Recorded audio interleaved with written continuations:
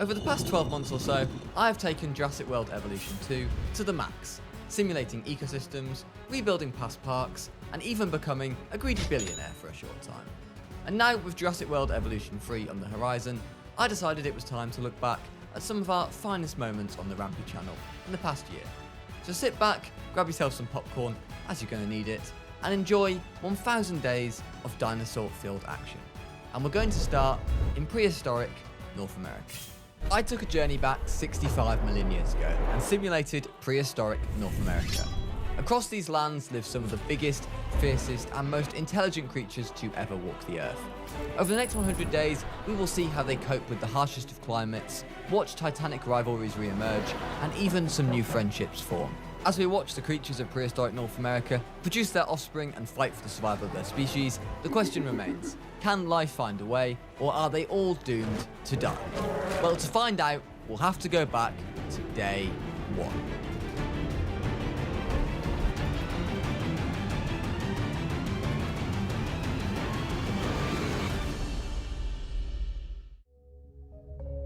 Our journey begins on day 1, in the snowy lands of North America, where we are introduced to our first creature. The Tyrannosaurus. Measuring up to 26 feet long and weighing several tons, Tyrannosaurus was a true giant of its time. Fossils suggest that these dinosaurs lived in large herds, moving together for safety against the fierce predators of North America. This would be a necessity if they wanted to survive in these lands. And introducing the first predator of this ecosystem, the Utahraptor. About 5 to 7 meters long, this was the biggest raptor ever recorded, and they were about to go on the hunt. This is a pack of raptors named Beak, Ruby and Red, and they had one goal in mind: to take down a Tyrannosaurus.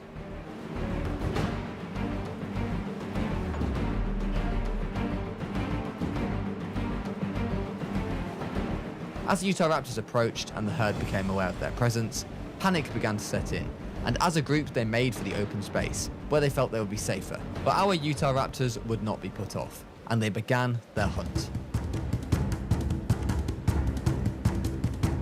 As our Utahraptors sped in, slowing down as they approached the herd, our Tyrannosauruses had now formed a circle to protect their babies. The kill of a baby would come with much less risk for the Utahraptors. They would have to be patient though, and wait for the circle to break. Stalking around the circle, Beak and the rest of the pack probed for a weak link. When the circle refused to break, the raptors decided to retreat and wait for the storm to pass. A rush decision could be catastrophic for them, and they have time on their side. But the next day, as the storm subsides slightly and the raptors wake, they finally get the result they are after. A member of the herd breaks formation and makes a run for it.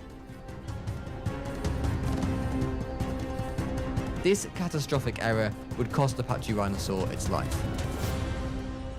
But provided the pack of raptors with a meal that would feed all 3 of them. Well fed, they leave the remains of the corpse and go to look for a place to rest. For the herd of Tyrannosaurs, they get to live to see another day. The next creature to be introduced to our prehistoric North America was the Ankylosaurus. This late Cretaceous herbivore was covered in its thick, bony plates, which acted like a natural armour to protect it from predators. Of course, it wasn't its only defence. Its club tail could be swung with great force to injure or deter attackers. Even the biggest predators of this ecosystem would have to think twice before engaging with an Ankylosaurus. The parent Ankylosaurs had left their nesting ground for a drink, and were accompanied with their young at all times, to make sure that no predator could snatch an opportunistic snack.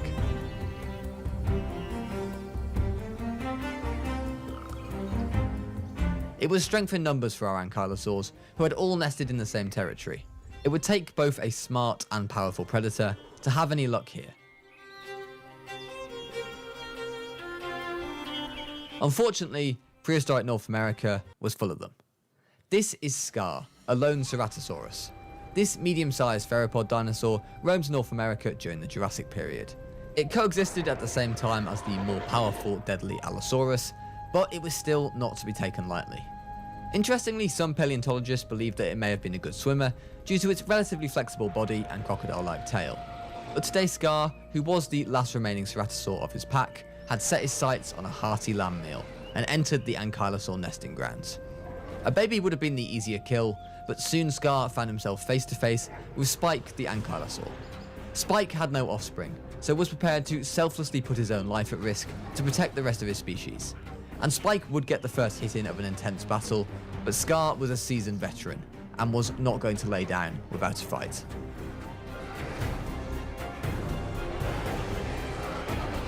At the end of a brutal, bruising fight for both of these warriors, it came down to the final hit. And it was Scar that got it in, as he made the kill. As Scar feeds on the corpse, the rest of the Ankylosaur herd migrate to new territory. Safe for now, but with the knowledge that poor Spike had died to give them a chance of survival. I think it's only fair that we all pay our respects to Spike in the comments below.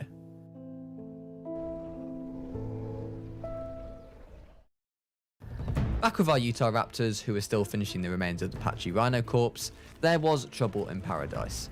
As they fought for the remains of the corpse, Ruby, the mate of the alpha of the pack Beak, became threatened by Red, and what appeared to be perfectly normal behaviour at first soon turned into something else entirely. A defeated Red had now been thrown out of the pack by Ruby, and would now have to face the harsh realities of our dangerous world on her own.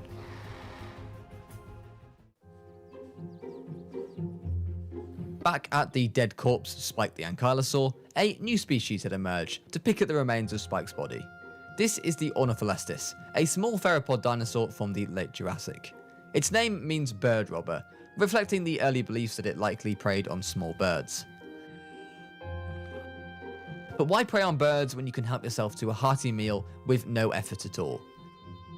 This one here is Jimmy, and little Jimmy was having a great time helping himself to a nice hearty meal, when suddenly something made them get out of there as quickly as they could.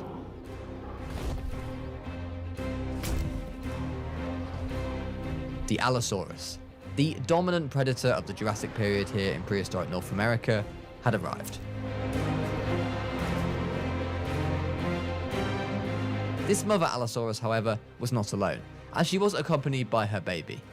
When you are the dominant predator of an ecosystem, meals are rarely scarce, but a free carcass like this when you have young to feed also was a spot of good fortune for our mother. However, while she was taking her fill, baby Tooth the Allosaur over here decided to go off on an adventure. As any young hatchling was, they were inherently curious about the world around them, and were having a great time throwing themselves into trees and rocks galore.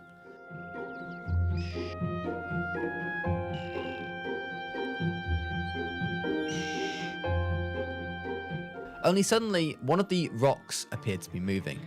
The baby Allosaur had accidentally been bashing into a sleeping Anky, and it was not happy about being awoken from its slumber. Before the mother Allosaur could realise what had happened, it was too late. With a roar of rage, the mother Allosaur charged in to avenge her child, but an Ankylosaur was no pushover, even for such a dominant and angry predator. These two titans battled fiercely, but ultimately the mother Allosaur decided to walk away, beaten and bruised. She would have to try and sleep off her injuries, but she was now suffering from a broken leg thanks to the Ankylosaur's club. It had been a day to forget for our mother Allosaur. The next morning, the patchy rhino herd gathered at a nearby watering source and had decided to fight.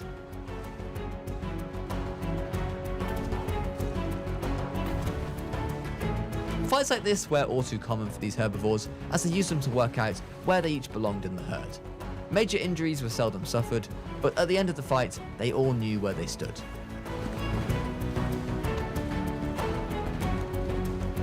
Back with our mother Allosaur, there was trouble on the horizon.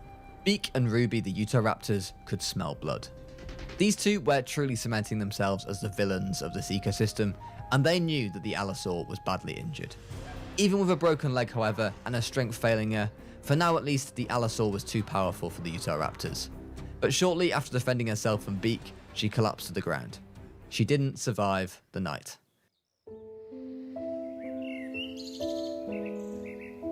Like clockwork, the Utah Raptors re-emerged and feasted on the carcass. This was a reminder that the balance of power in this ecosystem was a precarious one, as the most dominant predator to roam the Jurassic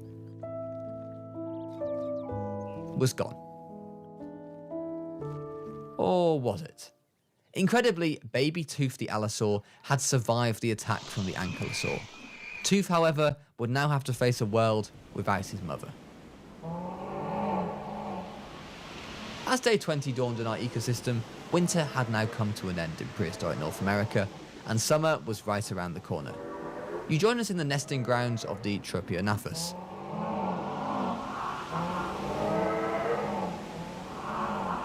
This pterosaur from the Cretaceous period was a strong flyer, using dynamic soaring to travel long distances over the ocean in search of food.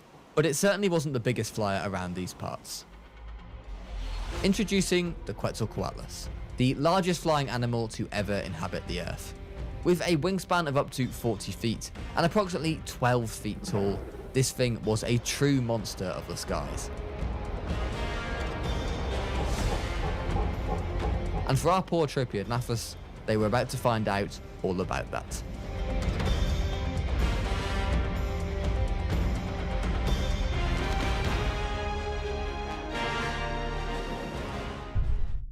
This is Big Haley, a true giant of this ecosystem.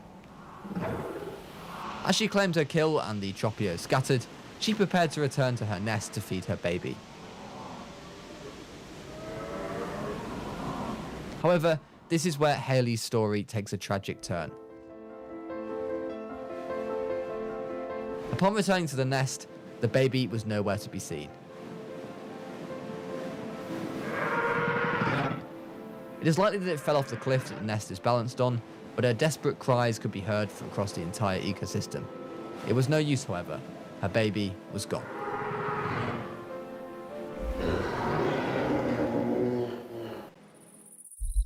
It was a peaceful night in our ecosystem, as our creatures got some well-earned rest. At least, most of them did. But for Ryan and Marshall, our pair of Tyrannosaurs, it was time to hunt. These brothers have a rather tragic backstory themselves. Their mother was killed in a forest fire, and the two young Tyrannosaurs had to learn to fend for themselves. Luckily, there is strength in numbers, and almost fully grown now, these two Rexes were a force to be reckoned with. Despite this, they were hunting a creature that was more than capable of looking after themselves, the Triceratops. Judging on fossil evidence, these two species cross paths frequently, but the outcome of such fights was far from guaranteed.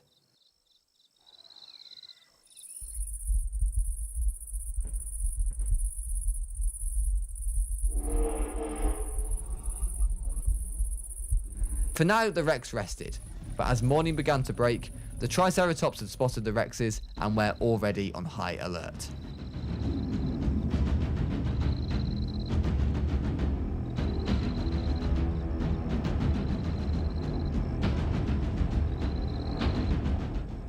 And so, the hunt began.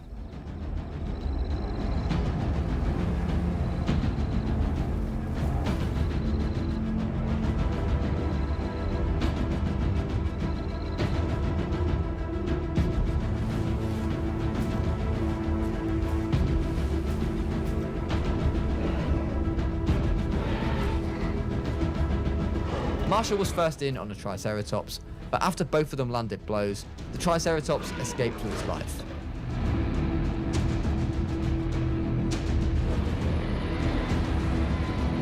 Ryan, however, was not about to let the same thing happen.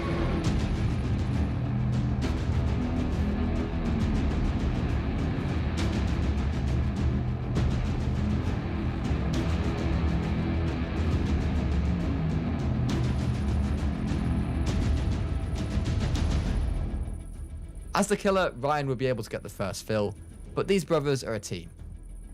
And a win for one of them is a win for both of them. This one kill would sustain both of them for quite some time.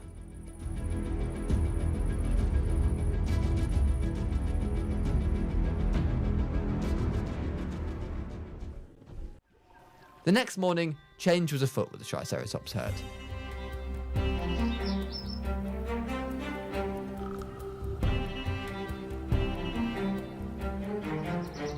Triceratops that had barely gotten away from Marshall the previous night was actually the alpha of the herd, but now with a broken horn, its position was under threat from rival males. Tired and still injured from the fight with Marshall, Broken Horn was in a bad position.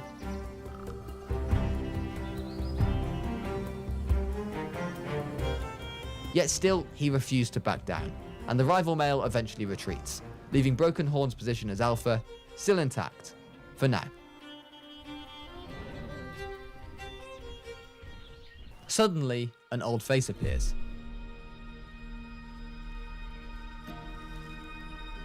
Red, the exiled Utahraptor, appears at the watering hole, in desperate need of a drink. She hasn't eaten in days, but there was certainly no chance of her taking down a Triceratops on her own.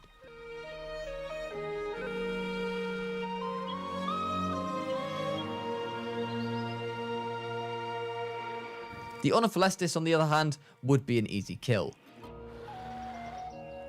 but not nearly enough to sustain her. She needed a bigger one. Among the most intelligent dinosaurs, Red had decided to set a trap.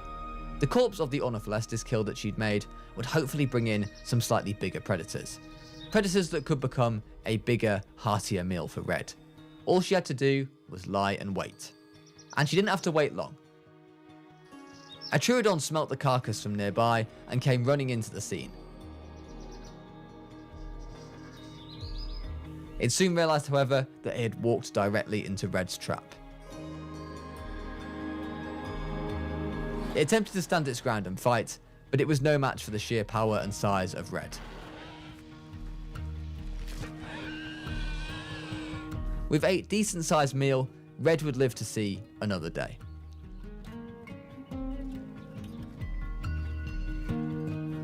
We had now reached day 40 of our prehistoric North American journey, and we returned to our orphan Allosaurus Tooth, who continued his journey across the ecosystem. For Tooth to survive, he was going to need an incredible amount of luck.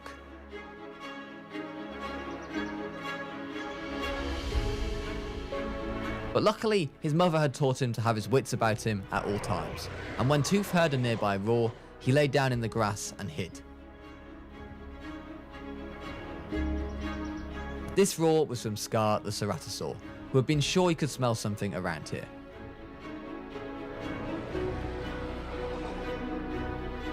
As Scar lay down to rest, Tooth snuck off into the woods, and it looked for all the world like he was going to be safe.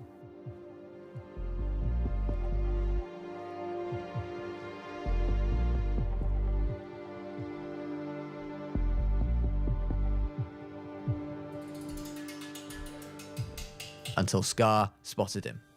Scar had raw power and speed on his side, but couldn't run for long. As a young Allosaur, Tooth had the stamina, and his best hope would be to just continue running, changing direction every now and then to help tire out Scar some more. Somehow, the baby Allosaur continued to fight another day, as Scar grew tired and eventually had to give up the chase. Suddenly, however, Scar found himself ambushed by Ruby and Beak, and the tired Ceratosaur stared down the two Utahraptors. Even though he was tired, the two Utahraptors, by directly challenging Scar, had bitten off more than they could chew, and Scar was able to get a hit in on Ruby. Beak retreated from the fight and went to check on his mate. It was evident, though, that Ruby was not in a good way. She tried to stand up, but couldn't. Sensing an opportunity, Scar went in for the kill. But Beak stood by her side to the end. Scar eventually decides to retreat. There's no point risking injury. He knew that Ruby wouldn't live to see another day, and he could come back to eat the corpse once Beak had left the scene. As Beak mourned the impending loss of his mate, he stayed with her into her final moments, and let out a hallowing cry.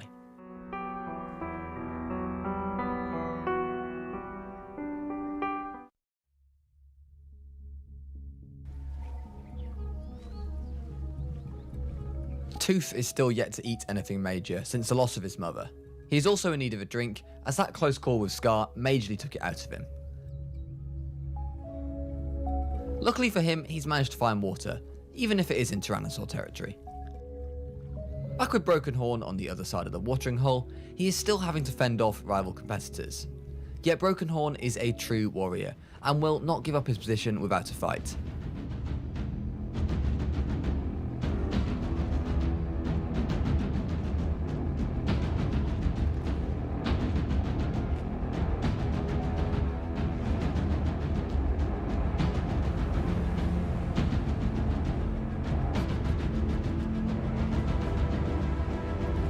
He fights off multiple competitors and shows that even with his lack of a full second horn, he is still the boss around these parts.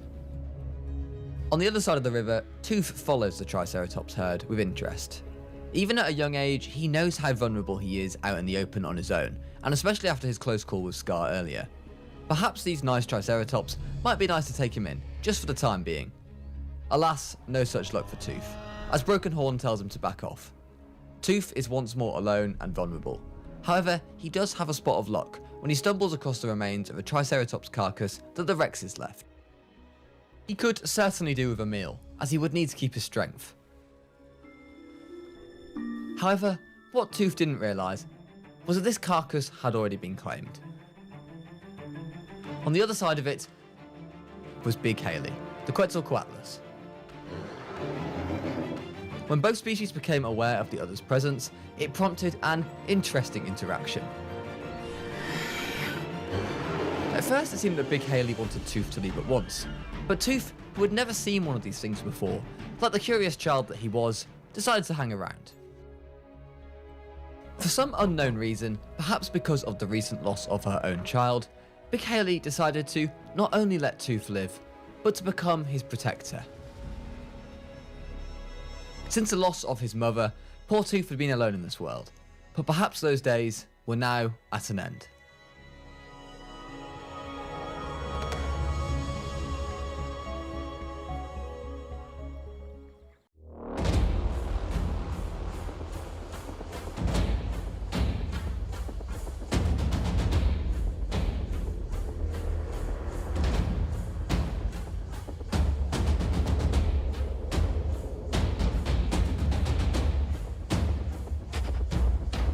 From the giants of the sky to the giants of the land.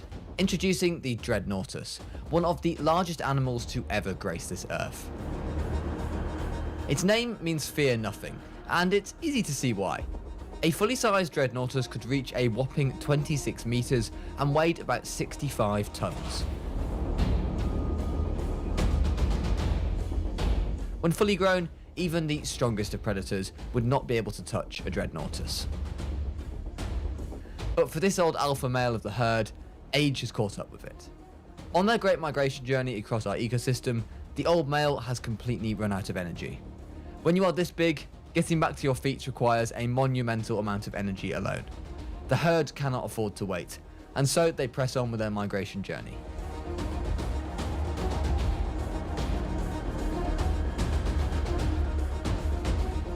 The old alpha male, who for decades has led this herd, is now for them a creature of the past.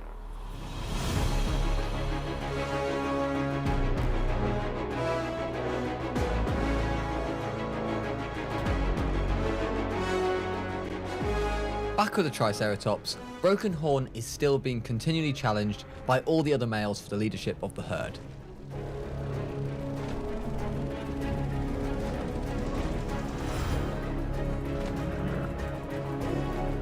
Eventually, all of these fights take their toll on Broken Horn, and he has to accept defeat.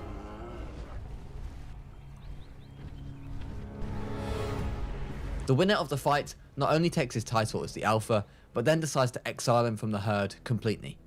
Having a former leader still hanging around would be a sign of weakness. Defeated and exhausted, and now on his own, Broken Horn must now find a new herd, or face the prospect of life on his own. But this life on his own might be rather short-lived, as Broken Horn has just entered Tyrannosaur territory.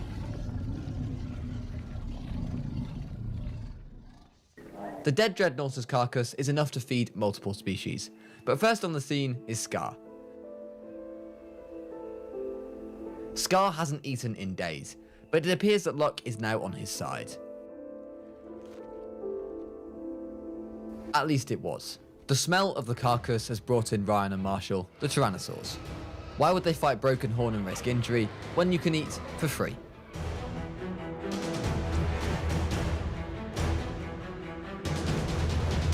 The two Tyrannosaurs are more than a match for the experienced Scar. Even still, Scar's hunger causes him to stick around in the hopes that the Tyrannosaurs would back off.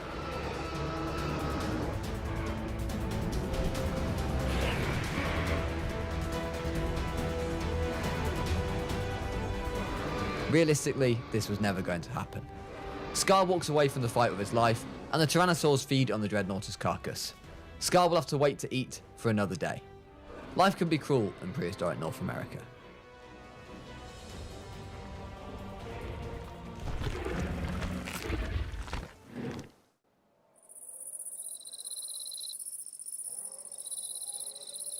It's now day 60, and you join us at night time in the Parasaurolophus nesting ground.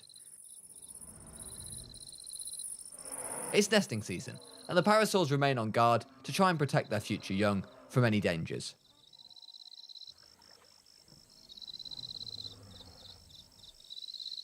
Dangers like Red, the exiled Utahraptor.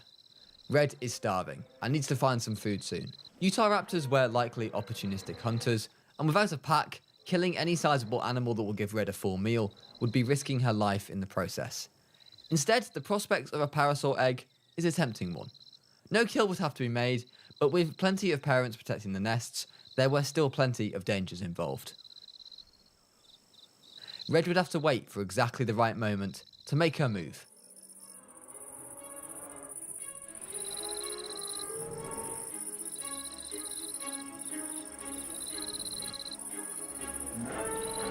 And when one mother parasaur left the nest to go and get a drink, it was go time for Red.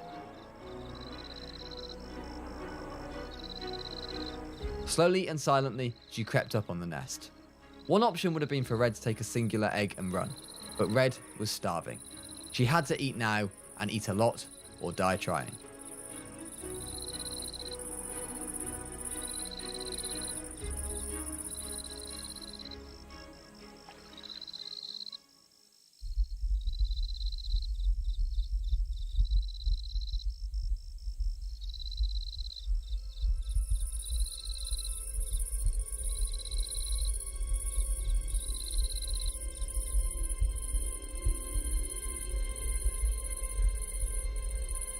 One of the nearby parasaurs did realise what was happening, and after alerting the rest of the herd, chased Red into the forest.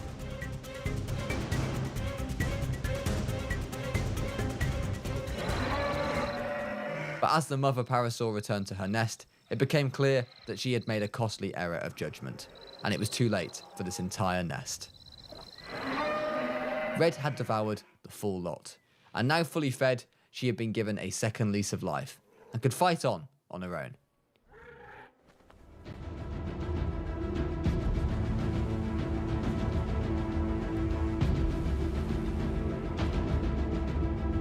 The next morning though, with the parasaurs still reeling from the events of the night before and guarding their nests, something big was coming.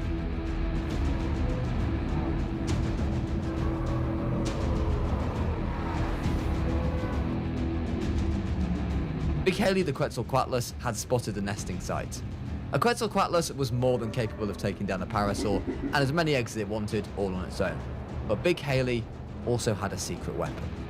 Out of the forest emerged a now adolescent Tooth. It appeared that the bond between these two had only grown, and with Tooth now a more than capable hunter of himself, these two were quite the dynamic duo. Tooth caused chaos on the ground, causing the herd to split in all directions. Isolated, a poor parasaur had no chance.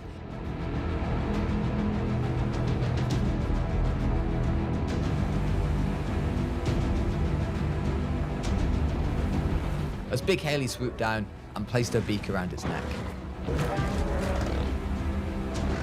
And the slaughter didn't end there, as Tooth made his own kill. With two corpses for these two giants of our ecosystem to feed on, they would surely be well fed, for now at least.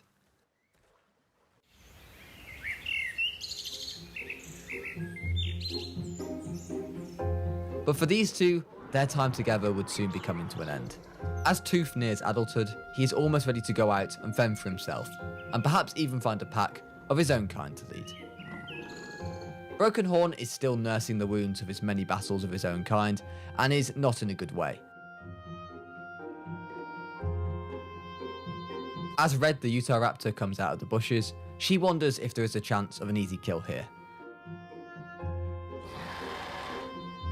But even an injured and possibly dying Broken Horn is a risk too far for Red, and she skulks away once more, starting to be in need of a kill again. Those Parasaur eggs that she had won't last her forever. Suddenly though, out of the bushes came a familiar face. It's Beak, the old alpha of her pack. A starving and still mourning Beak was not happy to see Red, and the two Utahraptors began to fight. As Broken Horn makes a dash for the trees to avoid the scene, so does Red. Beak was the alpha of her previous pack for a reason, but it's too late for Red, as Beak takes her down. For Beak, it had been a traumatic few months. After witnessing his mate die, he then killed the other member of his pack in order for him to survive, capping a remarkable story for this Utahraptor.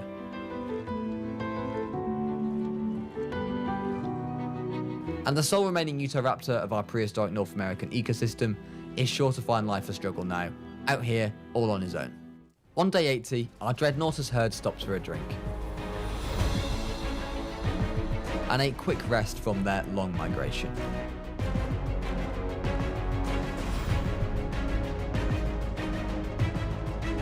Nearby are our Rex brothers Marshall and Ryan. They stumble across a baby trike corpse. But for once, this meal is not going to be enough for the pair of them. It was not uncommon for Rexes to fight over carcasses, especially if there wasn't enough to go around. Some evidence even suggests that cannibalism.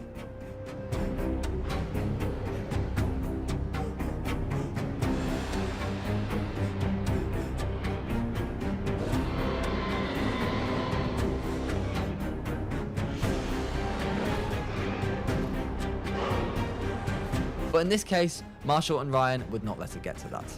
They were too strong as a unit to throw that away just yet.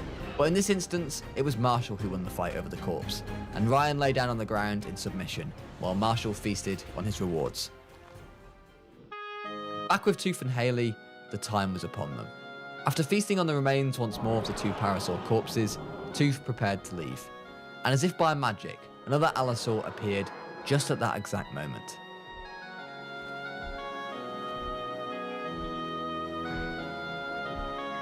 This female Allosaur would be Tooth's new pack, and in time would hopefully progress to being a mate. After surviving a hit from an Ankylosaur as a baby, it looked as if Tooth was potentially destined to have children of his own someday. Big Haley knew that her work was done here, and as she left, her and Tooth cried out goodbye to each other. She may not have had a baby of her own in the end, but she did do a great job of raising Tooth.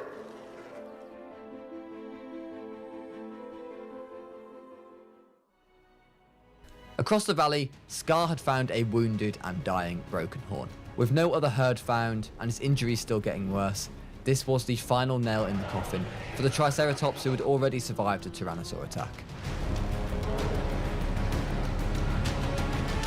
At full health, he likely would have been able to hold off Scar, but in the end, this would end up being an easy meal for our Ceratosaur.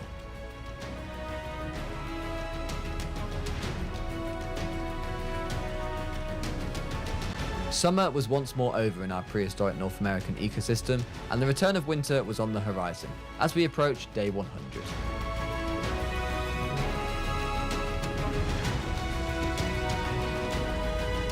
As the temperatures dropped, the creatures of prehistoric North America prepared to adapt to the new climate.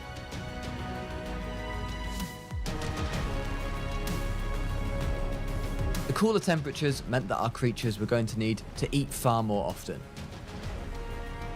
And for predators such as Marshall and Ryan, as well as Scar the Ceratosaur, the Parasaurolophus nesting ground would be a hotspot for potential meals. But just as the cooler weather came, our Parasaur babies hatched, and the herd began to migrate. Such a journey would be filled with various perils, and would be sure to attract the attention of any carnivore eyeing up a potentially easy meal. And while our Parasaurs journeyed across our ecosystem, the winter had also brought big developments for Tooth and his mate. They now had a nest of their own and were preparing to start a family. Big Haley, the Quetzalcoatlus, often flew overhead and checked on Tooth to make sure that he was still doing well. Out of nowhere though, a starving Beak emerged. To take on 2 Allosaurs seemed like a suicide mission for Beak, but he was starving and didn't have any other option. Beak, of course, had been the one to finish off Tooth's injured mother, and Tooth was not about to let him get away with that.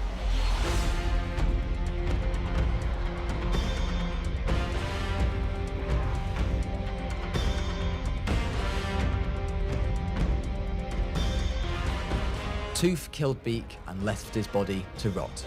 He had just eaten and wasn't even hungry. For Tooth, this one was personal. He was not about to let his offspring be eaten by the same species that had delivered the final blow on his mother. And with the death of Beak, the entire original Utahraptor pack, once a dominant force in this ecosystem, was wiped out. On day 100, a true legend of the ecosystem passed away. The many fights and injuries, as well as old age, had eventually left their mark on Scar. And this Ceratosaur laid down to rest one final time.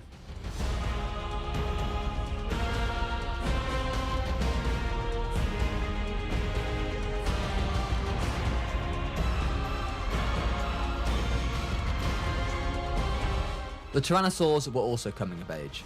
As they had now hit full maturity, they no longer required the help and assistance of each other to hunt down their prey. Thus, as Marshall chased after a Parasaurolophus, once the kill was made, Ryan was no longer welcome to share the carcass. The natural world is a brutal place, and as the Tyrannosaurs fought over the carcass, this would be the last time that they would spend in each other's presence.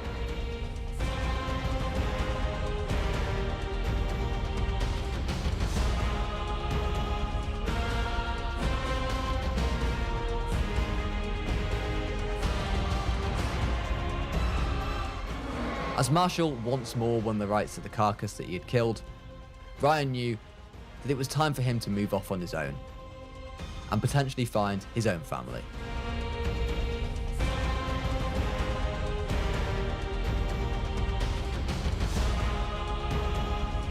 Well, that brings an end to my 100 days simulating prehistoric North America video. From prehistoric North America to the deadliest of dinosaur ecosystems. Inspired by Jurassic World Rebirth, will the D-Rex reign supreme, or perhaps the Mutodons will wreak havoc? Over the next 100 days, we're going to find out. I took a trip back in time and simulated a dinosaur ecosystem. In these lands live some of the largest creatures to ever walk the earth. From towering sauropods to the giants of the sky, and finally to the terrifying hybrid dinosaurs that knew no boundaries. For 100 relentless days, I simulated their world. A savage landscape where the line between predator and prey constantly shifted. This isn't just science, but this is survival on the scale that the Earth hasn't seen in 70 million years. Welcome to the deadliest dinosaur ecosystem ever created. And to tell you this story, I'm going to have to take you back to day 1. Welcome to day 1, on none other than Isla Sorna, also known as Site B, the secret dinosaur breeding and cloning facility used by InGen to create some of the most interesting creatures, let's just say. I started day 1 by preparing the groundwork of this ecosystem, which would be environment suitable for them to live in. I added some small hills and a long snaking river that ran right through the heart of our ecosystem. After adding some brief foliage, some trees and some rocks, we were finally ready to introduce our first creature. And we weren't starting small. The first creature introduced to our ecosystem was the Tyrannosaurus. Tyrannosaurus was a genus of sauropod dinosaur that lived during the late Cretaceous period about 70 million years ago, in what is now India. It belonged to the Titanosauria group, a clade of huge long-necked plant-eating dinosaurs that includes some of the largest animals to ever walk the earth. The Titanosaurs were getting settled into their new habitat and expanding their territory. When you're as large as a Titanosaur, luckily you don't have to worry about too many dangers, for now at least. I named a couple of our Titanosaurs, such as Littlefoot over here, and then added some tall fibre to keep them happy, and also fed, as that is what they mainly feed on. It was then time to introduce our second creature, and we led with an old favourite, the Triceratops. This iconic Cretaceous dinosaur would be a great addition to our ecosystem, and they had a big herd of them, with babies included, led by the alpha known as Broken Horn. I named up Broken Horn and then watched our Triceratops wander over to the lake, as they were clearly thirsty after their migration. While I watched our Triceratops and Titanosaurs have a nice peaceful drink together, I decided to come up with a name for this area of our ecosystem. and after much thought, I decided to name it Big Lake. I could already see Big Lake becoming a future battleground site, as dinosaurs, predator and prey were both lured in. With two creatures now introduced to our ecosystem, it was beginning to feel alive, but to make it fully functioning, we were going to need a predator. Introducing the Spinosaurus. This is Taily and Saily, our first predators to be introduced to our ecosystem. Spinosaurus is the first known semi-aquatic dinosaur, and it likely lived around rivers, lakes and mangroves, feeding mostly on fish. Luckily our water had plenty of fish in for them, so for now they would be satisfied. Would they be tempted by the Tyrannosaurs located just down the river at the Big Lake? We would have to wait and see. That night, on the evening of day 5, something quite incredible was occurring. Broken Horn was being challenged to a fight by none other than a baby Triceratops. Quite incredibly though, Broken Horn ended up retreating from the fight, and thus handing the leadership of the herd over to this baby Triceratops. Quite how the rest of this herd would feel about a child that we now name Boss leading them would be very interesting to see. But back with our Spinosaurs, there was trouble in paradise. These two apex killers were vying for the alpha position, which would give them supreme right to local fish. In the end, after an epic battle between the two sides, it was Saily who came out in front, and would have priority access to the local fishing spots, which she was sure to make use of. The very next morning, we had a new creature to introduce to the ecosystem, the Parasaurolophus. Parasaurolophus was a large herbivorous dinosaur from the late Cretaceous known for its long hollow crest, which it likely used to make sounds and for display. It lived in North America, travelled in herds, and fed on plants using hundreds of teeth. Its unique crest structure made it one of the most recognisable and studied of the duck-billed dinosaurs. Soon after their arrival though, I was informed that one of our parasaurs had been diagnosed with a common cold. Apparently this was caused due to a lack of groundnut, so I made sure to add some of that in, as we didn't want our poor dinosaurs breaking out with common colds all over the place. The leader of this herd was Ruby. Ruby would be responsible for looking after the parasaur herd and making sure they didn't wander into too much danger. A bit like this poor parasaur was doing right here. Exploring a bit too far from the herd, this parasaur had not only endangered its life, but that of the entire herd, as she had inadvertently led Taily and Saily right to them. Taily in particular was not going to turn down the chance of a free meal, especially after losing the fishing rights, and the apex predator of our ecosystem had got its first kill. But there were much deadlier predators still to come later on. Our Spinosaurus had now taken control of what was the parasaur's territory, and it was clear that they were going to need some competition, or things were truly going to get out of hand. So I began to craft a new area called the Riverlands. I added some foliage and sand in to make our new incoming occupants happy, and then we were finally ready. The latest introduction was the Suchomimus, and these three were Stephen, Steve and Sam. Known for its long crocodile-like snout filled with conical teeth, Suchomimus lived in what is now Niger, Africa, and they likely hunted near rivers, using its strong arms and clawed hands to catch prey. Related to Spinosaurus, it had a small sail on its back, an adaptation suited for the semi-aquatic lifestyle. Stephen won the battle for the alpha of the Suchomimus gang, and buoyed by this, he had been given first dibs at checking out the nearby river for choice of fish.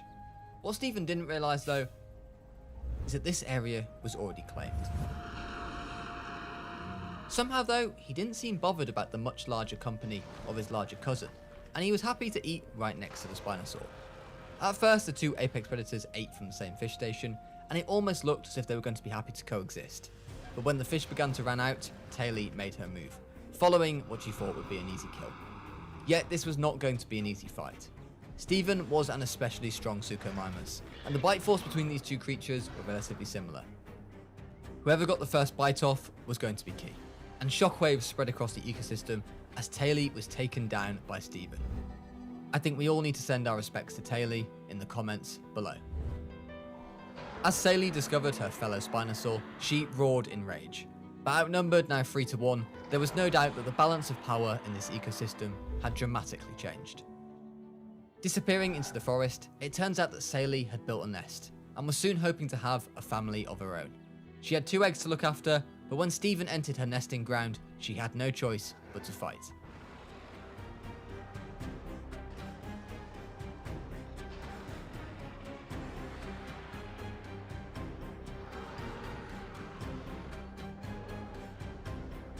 In a bruising battle between the two apex predators of our ecosystem, both landed effective hits, but it would be Saily who would come out on top, revenging the death of Taily. Stephen may not have died on the spot, but as he slowly walked away, it would not be long until he succumbed to his injury. Taily and her future offspring would live to fight another day. Sam and Steve were unaware of what had just happened, as they were just casually chilling by the fish in the river, but quickly deserted the scene when Taylor came running out of the trees.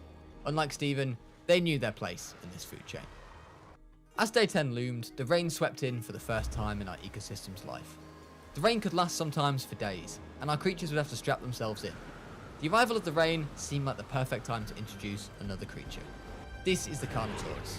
Carnotaurus was a fast, meat-eating dinosaur from the late Cretaceous, South America, known for its short snout, tiny arms, and distinctive horns above its eyes. It likely relied on speed and strong jaws to catch prey, though its bites may be more suited for quick slashing than bone crushing. Its name means meat-eating bull, reflecting its bull-like horns and predatory nature.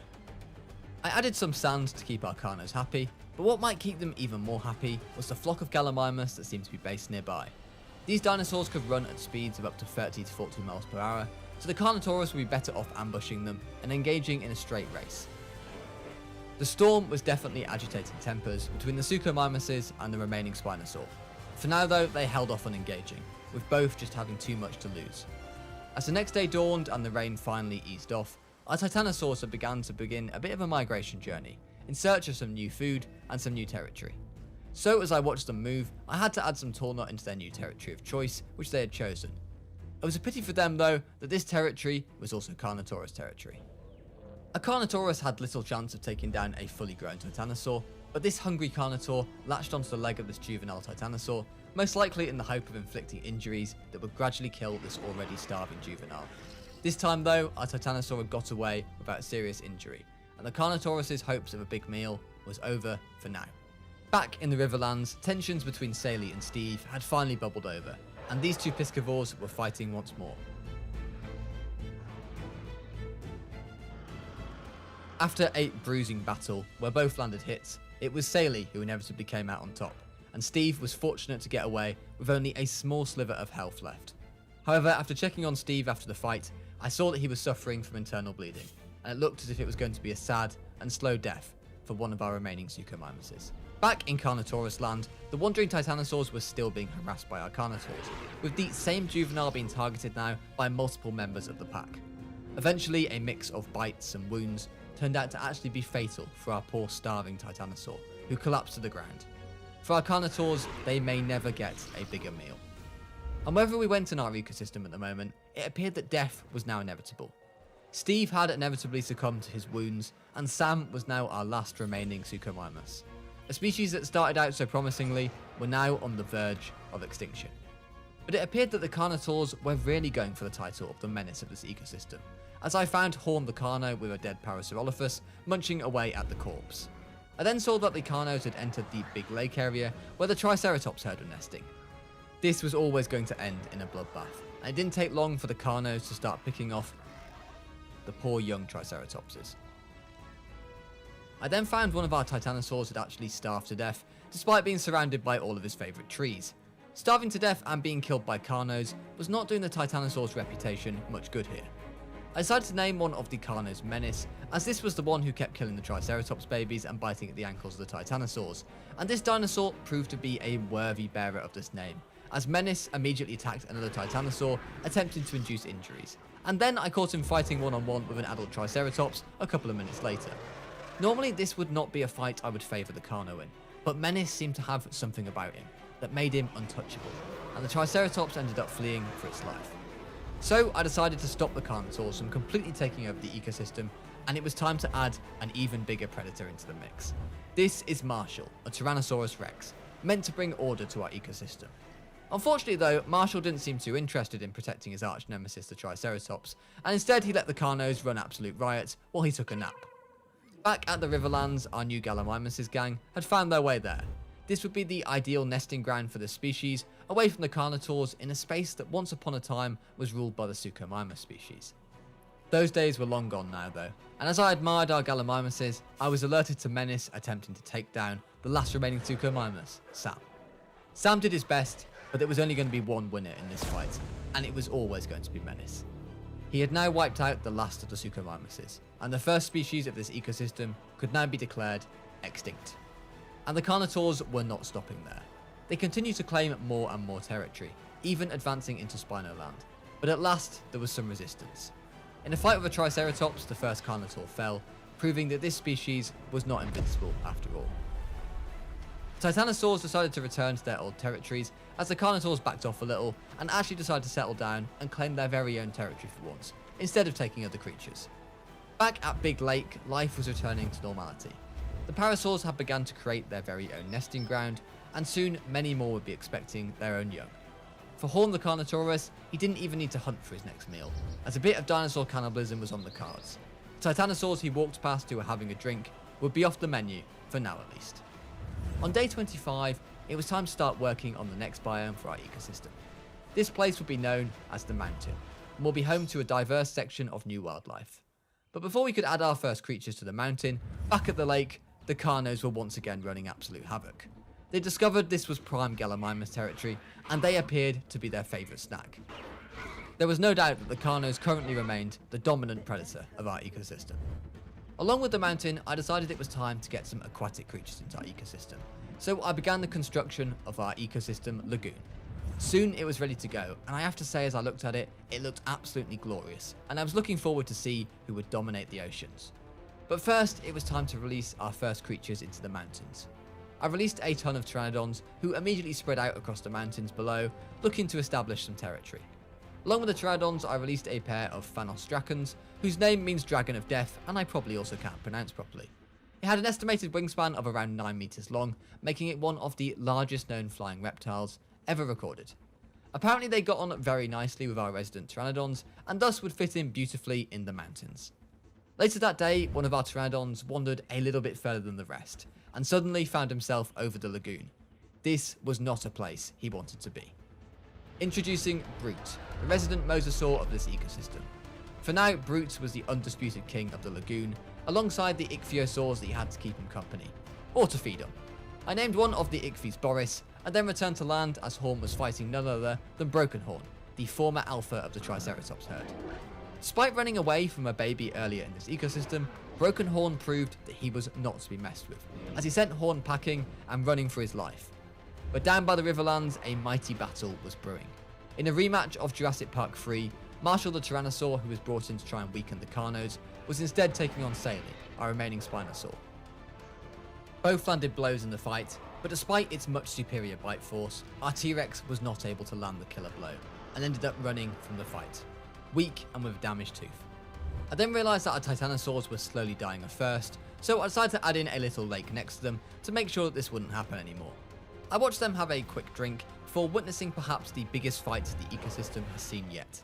Menace had found a wounded Marshall, and knew this would be his best chance to remove him from the ecosystem forever. In a close fight, Marshall was simply too weak from the fight against the Spino to contend with Menace, and he fled for his life. He would have to make his own territory and heal up before trying to fight anything else. Not far from Big Lake, I decided to make a new biome in our ecosystem, known as Green Lake. Here we could introduce some new creatures, as our current biomes were already pretty stacked, and the first of these creatures was the Velociraptor.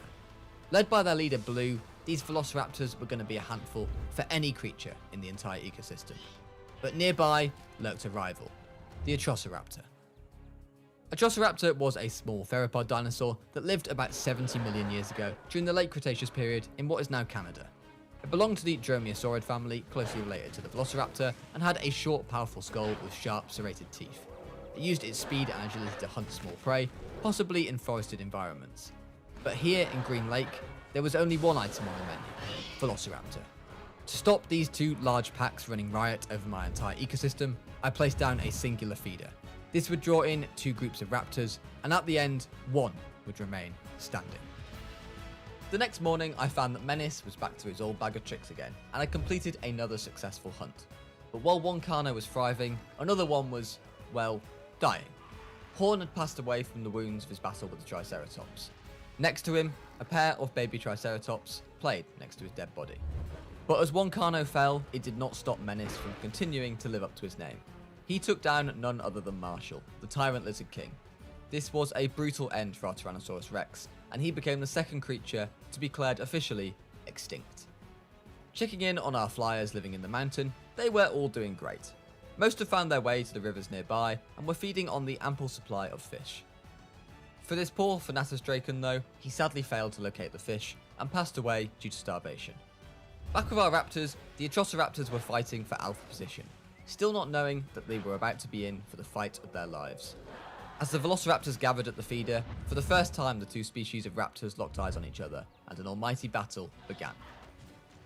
In an even fight between the two species of raptors, both would land hits, and while the battle would end without fatality, the Atrociraptor had suffered a big injury, later revealed to be internal bleeding. The Velociraptors had definitely gone 1-0 up in this battle. After our Gallimimus numbers had been seriously reduced by Menace & Co., they had now moved into new territory, hoping that the presence of the nearby Triceratopses would help. But in the trees nearby, Saley was about to welcome to the world her offspring. This is Frank and Eric, and they are the latest additions to the ecosystem. Saley immediately brought them down to the nearby river to hunt for some fish, but for these baby Spinos, they would have to grow up fast, as this was a world full of dangers. One of these dangers was Menace the Carnotaurus, although after wandering off on his own, it finally started to pay a toll on him. He was starving and low health. It would take a miracle for our villain of the ecosystem to survive from here. Checking back in on our raptors, the Atrociraptor, who had been suffering with the internal bleeding, had now died from its wounds. Her death, however, was quickly avenged by Rick, the alpha of the Atrociraptors, and shortly after, Blue took down another one of the Atrociraptors, and the true war was well and truly beginning. There seemed no doubt, though, that the Velociraptors were winning this one. As another Atrociraptor was taken out, their numbers had dwindled all the way down to only 3 remaining. It may be time for them to leave this territory in the hopes of survival. Over at the Big Lake, Parasaur hatchling season had begun. It had been a rough season for our Parasaurs, with many of our adults passing away due to various illness and diseases. This mother, however, lived to tell the tale, and welcomed in 5 babies to her nesting site. The herbivores had all formed what seemed like a big alliance at the Big Lake, where they would help to look out for each other and protect each other. Back with our raptors, however, as the final fight was dawning between the two species, it was once again the Velociraptors that took the win. The surviving Atrociraptor, along with its 2 packmates, fled not only the scene, but the territory, finally submitting to the Velociraptors. It was a big win for our Velociraptors, who had claimed an area all to themselves, while for the Atrociraptors, they would have to find a new territory and make a fresh start. However, even after this fresh start, Rick the Alpha died from his wounds at the battle. Only 2 Atrociraptors remain now, and without their leader, the 2 remaining Atrociraptors named Harry and Larry stared down the barrel of extinction. On day 50, marking the halfway point of this ecosystem's journey, the rains returned. As creatures prepared to hunker down and ride out the storm, our 2 remaining and now starving Atrociraptors saw an opportunity for themselves. On the menu in the dark night was a Parasaurolophus. This was the kill that would potentially save their lives, and the feast would help them to recover from the trauma of the Velociraptors. Our 2 Atrociraptors would live to fight another day. Menace had somehow also lived to fight another day, but once more he was in a bad way. Separated from his kind, he had contracted pneumonia and was once again needing a miracle to save his life. To mark day 50, it was time to introduce a new apex to the ecosystem. This is Darwin, an Indominus Rex, and the new king and things around here. For Darwin, everything was on the menu here. Everything, I should say, apart from his little minions, the Velociraptors. Darwin teamed up with the Velociraptors to create perhaps the most ferocious alliance that this ecosystem would ever see. No one would want to invade this territory. But Darwin was not the only hybrid creature to be introduced at the halfway mark. These are the Mutodons, and they wasted no time in messing about with one of them, killing a Velociraptor. This, however, would prove to be the wrong move, as in came Darwin. With the storm still raining throughout the night, Darwin fought the Mutodons throughout the night, suffering blows in the process. While he would end the night with 2 kills on a full stomach, he had suffered organ trauma from back-to-back fights. It would be an uphill battle for the newly introduced apex to even survive. And it appeared that the winds in our ecosystem were truly changing, as the next day the OG apex of our ecosystem, Menace, the Tyrannosaurus Rex Slayer himself, passed away due to illness. In the end, no creature was capable of taking out this insane Carnotaurus, and it would be nature himself that would have the final word. One of our OG species that did still appear to be thriving was the Triceratops. I named 2 of them, Josh and Jack, and then checked in on Darwin, who was still suffering with his organ trouble. And while Darwin slept, the Mutodons came to the party. These new hybrid creatures had completely turned the balance of this territory upside down. Still though, even a wounded Darwin would try to avenge the death of his precious minions that he had lost during the day. But as some of the raptors began to flee the territory, a seriously injured Darwin would become vulnerable himself. It would not be to the Mutodons though, as Darwin took the last of them out. For now, he would be able to rest in safety, but his recovery from his wounds was looking unlikely. On the northern side of the Big Lake, I began to work on a new biome, the swamp. I began to add in plenty of water in patches to make this biome as swampy as I could, and it was starting to come together pretty nicely. I couldn't resist checking in on Darwin though to see how he was doing, and he was not doing well. At half HP, Darwin was seriously on the decline, and even though he still had an appetite, even his kills were not helping him to regain any health at this point. So back to building a swamp I went, and after adding a ton of weeping willow trees, the biome had come together really nicely. Welcome to the swamp.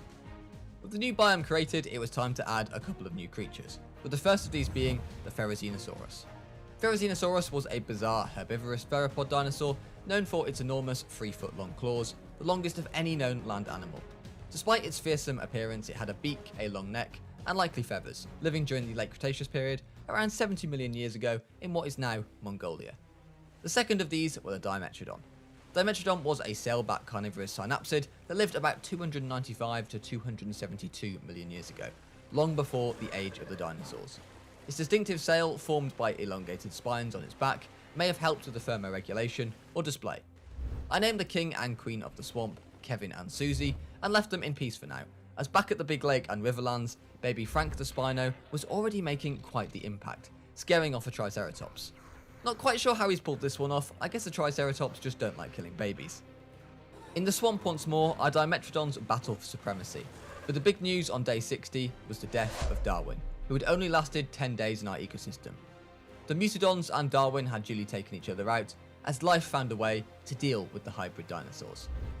For our two remaining Atrociraptors, there was trouble in paradise.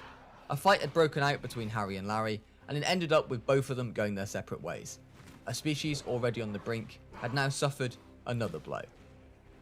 But still, it appeared that the Atrociraptors were actually faring better than our Dimetrodons. In the swamp, Kevin and Susie had apparently decided they did not want to accept the Dimetrodons, and each of them took one of them out, with a singular swipe of their menacing claws. There was no doubt that they did not want to share their territory with anything at all. In the ocean, two giants were about to collide. This is Finn, the megalodon of our ecosystem, and for the first time he was about to cross paths with Brute, our mosasaur. As the two creatures swam towards each other, it was impossible to know the outcome. But for now, they both swam right past each other, as if the other didn't exist. Was this a permanent peace treaty, or just a temporary measure? In the swamp though, something incredible had happened. Despite thinking that all the Dimetrodons had been eliminated, it turns out that one of them had somehow survived the brutal Ferrozino onslaught. This species was actually no longer extinct, and would live to see another day in our lands. One species that had gone from barely surviving to now thriving was our Spinosaurs. Frank and Eric were now all grown up, and after losing their father before they were even born, there was no doubt that the Spinos had returned themselves to the top of the food chain. A quite incredible recovery from this semi-aquatic species. Kevin and Susie were certainly experiencing their ups and downs as they ruled the swamp, but in the mountains a new king had emerged. This is the Quetzalcoatlus, the largest flying animal to ever live.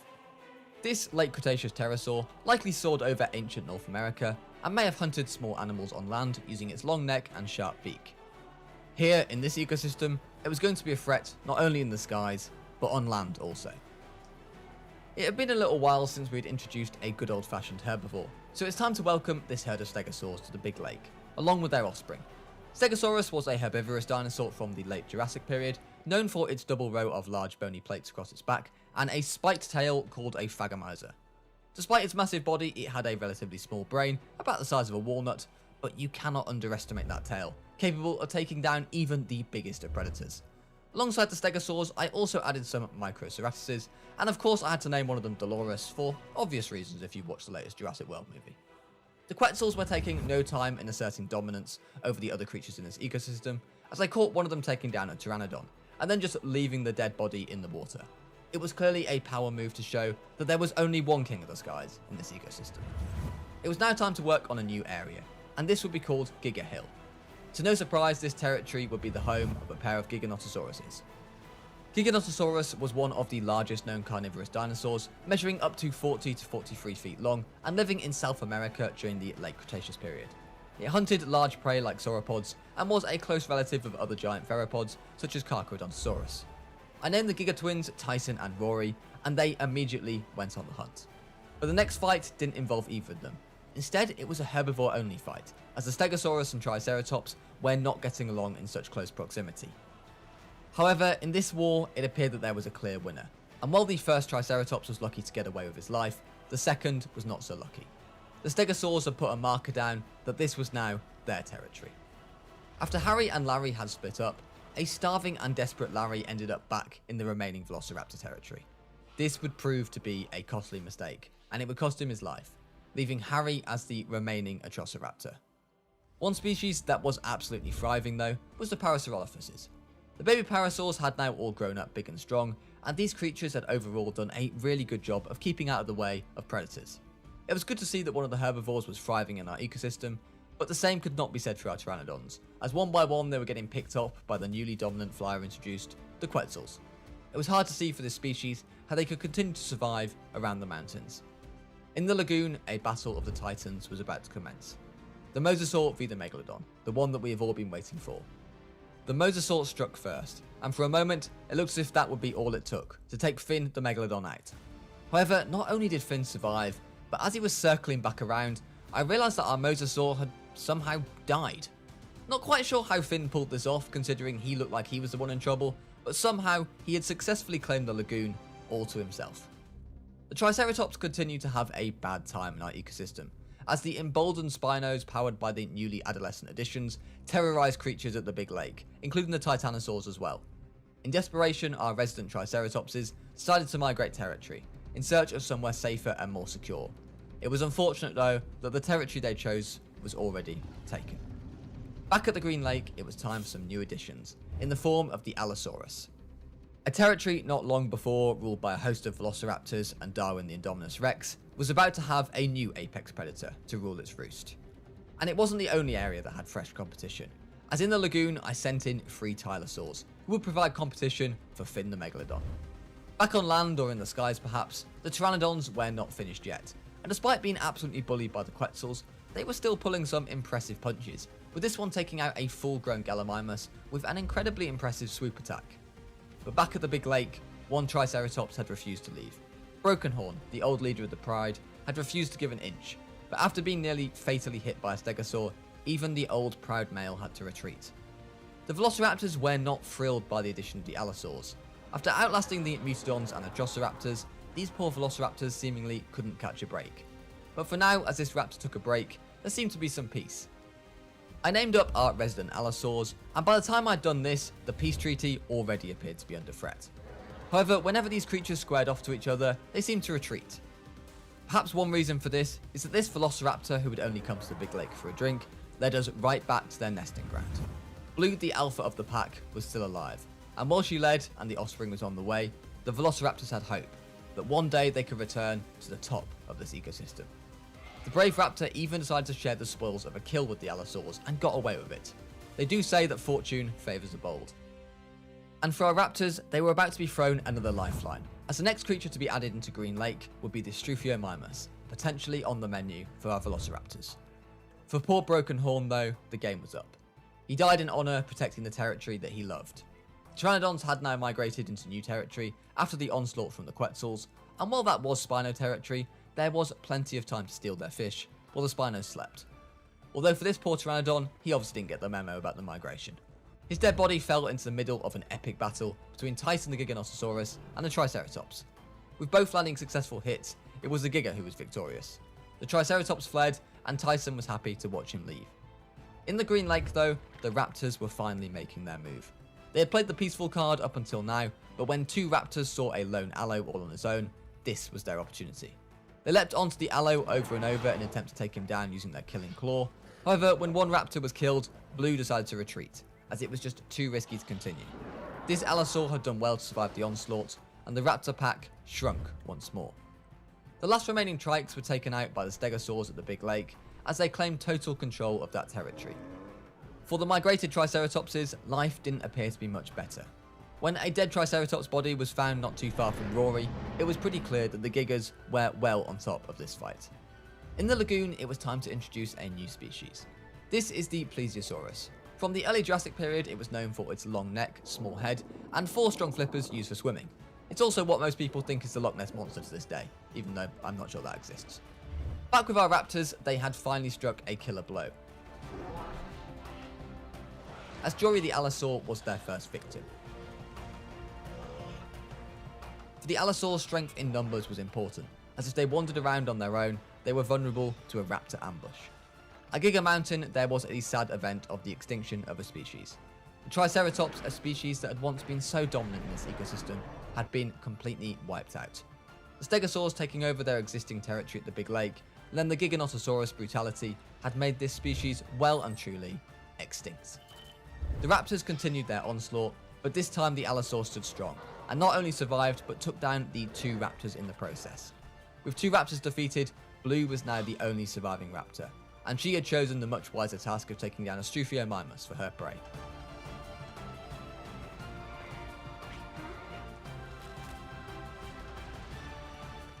When she returned to her eggs, she realised that she was now not only responsible for hers, but also the entire pack's future. On day 75, it was time to introduce a little bit of anarchy into the mix.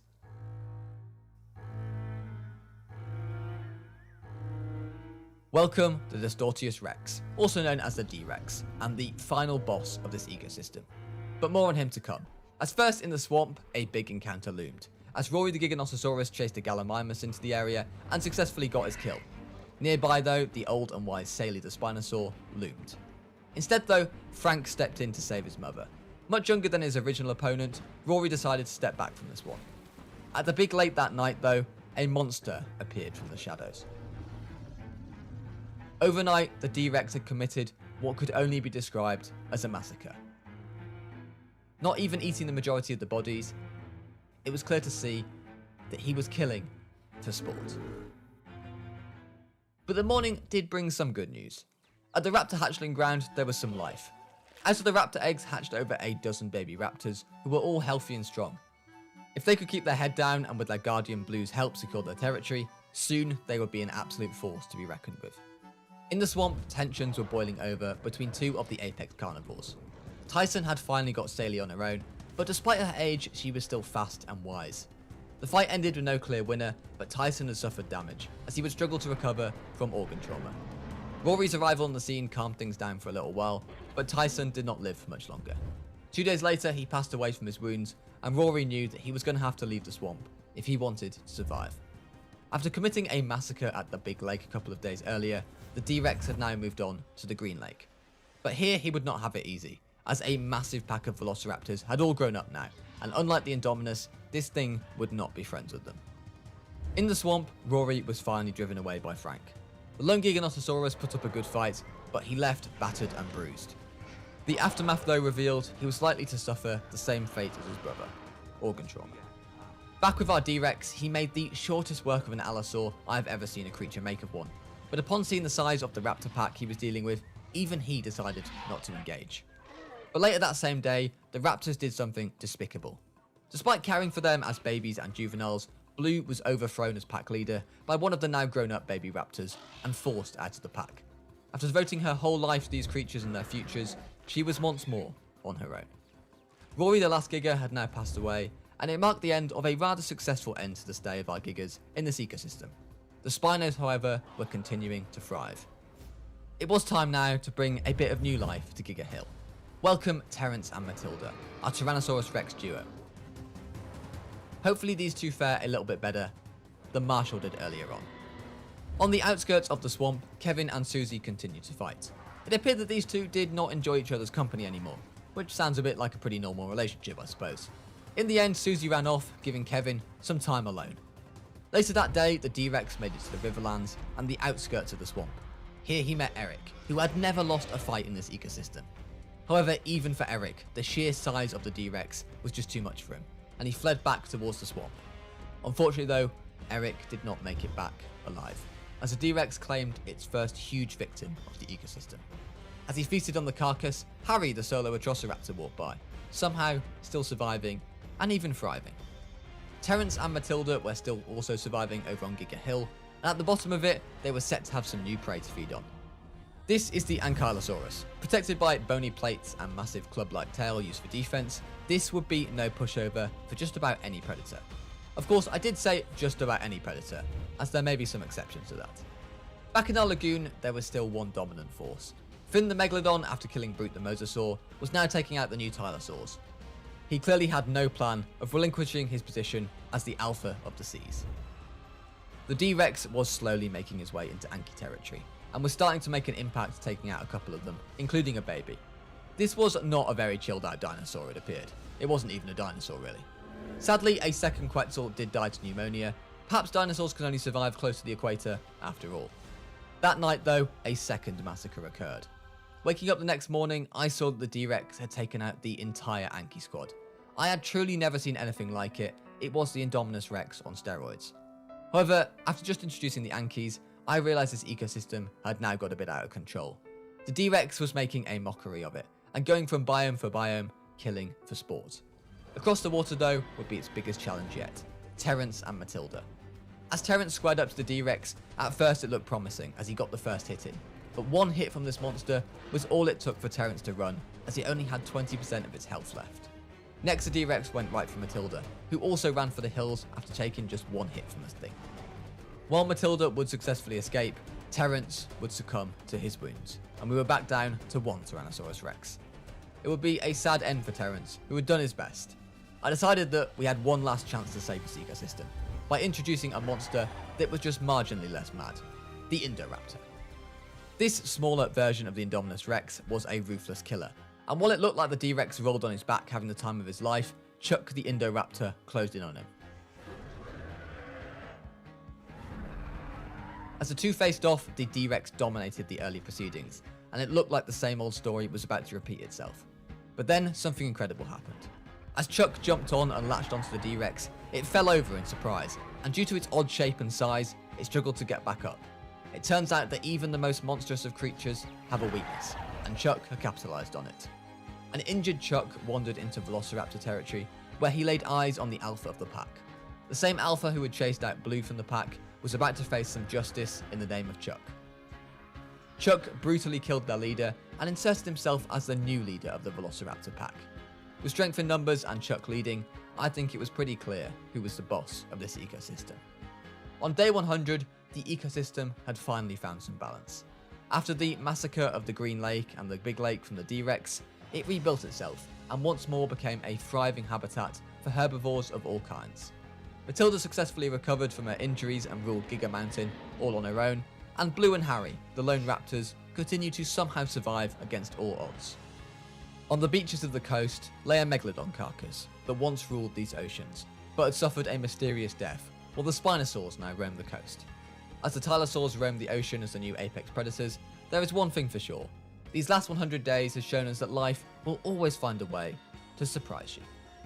Welcome back to Jurassic World. After the unfortunate events that occurred back in 2015, which caused the original park to shut down, I've been tasked with showing the investors of Jurassic World that a dinosaur theme park really can be a success, without the dinosaurs getting out and eating all the guests this time. I will have 100 days to rebuild Jurassic World, capturing many of the escaped dinosaurs from Isla Nublar and opening the gates once more so that our guests can enjoy the beauty of our previously extinct animals once again. But could life really be contained, or will it, as always, find a way? Well, to find out, we're gonna have to go back to day 1. Welcome to Isla Nublar, the site of not only Jurassic World, but previously Jurassic Park also. This majestic island, located 120 miles west of Costa Rica, was the perfect place to house dinosaurs, as long as you could stop them escaping and murdering all your guests, that is. Upon arrival on day 1, the park was in ruins. Not only was everything offline power-wise, but dinosaurs were roaming the island freely, such as these Brachiosauruses. However, after putting down a power generator and a response team, I was able to tranquilize the Brachiosaurs.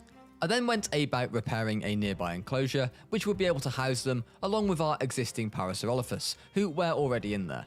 As my ranger team got to work on repairing the walls, I asked for the Brachiosaurs to be transported, and as soon as we had a working exhibit up and running, we could start to welcome our first guests back into Jurassic World, and we were going to need them as we were already running out of money. You see, our investors were not full of confidence that Jurassic World could be saved, and thus we had only been given a small budget of about 1.5 million at the start of this journey. And the worrying thing was that this was already gone, thanks to repairs and hiring new staff. But this is where contracts would come in handy. Contracts were extra objectives given to me by an external team, and if I could complete them, I would get some extra cash. I chose the extra guests in the park one as I knew that our monorail was about to be repaired, which was going to increase guest footfall a lot. This combined with our Brachiosaurs, who are now awake and in their new enclosure, meant that the park was making some good progress. I could see on the management dashboard that our guests were very unhappy with the lack of shelter coverage, which is not to run and hide from the rain by the way, but rather the threat of escaped dinosaurs. So I duly obliged and placed a shelter next to our one and only open exhibit at this stage. I then repaired the visitor centre, which was an iconic attraction of the original Jurassic World. It may have cost me $300,000 to repair, but this was worth it, as it attracted guests from far and wide, which meant that more ticket sales would be made, and ultimately more money would be in our pockets. Our Brachiosaurs appeared to be settling in well, and I watched one of our jeeps checking in on them, and the feedback from the ranger team was that they wanted a little bit more forest, so I did my best to accommodate this. The main high street of Jurassic World was starting to come together again. However, a lot of the buildings were still very much out of order, so I decided to spend a large majority of my money repairing them all, with the hope that this would bring in more guests, which appeared to be working, as the guest numbers certainly seemed to be increasing. I checked in on our parasaurs who seemed to be enjoying life, filled up our response facility with more fuel, which cost a depressing amount of money by the way, and checking our park rating, I could see that we had a lot of things to improve on if we wanted to grow the amount of guests in the park. When our first income statement came through, I could see that we were making a nice tidy profit of $208k, which was a good start, but we were going to need a lot of cash to truly get Jurassic World back off the ground. And it's a good job that I learned about the power of the camera. It turns out that getting in a jeep and taking a picture of your dinosaurs could actually raise quite a bit of money, so if I was ever really low on money, this would be a good option to raise some more funds. I took a quick trip down our high street to see what was going on, and realised a fair few of our buildings had gone offline as we now had no power left, so I made up a new generator which would help to power everything once more, as well as the existing one. With the response unit now powered once more, I began to repair another enclosure, ready for when we had some more dinosaurs ready to capture. I then filled up our fuel and decided to dive a little bit deeper into our finances to work out what exactly we needed to do to bring in those ticket sales, as we desperately needed money. As luck would have it, I was about to get a nice injection of cash when our investors agreed to launch a worldwide marketing tour, which helped us not only to gain 25% publicity rating, but also a massive $1 million. And with that money, I sent our response teams out to repair the remaining facilities, which still needed repair, so that our guests had plenty of options for various types of entertainment, whether that be food, drink, the cinema, or a spa experience. You name it, my new and improved Jurassic World was going to have it. I then made the decision to try and transport my Brachiosaurs into this new exhibit that I'd been preparing, as meeting their needs alongside the parasaurs was proving challenging. However, this soon turned out to be a mistake, as I realised this enclosure wasn't fully secure yet, and I was yet to be granted planning permission by my investors for that area of the park. So one humiliating and costly trip later, the same Brachiosaur found itself being transported back to the very same enclosure that it had originally come from. In better news, however, Jurassic World had now achieved the mighty 2-star rank, and another section of the destroyed Isla Nublar had opened up to me. At first, I thought this was good news, until I realised that every single enclosure was absolutely utterly decimated, everything was out of power, and there were dinosaurs on the loose everywhere, which the guests didn't appear very happy about. Not ideal. Another problem was that it was pretty clear that the £4 million that I'd now racked up was not going to last me very long at all. The first thing that I decided to do was repair the power plants, as this would provide power to the entire park and mean that I would have to stop filling up the generators every 5 minutes. The income report that arrived that day was actually very favourable, but my outgoings were about to increase significantly. I began to repair enclosures that needed repairing and tranquilise dinosaurs that could possibly be a threat to guests, so they could be transported to a safe enclosure to be viewed safely. These included some Triceratops, which would be an excellent addition to the park, as well as a pair of Stigmarchers, who I named Ben and Karen, which seemed a very fitting name for these very angry dinosaurs. Our first Triceratops then arrived, whom I named Big Mike, and then spent the entire day trying to tranquilise as many dinosaurs as possible to stop them from free roaming around my now completely open park. As much as my guests enjoyed the sight of a Triceratops, I don't think they would have been too thrilled to see them if they had begun to charge down the main high street at them. However, despite my best efforts, it had become clear that I was not going to be able to save all of these animals, as one of our Gallimimus died to diseases. In fact, quite a few of my animals appeared to be ill or had some sort of problem with their environment, and everything was becoming quite overwhelming. Our profit was starting to drop, as the guests were not so impressed with the unhappy dinosaurs, some of which were still roaming free, and to make matters worse, that night a rainstorm hit.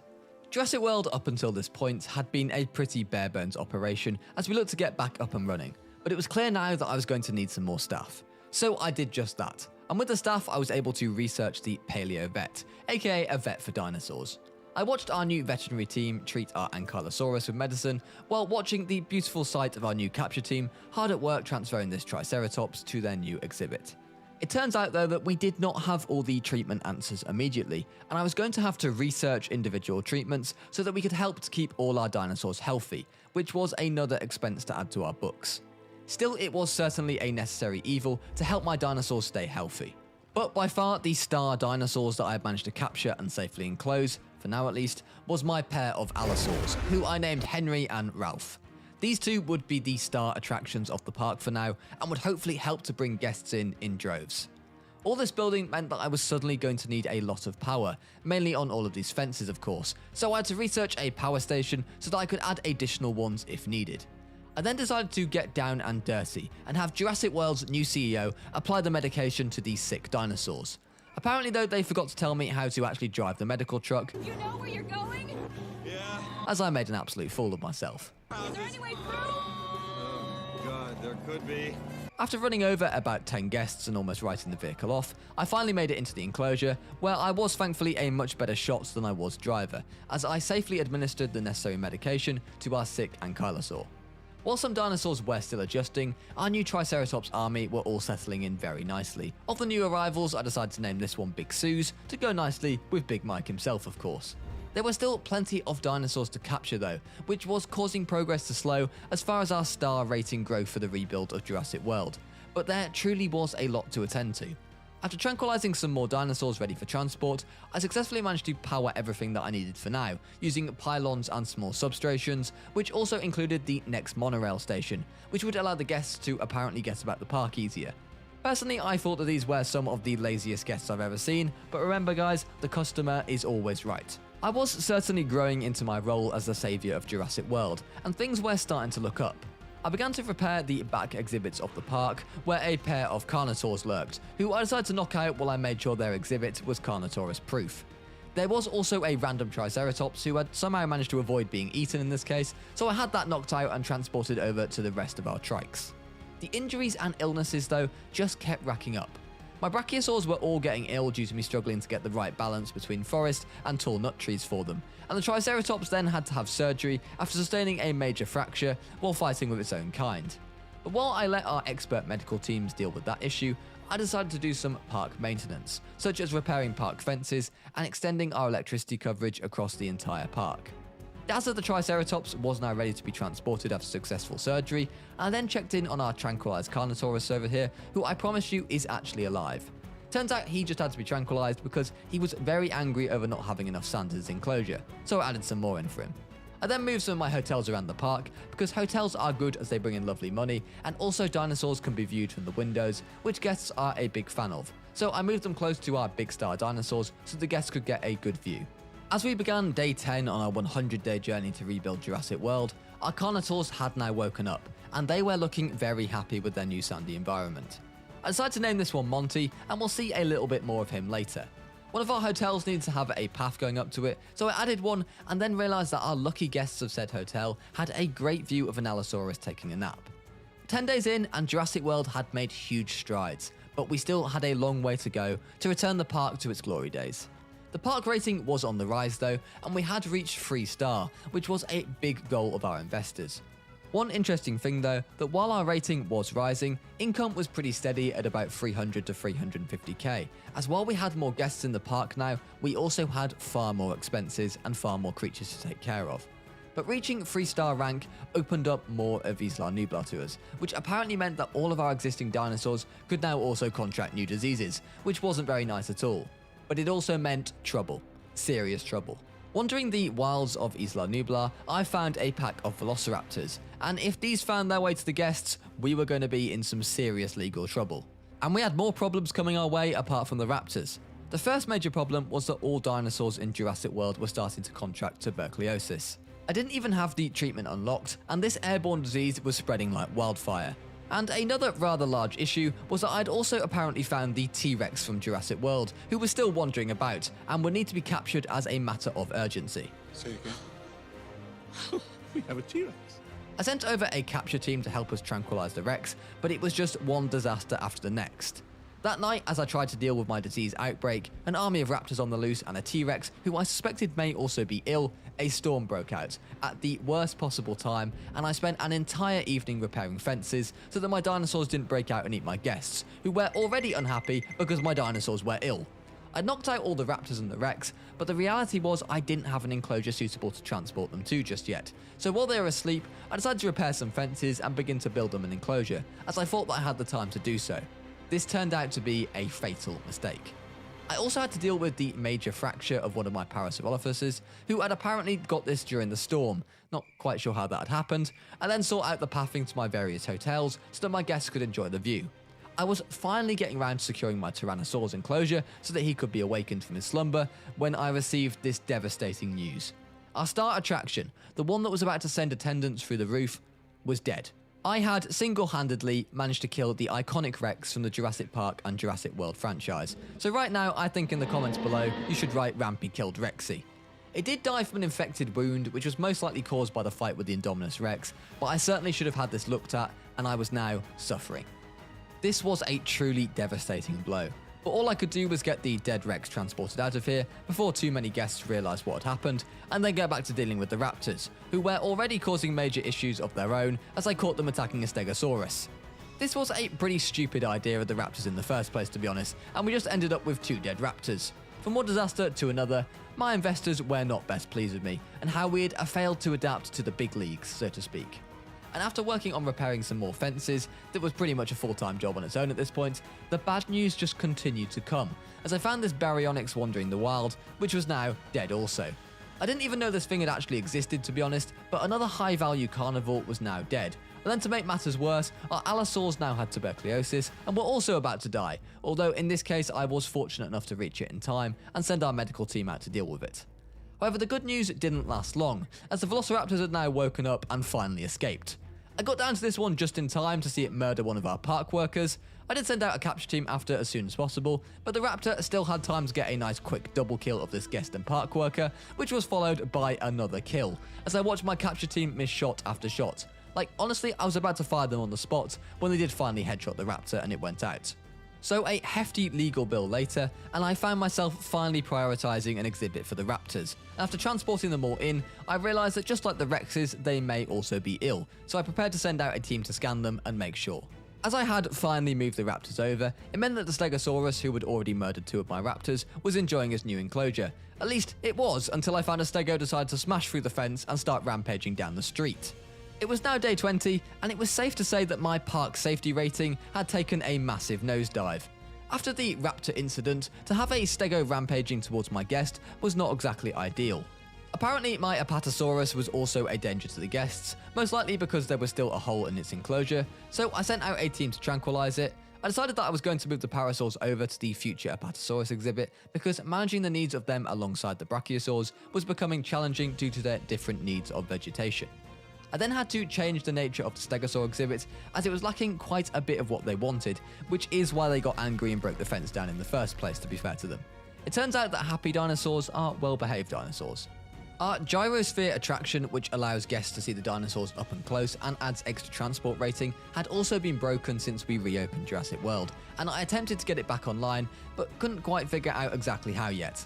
I had named the Apatosaur Littlefoot after Land Before Time, and he was now finally ready to live in our next live exhibit though. So after naming him and finishing the final touches to his enclosure, he was ready to be shown off to the public.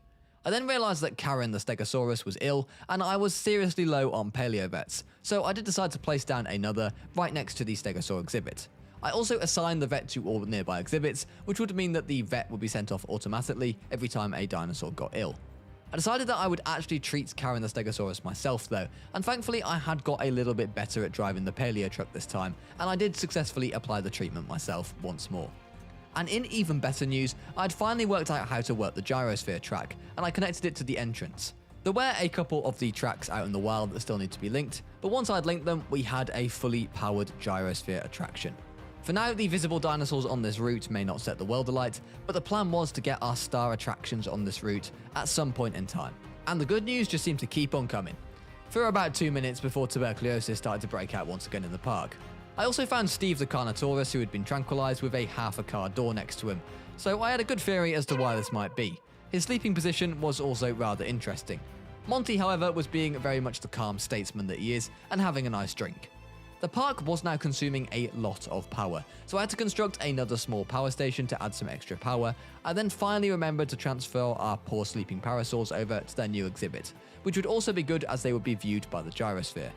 I then made the rather alarming discovery that lots of our shops and stalls were actually making an alarming loss, which was no doubt affecting our sustainability as a business. The investors would not be happy with this, but before I could deal with this, I realised that due to our growing number of dinosaurs, the number of response teams I had would need to be upped.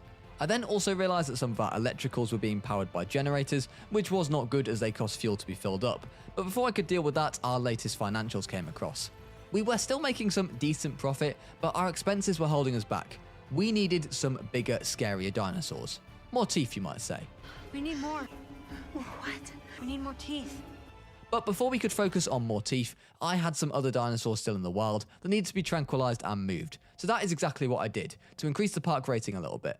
I also decided to expand our Brachiosaur exhibit as they needed a little bit more space. The only problem was that I hadn't unlocked level 5 fences yet, which meant that if they did get mad, there was a good chance they could crush the fence. Hopefully it wouldn't come to that though. Our tranquilized dinosaurs were now ready to be transported, and first of these was another stego, which was an easy one to transport as we already had a suitable enclosure ready for him to join his kind. And then next up was a new species, the Ceratosaurus. It wasn't the most high profile dino in the park for sure, but it was another attraction to display, for now at least, until we got some better dinosaurs. And talking of dinosaurs, it appeared that putting down those weaker fences to increase the size of my Brachiosaurs exhibit had been a mistake. In trying to give them a better life, I had only angered them more, and they had now smashed down my fence, which was not good for my publicity rating at all. I couldn't even build a new one because it was apparently too closely located to the Brachiosaurs, so instead I sent the ranger team out to repair them. And it appeared that this wouldn't be the last bit of trouble I'd have to deal with this day, as my newly captured Apatosaur, who was going to be Littlefoot's companion, died to disease. It was a disappointing blow, especially after I was trying to get over the loss of our T-Rex. I delivered the last parasaur to its new exhibit with Littlefoot, and then checked out what the Brachiosaurs were missing. Turns out they just wanted a small amount more tall nut, and then they would duly stop breaking down my fence, so I of course went out of my way to provide them with that before the finalising of the transportation of the last wild dinosaur left in Jurassic World, which was our final Sinoceratops. Working on restoring power to our very final enclosure meant that we now had a completely empty and powered dinosaur enclosure ready for use, although it would be a little while until it came into use. On day 30, one of my scientists was now fully disgruntled, and I was getting told there was a serious risk of sabotage. Now, we couldn't be having any Dennis Nedry situations going on here, so I did the sensible thing, and fired him on the spot. Take that, Yasin. Of course, I would now need to replace him, so I hired in some more scientists in his place, which I was going to need as I was in serious need of my scientists as I had an incredible amount of items to research. I would have to research items or species if I wanted to build them or dig for their fossils, and if I was going to take Jurassic World back to the glory days, this was going to be imperative. The hard work had truly only just begun. I placed down some more emergency shelters to make sure that all my guests felt safe, and as another storm came that night, I spent most of my time repairing my buildings and making sure that no dinosaurs were about to escape. The next morning I realised that I had accidentally put the Sinoceratops in with the raptors instead of his own kind. Whoops. Somehow though, our Sino had actually survived the night, so I had it knocked out and transported to its actual enclosure before it was killed. That morning I set my sights on researching the staff centre, which would allow me to hire more scientists so I could research more items. And I then realised that the Sinoceratops enclosure wasn't actually fully enclosed. It's a good job I didn't put the raptors in here. After fully enclosing the enclosure, I added some additional plants they might like, and then assigned the nearby ranger team to them to keep an eye on them. I didn't expect these dinosaurs to cause much of an issue, but with the raptors only next door, who knows. I was in the middle of placing down my staff centre so that I could hire some more staff, but then I received an urgent message about a construction accident, which was going to screw me one way or the other. In the end, I opted to do the responsible thing and investigate the accident, which cost me more money but less of a publicity rating drop. And I was about to start going through a lot of money fast. We had actually built up a really nice balance of about $14 million, but I was about to hire a ton of new staff, which was not going to be cheap. But one plan I had to increase our revenue was to finally start taking advantage of our lagoon, which up until this point had been empty, and the first thing to do was to research the lagoon hatchery. And just after doing this, I was told that the risk of sabotage was increasing, and then that my profit had dropped 23% this month, largely due to huge outgoings. While I was still researching the marine hatchery, I did have the ability to place a normal one down, and I did exactly that.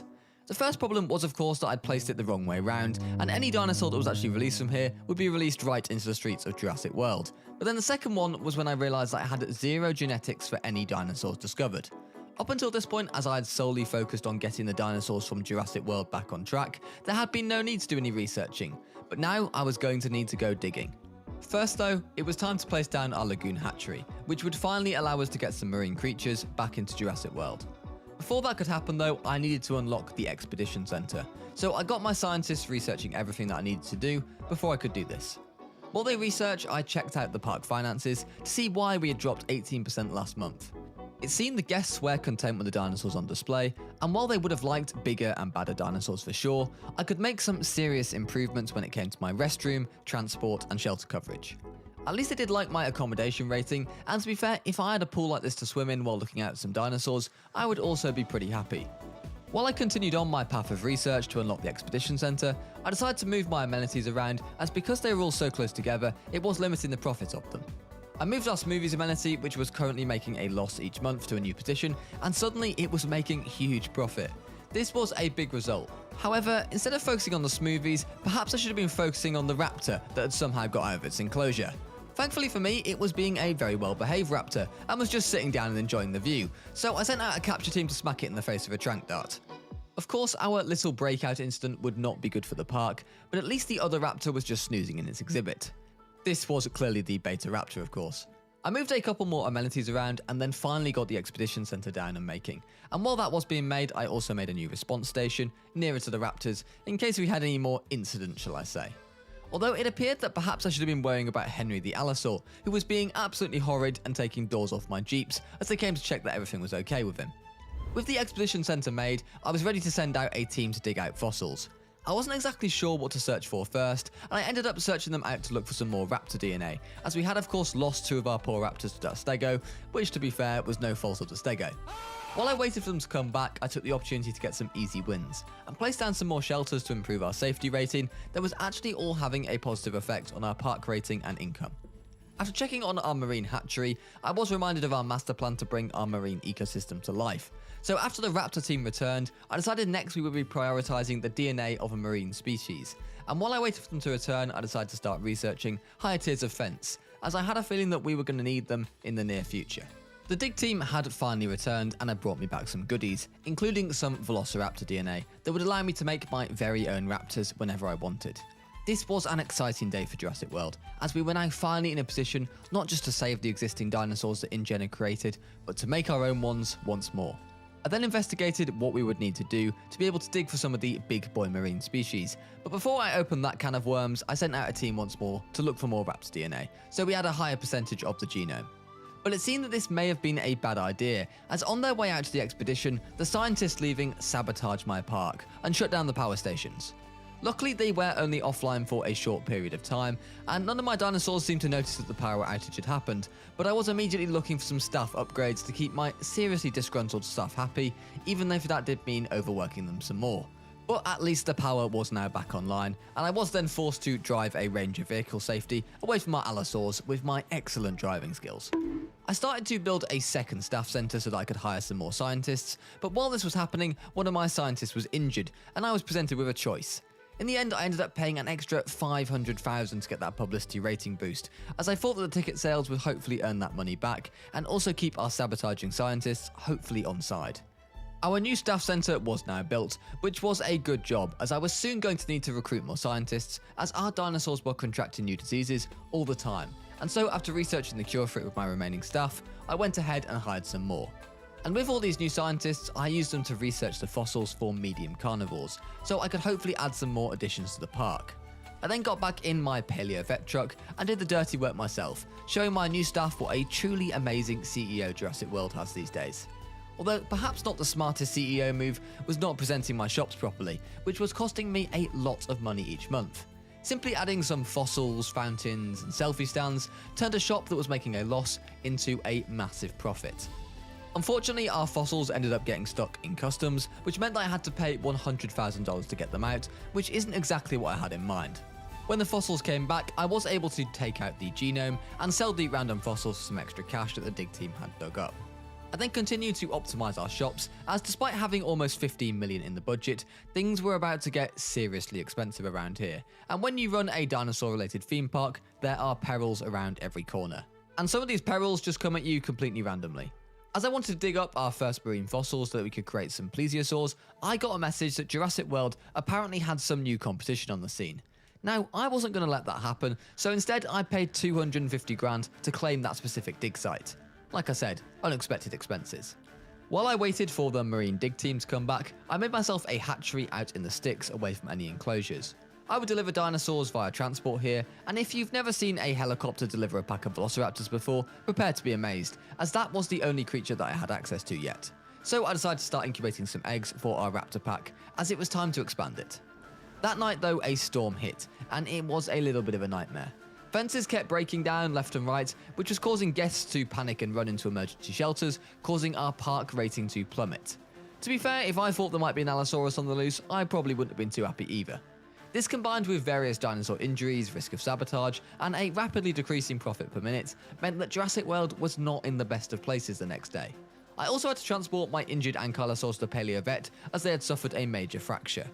The dig team had now arrived back, and while the park rating slowly ticked back up, I sent them back out to look for some Ceratosaurus fossils, and then began to incubate the raptor eggs, while the remaining scientists work on extracting the remains of the plesiosaur DNA.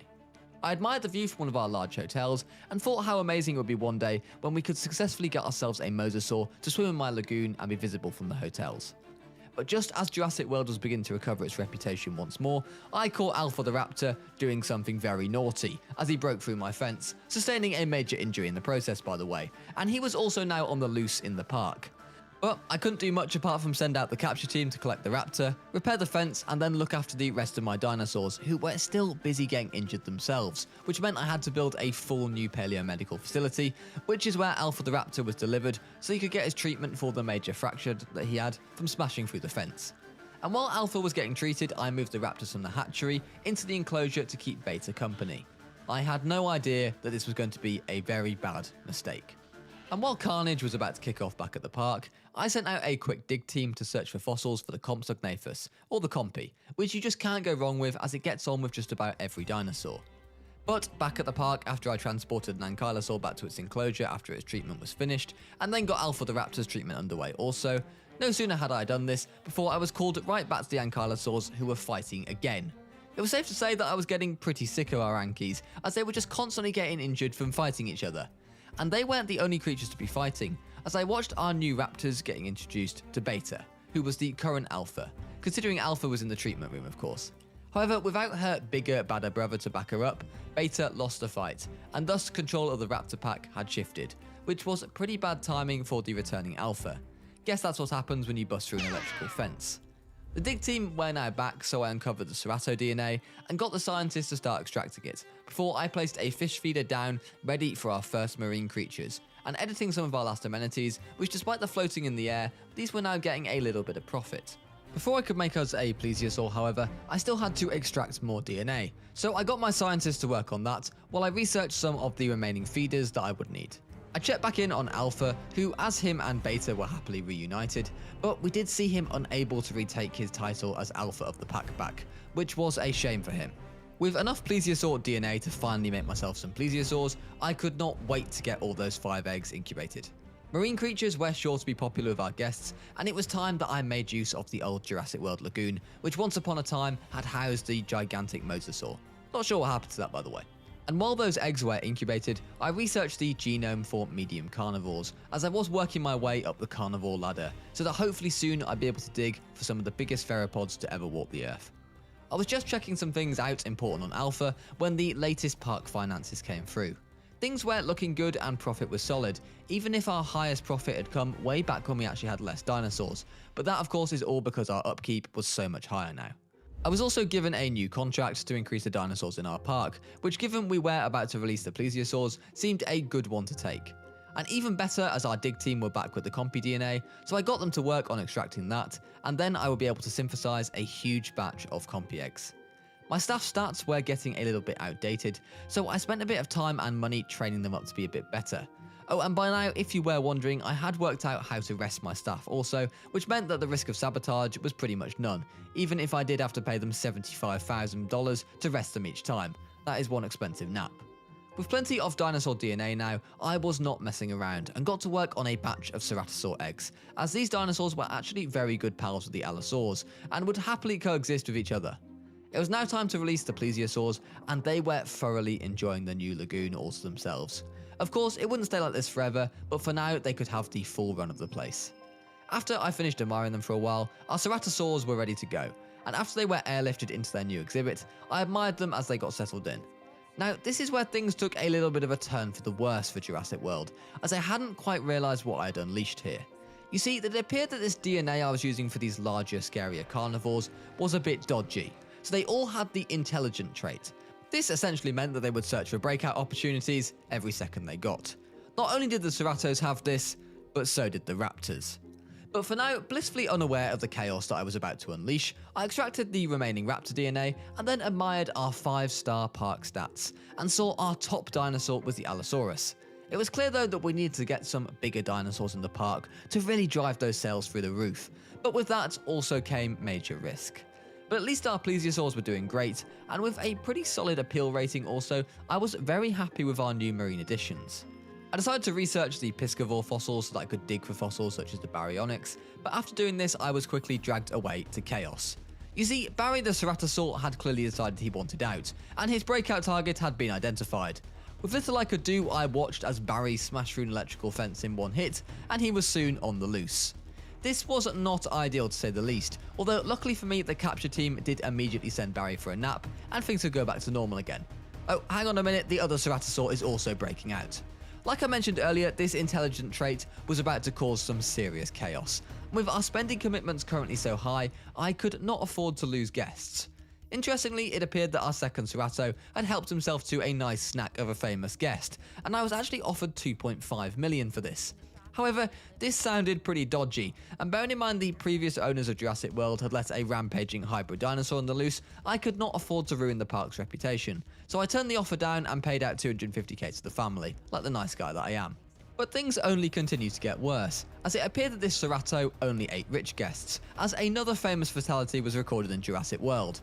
I was bleeding money left, right and centre, and I did finally get round to replacing all the electrical fences on the Cerato enclosure with some stone wall ones, as these were the maximum security fence I could get, but by the time that had happened, it was too late. The park finances had dropped, and they were not looking good.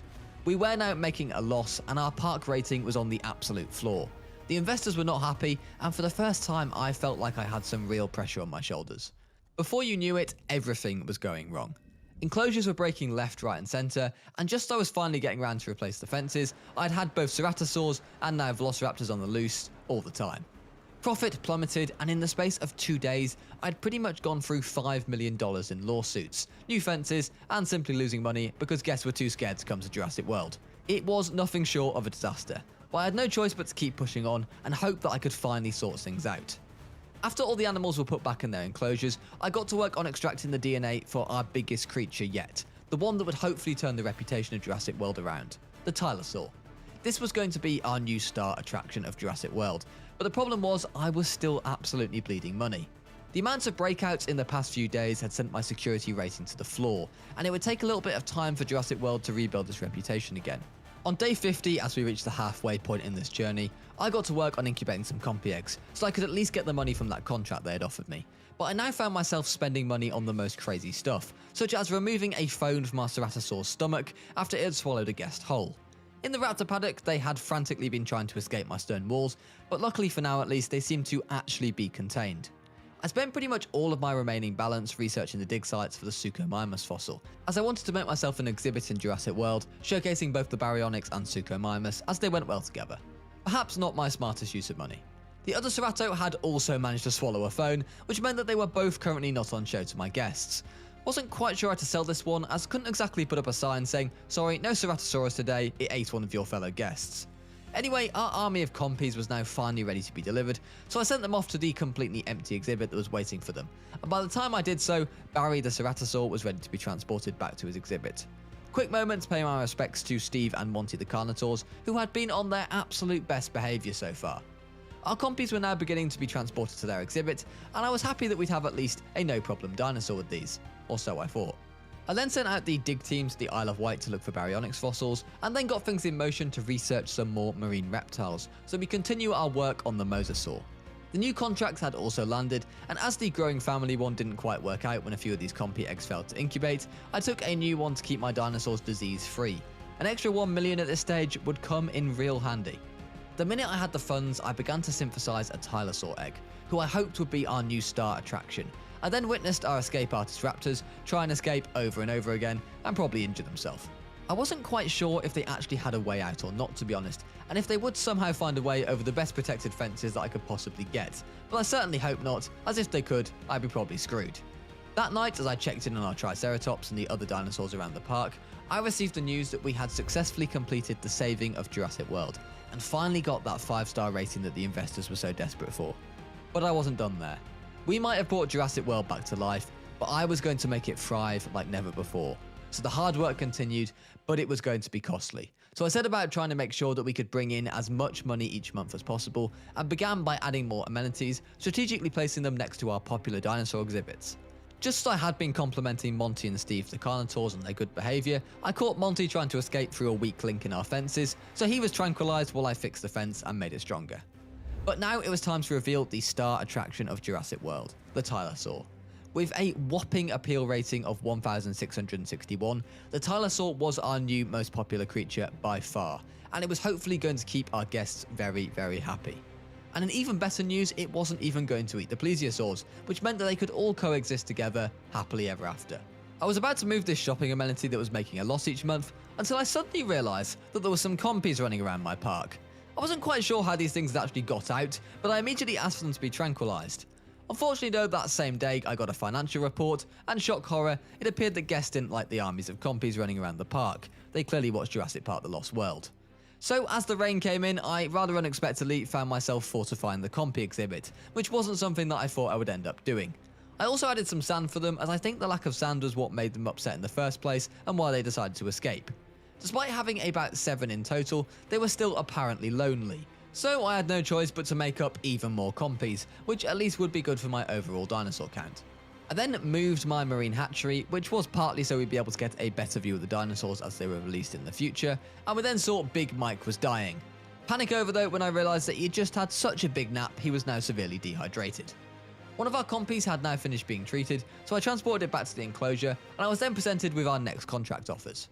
As I was in need of money, I took a rather contentious one of increasing the amount of dinosaur fights, as apparently guests love it when dinosaurs fight to the death. I added a bit more water to the compy's enclosure, extracted the remaining raptor DNA, which seemed to have an infinite supply of by the way, but I was just short of being able to make any baryonyxes. So while the dig team were gathering more fossils, I had the remaining scientists research improved amenities. I then checked on what I could improve on to get more guests through the door. Our new Tyrannosaur was a big star attraction, and was certainly driving the numbers up, but we would need plenty more dinosaurs like it if we wanted to get to the big leagues. I then did a pretty terrible thing for money, which was move a raptor to the compy exhibit, as I knew it would start a fight, so I would hopefully get my contract money. I have some questionable morals, but you just can't turn down £1.8 million. That's over half a Tyrannosaur. The dig team had come back with a Suchomimus to be extracted, but I was excited about the next exhibit, as I was about to dig for some Giganotosaurus DNA over in Argentina. The birthplace of Lionel Messi and Diego Maradona was also at one point home to the biggest theropod to ever walk the earth. As always, there was some sort of customs problem, but there was absolutely no way that I was waiting a second longer for this very precious DNA. The latest financial reports were pretty positive, which was largely due to the fact that I had now stopped all of the dinosaurs escaping, and I checked in on Killer the Raptor to see what he was up to in the compy exhibit, as I really wanted my money. The Giganotosaurus dig team came back, and I immediately got to work on extracting the DNA. I also researched a ton more stuff, such as the viewing gallery. These special viewing galleries allow guests to be inside the enclosure with the dinosaurs, and gives them a really close-up view that they otherwise wouldn't have got.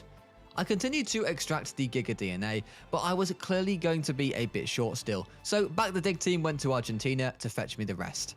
I was a little bit unsure how this connection to the viewing gallery was working, especially as the building appeared to be floating over the water, but here at Jurassic World we clearly have not changed and adopted the fun first, safety later approach that has worked so well in the past. I was busy placing down and organising my cracking new sushi parlour when I got a report that there was a possibility of a dinosaur inside one of my restrooms, because clearly, as Ian Malcolm says, when you go, you gotta go. I decided it best to evacuate the restroom just in case this was actually the case. Our new water area was looking very fine indeed, and our guests were treated to a fantastic view of the Tyrannosaur as it swam right by. The new compies were ready to release, even if they did have a raptor for company right now, but the big news was that our Giganotosaur genome was ready. Someone has to fucking flip the burgers, dumbass. Of course, we couldn't actually do anything just yet, as I was now extremely poor and couldn't afford to even create an egg. So instead I focused on maximising our amenities coverage and placing them all over our existing attractions. This was a great success in bringing in a little bit more revenue through the door. But it was now time to create the Giga Egg, and I was slightly worried to see there was a 75% chance it would have the intelligent gene, which meant that it could break out, but how bad could that really be? I chose to go with the 2022 Jurassic World Dominion model, as I actually liked that model and I think it was one of the few good things about that movie.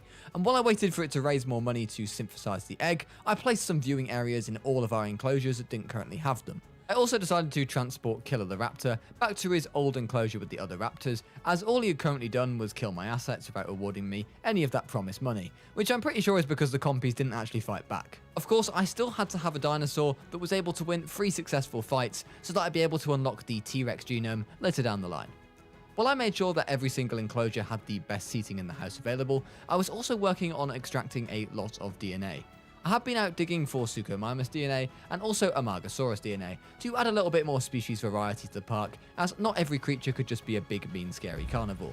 Our Giga was ready for transportation now, so I instructed the team to bring him over. I was slightly apprehensive about the idea of a helicopter transporting an 8,000 kg $3 million asset over, but luckily I had things to distract me, like the sad death of Ralph the Allosaur, who had died of old age. With our latest apex predator about to be unveiled, I was already preparing for the next, as I sent out an expedition team for the mighty cost of $2 million to dig for Mosasaur DNA. I also then extracted all of my leftover DNA, and then got ready for the grand revealing of the new star attraction of Jurassic World, our very own Giganotosaurus. I tried to view the unveiling from the log, but apparently I couldn't do this as you can only look one way in the log, which didn't really quite make sense, but oh well. I would be perfectly happy to witness it from the ground. Now, I really thought I'd bring the excitement with the introduction of our Giganotosaurus by placing him in the middle of the Ceratosaurus exhibit, which had pretty much everything to do with unlocking that genome for the Rex. Although my first issues with Ryan, the now named Giganotosaur, was that he seemed to be very intently checking out the fencing of his enclosure, but it was solid concrete wall, so I was pretty sure that even Ryan wouldn't be able to get through this. Our Suchomimus gene was actually finished before our Baryonyxes, so I had a few of these eggs synthesizing and then extracted our Mosa DNA, which had very excitedly returned from the dig site. Of course, it wasn't enough DNA to just actually make a Mosa yet, but I was confident that with Ryan now in the park, we'd be able to drive up more ticket sales and get a load of cash in, no problem at all. And it didn't take Ryan too long to make his first impact, as I witnessed him kill a Sinoceratops just like that. But the next time I checked on him, he was rather suspiciously sitting right next to a damaged wall after injuring himself. The paleomedical team were a little bit apprehensive about our new attraction, so I decided to just do it myself. And luckily I was a little bit of a master by this at this point, and even got to witness Ryan facing off against the remaining Sinoceratops, who I gave a little health boosting injection to, just to give the guests a bit more entertainment for a bit longer. With life at Jurassic World seemingly going well, and revenue back on the up once more, I got back to sorting out our amenities, as these things could really bring in a lot of money if you place them correctly. On day 65, one of our Triceratops died of old age. This was starting to become a reoccurring issue for many of Jurassic World's original dinos that had been captured once more. But it wasn't just that I was having issues with, as I caught Ryan attempting to smash through our walls. It looked like that he was actually about to be successful this time, but luckily a ranger team arrived and repaired the wall just in time, and Ryan walked away defeated. Disaster had been avoided. For about 5 seconds, that is. As when I was just checking my minimap later that day to monitor our dinosaurs, I found Ryan walking down the street right into a pack of guests. This was an absolute disaster. We had already been running our park finances close to the edge, and that was before a gigantic theropod dinosaur got on the loose. Quickly, as word spread about how unsafe Jurassic World remained, our finances slipped into negative, and I was given a mighty 3 minutes to prove to our investors that we could get back into profit, or they would close the gates on Jurassic World for good. We did manage to get Ryan knocked back out at least, after he had a few guests for his breakfast of course, and I was so broke that I couldn't even afford to get my poor Ceratosaurus the treatment that he needed. How this thing had even lived for this long considering it was in an enclosure with Ryan, I wasn't too sure. As 3 minutes was just about to run out, I was in desperate need of some cash. It went right down to the wire, but eventually after demolishing some feeders, I was able to scrape just back into a positive cash flow once more and avoid bankruptcy. The dinosaurs might not be able to eat anymore, but at least we haven't been shut down. Please no one tell Peter, otherwise they may shut me down anyway. As our cash balance had been completely decimated by the breakout, and anything else I needed to do at this point was going to cost a lot anyway, I would have to take a back seat and hopefully let the park recover some of its reputation. Ironically, it didn't take too long to actually get our 5 stars back. I guess the danger that you may be eaten at any time actually enticed some guests. I couldn't even afford to treat Ryan yet, who had of course managed to swallow a phone, so I had a very bright idea to combine the exhibits of the raptors and the giga. I'm not quite sure why I decided this, but it could be because I still needed Ryan to be successful in some more fights so that I could research the next carnivore gene, or it could be that my thoughts were that Ryan would be so busy with the raptors that he would stop trying to break out. At least it would provide some more excitement for the guests, although I wasn't sure what the raptors were going to think of it. Unfortunately, time was up for Steve the Carnotaurus, who sadly died of old age and left poor Monty all on his own. I then extracted some more Mosasaur DNA so I could create a Mosasaur finally, and checked in on Ryan, who had now been agitated by the storm which had just finally arrived, and he was already planning his next breakout.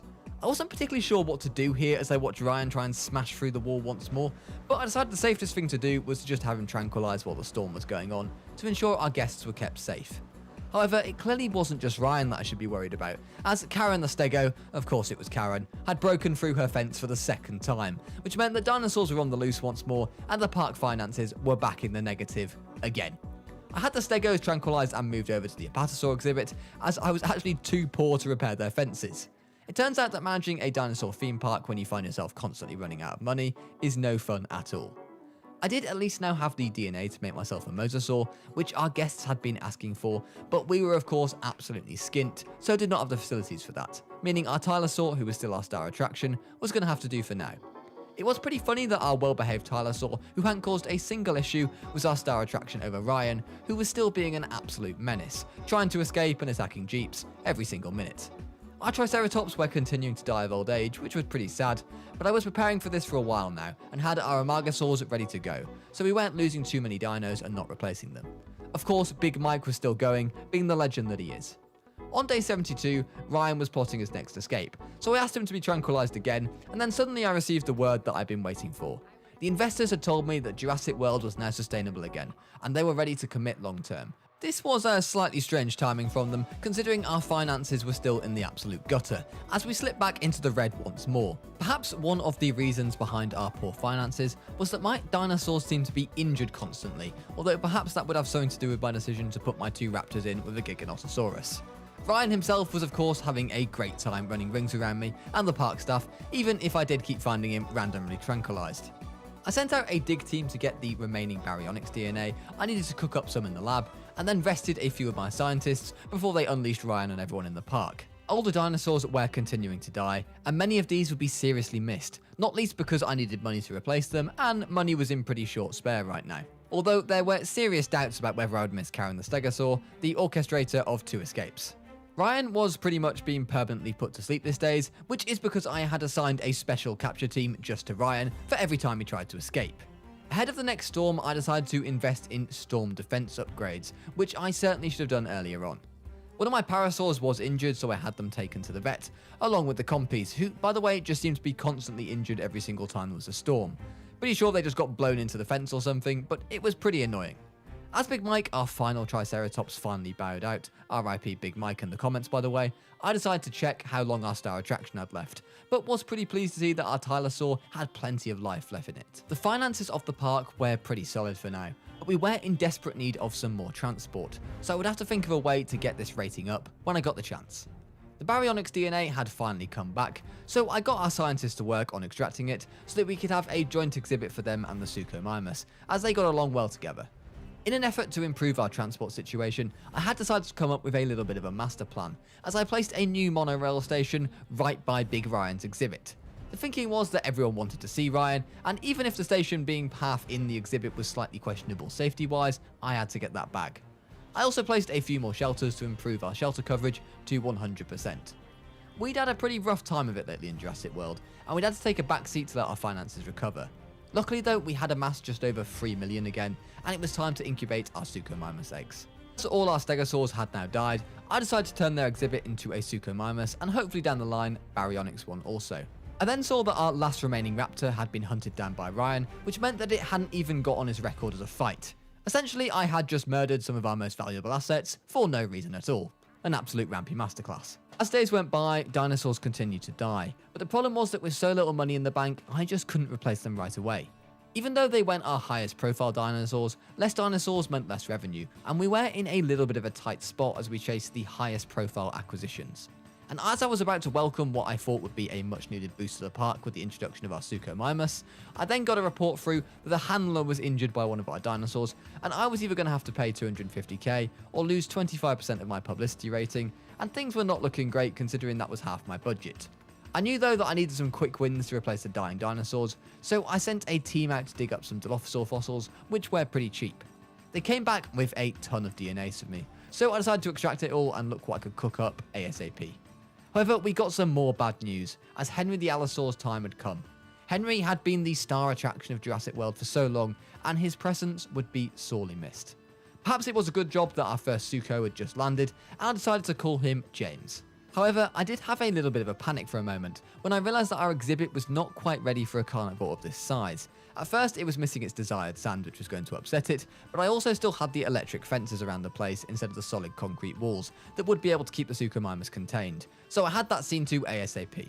While we were at it, I decided to do the Carnotaurus exhibit as well and beef the defences up, and as Monty, our remaining Carnotaurus, was a little bit lonely, I then sent a team to Argentina to dig up some Carnotaurus fossils.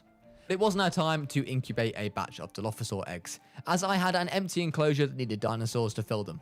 Later that day, a storm ended up hitting, and I had to quickly tranquilise Ryan, as the storm managed to break the gate to his exhibit and left it permanently open. Thankfully for once, it seemed that Ryan was actually none the wiser of this, as normally he loves a chance to escape. The latest financials came in, and they weren't great. Chasing the biggest, baddest dinosaurs had come at a cost, and while they weren't so good right now, I was confident that we could get them back on track in the remaining 20 days. The Carnotaurus DNA came back, so I extracted it, and then incubated even more Dilophosaur eggs, as I wanted to have an absolute army of them. I set the instructions to deliver the first 5, and while they were in the process of being delivered, I hastily made sure that their exhibit was secure, as all of these Dilophosaurs had the intelligent gene, and were likely to break out if they saw an opportunity. I also put a nice log viewing area into the exhibit, and the hope was that the opportunity to view 10 Dilophosaurs when they were all ready would be a pretty attractive one for our guests. As our first Dilophosaurs arrived, I watched them all get settled in, and try and escape of course. But later that night, our fortunes were about to be turned upside down. I was offered 15 million for our highest profile dinosaur, which was of course our Tyrannosaur. I thought about it long and hard. Nope, scratch that, of course I took it. I needed the bloody money. With 15 million, we were able to replace all of our dead dinosaurs and more. It was time to bring Jurassic World back to life, and we had 20 days left to do it. Before you knew it, I was being offered an extra 1 million for a Dilo egg, but I did actually turn this one down for the extra publicity rating. So it was time to get to work with introducing our new dinosaurs. First up was the Baryonyxes, who were ready to go and would go in nicely with our Suchomimuses. These would be a popular addition to Jurassic World and would also make this exhibit one of our most popular ones, as guests could get a sight of 2 magnificent piscivores. I quickly replaced the last fences on the Carnotaurus enclosure, as poor Monty was lonely and liable to break out. I then checked on Monty to see that this monster was apparently 110 years old, with an expected lifespan of 89 years. We could not let this hero die alone, so I immediately got him some friends who would help to keep him company in his final days. With our big injection of cash, Jurassic World was starting to come to life again, although Monty repaid the favour of getting him some friends by swallowing a little piece of car door. Even at 110 years old, even when injured, Monty was not prepared to give over his alpha status without a fight, but we had to knock him out anyway to take him to surgery to remove the car door. That night, a storm broke out, as it always seemed to do on Isla Nublar, and fences started to break left, right and centre, which concerned guests and concerned me. so I of course sent out the ranger teams to repair all the gates and fences. As the storm continued throughout the night, Monty's treatment was well underway, and the next morning I set about repairing the remaining damage caused by the storm. But that same day, something very exciting was happening. Introducing the new star attraction of Jurassic World, Mary the Mosasaur. With a whopping 2,500 appeal rating, this was sure to get the guests in en masse. And with one of the former stars of Jurassic World back on show, I was very proud to display our Mosasaur. Of course, with a big creature like this, I needed to add in some more shark feeders to keep her happy. As up until now, our marine creatures had been so well behaved compared to our land ones, I decided to prioritise them for a little bit when it came for digging for new creatures. So I sent a dig team out to look for the Dilophosaurus, and when they came back, I immediately got our scientists to work on extracting the DNA. I then followed this up by sending another team right back out to look for some Ankylosaurus DNA. I added some rocks to our lagoon, as our latest creature that I was adding was going to enjoy these, and this was of course the Dilophosaurus, whom I immediately began to incubate some eggs of. I checked in on Mary, who was adapting well to her new environment, and even more was putting on a show for our guests, which I was very happy about indeed, as I'm sure the guests enjoyed seeing a leaping mosasaur. The dig team had come back, so I got that donkey DNA extracting, and then rested a few of my scientists, as they were starting to get annoyed with me for overworking them. I had managed to amass a ton of random fossils of creature that needed to be extracted before I sent the dig team out, as my fossil condition was full. It was now time to release the Dinosaurs, who were pretty cheap to produce and would just add that extra attraction to our already popular lagoon. One of our parasaurs was pretty unwell, so I had them tranquilized so they could be treated. I then added an extra emergency shelter to make sure that safety rating was top notch.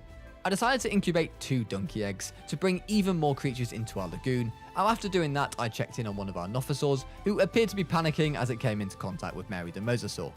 I transported our parasaur to a paleovet so that it could be treated, and then released our donkey duo into the lagoon. As they got settled in, I realised I was actually able to research the large carnivores' genomes now, which I believe is funnily enough because Monty, the absolute hero, had won 3 fights against his own kind. So thanks to Monty, we were now able to dig for the mighty Tyrannosaurus Rex, even if it did take $2 million every single time to dig for DNA. In our lagoon, it appeared that we had a bit of an issue. It appeared that the introduction of our donkeys had caused all our marine animals to suffer from chronic stress. I tried to sell some of my old plesiosaurs on the black market to see if this fixed it, and see if the issue was simply that the lagoon was overcrowded. However, after giving that a little go and sending the dig team out again for some more T-Rex DNA, as even when I extracted that we didn't have quite enough to make a Rex just yet, I came to the conclusion that unfortunately I was just going to have to sell our new attractions to the donkeys, as it was upsetting Mary the Mosasaur, which appeared to be upsetting the entire lagoon. The guests would not be happy to see our star attraction stressed out, so unfortunately the donkeys had a very short-lived stay at Jurassic World. But talking of star attraction, I was concerned that apparently our Rexes had a 100% chance of the intelligent trait, which did not seem ideal considering how Ryan was. I decided that I would wait and see that as we got more percent of the genome, whether we would be able to lower the chance of this trait, as I had learnt the hard way that this intelligent trait is not to be messed with. News though was not that there was another storm on the loose breaking all my buildings, but rather that now the donkeys had gone, our marine animals had recovered from their chronic stress and were back to being happy and healthy. Our T-Rex DNA had now come back also for the 3rd time, and I was ready to extract some more to see if it had any impact on the intelligence trait. And talking of that trait, I caught 2 of our cheeky intelligent species trying to escape. First this Dilo trying to climb over the wall, and then the Suchomimus, who appeared to have identified a small weak spot in our fences, so I made sure to get that patched up right away. I extracted even more Rex DNA, which by the way, with the combination of extracting and digging, was now costing me an absolute fortune. But it was worth it, especially after I killed our first Rex. But to be honest, I would happily spend all the money in the world to stop my dinosaurs from escaping, which was illustrated perfectly later on that day, on day 85, by Ryan, who had of course been unusually quiet lately, but at that time was now over, as he managed to engineer one of his breakouts again. Unfortunately though, this was arguably the worst one yet, as Ryan ran down a packed street crushing guests left, right and centre. It was bad. Put your head between your knees. We did eventually get him tranquilized and transported home once more for what felt like the 40th time. Somehow, by the way, we hadn't lost our 5-star rating from Ryan's little adventure, which I was a little bit confused about, and I was even more confused when I found dead Barry the Ceratosaur just dead in the outside of the enclosure in the middle of the street.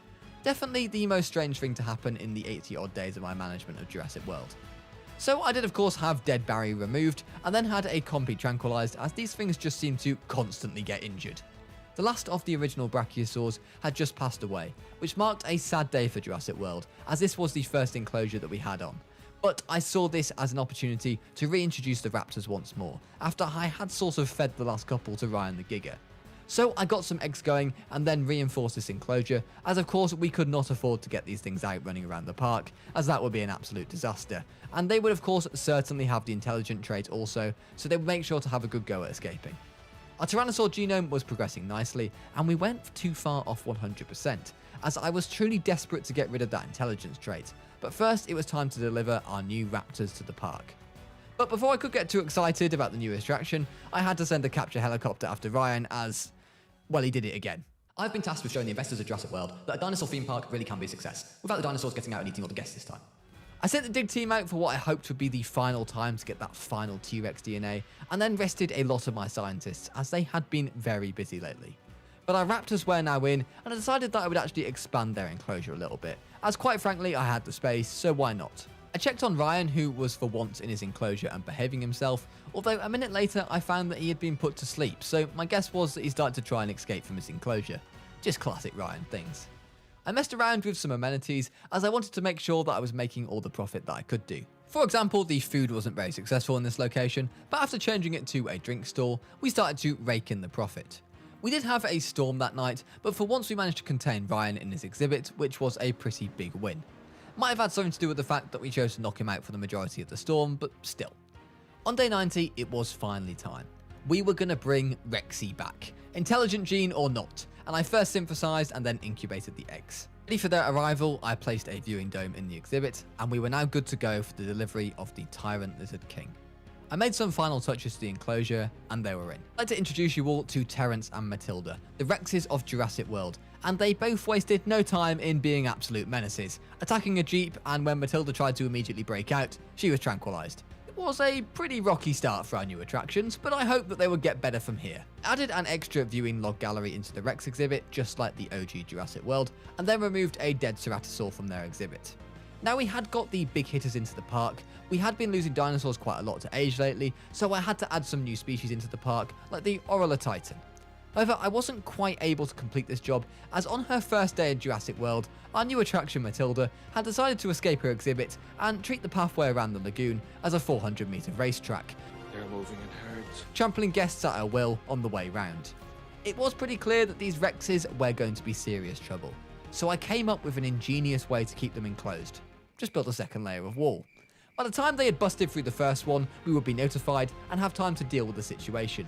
It was incredibly ugly, but also an effective way of preventing too many more guest casualties. So with that done, I could get back to incubating the eggs for our Orelotitans. And after doing that, I decided to enact my genius plan I had with the Rexes, with Ryan also, before I was dragged away for some bizarre issues. Firstly, I found a sleeping Carnotaurus in the middle of the high street, not sure exactly where he came from, and secondly, Terence had attempted to bust through wall number 1. However, the master plan had worked, and Terence let out a roar of anger as he realised there was a second wall behind it. Sometimes my genius astounds me. With that done, I could finally get moving our Carnotaurus back to its enclosure. Turns out there were 3 electric fences in the exhibit that I had not converted to level 5 fencing, and the Carnotaurs had made me pay. I of course fixed those before moving our Orelotitans to the exhibit where Littlefoot the Apatosaur used to be. As our Ceratosaurs had also started to die off now, I decided to cook up some more of them to be put back in their old exhibit, as currently it was just wasted space. I was then offered 1.5 million to take a photograph of 3 species at once, and I was not going to turn this opportunity down for some free money, although it turned out that getting a shot of 3 different species was actually far more challenging than I originally thought. The Rexes were pretty angry about being defeated by a pair of stone walls, so decided to take their anger out on each other and battle for Alpha. It was the battle duly won by Matilda, of course, cementing herself as the leader of the Tyrannosaur pack. The next day, round the back of the Tyrannosaur exhibit, I began to construct a new one. We had a Mosasaur, we had a Giganotosaurus, and we had some Rexes. But there was still one creature that I had in mind for Jurassic World that needed to be shown off to the public. So I began to build a large exhibit around the back, which would of course be double walled. Once this was done, I got back in my helicopter and had another go at sorting this contract out just to give me that extra money, as I was going to need it. At first, despite actually taking the photographs seeming like an infinite money glitch, I wasn't successful in getting the shot that I needed, but in the Baryonyx and Suchomimus exhibit, after tranking and moving over a singular compy, I was able to get a shot of 3 creatures, which gave me my money. And with that money, as soon as I had it ready, I researched the DNA for the final piscivore, the Spinosaurus. This would be the final large predator that I wanted to bring to Jurassic World, even if it did cost me a ridiculous 5 million just to be able to go and even dig for the thing. So as soon as I could, I sent off our dig team to Africa, of course, to search for Spinosaurus DNA, and as soon as I got it back, I extracted it. The only problem was that this all cost quite a lot of money, but as soon as I had the DNA ready, I began to synthesize a Spinosaurus. As we approached day 100, it appeared that my investors were getting greedy, and the prospect of hybrid dinosaurs was being thrown around in talk. I wasn't going to stand for this, so in a last throw of the dice to get some more money through the gate and prove to them that hybrids were not needed, I decided to release another Tyrannosaur into the lagoon. These things had a similar appeal rating to the T-Rex, and yes, I knew they may cause a little bit of stress for our creatures, but I decided it was worth the shot, as the rating just couldn't be turned down. What I did not expect, however, was on day 95 for our new Tyrannosaur to eat Mary the Mosasaur. I wasn't really sure what to make of this one, so I decided to do the natural thing and just double down on the Tyrannosaurs and create even more of them. It appeared that a lot of unexpected things were happening today, as I witnessed a gyrosphere go through a solid stone wall. But it was also time to deliver our new Spinosaurus to its new exhibit. And just as things were all going well and we're about to welcome our new addition, Terrence the T-Rex took advantage of the one weakness of our double-walled system had, which was the gate, which had managed to break during a storm, which meant that he just waltzed out through the gate and into the park. While this did add a little bit of a sour note to our big day, as we welcomed day 100 and the first actual Spinosaurus to any Jurassic Park to be seen. It was a proud moment though, and we now housed a dinosaur theme park which contained Simple the Spinosaurus, Terrence and Matilda the Tyrannosaurus Rexes, and Ryan the Giganotosaurus. Under our ownership, Jurassic World had come a long way, and I decided, before life once more found a way, I would be getting off this island and saying goodbye. A desert full of unblinking killers. Mongolia, 70 million years ago.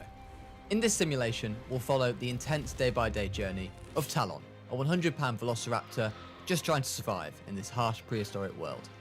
When you're not very big, big brains help. From hunting in packs to avoiding larger predators, every decision could mean life or death.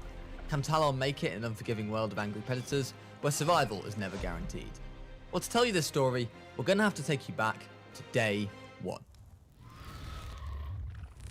Our journey begins in the Gobi Desert, Mongolia, 70 million years ago.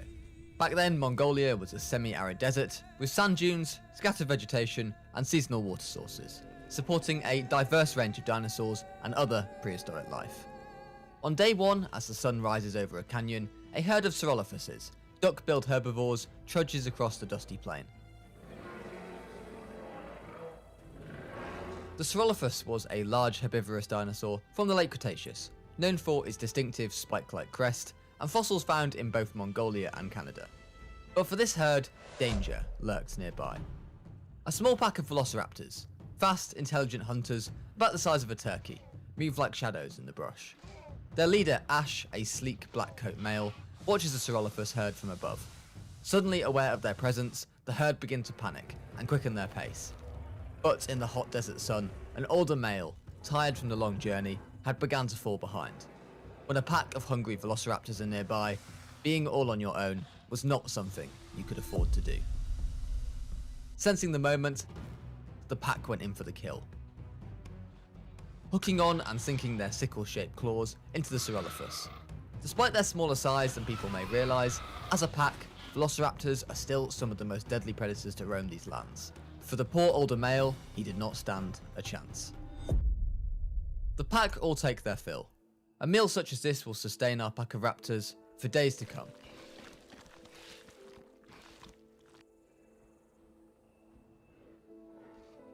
The herd of Cerolophus continue on, knowing that they are lucky to escape with their lives, and they have the older male to thank.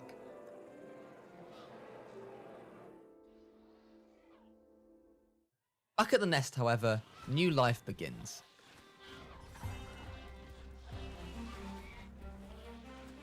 From a cluster of speckled eggs, a small velociraptor chick cracks open the shell. This is Talon, a baby male velociraptor. Beside him hatches another egg, and this is Julie, his sister.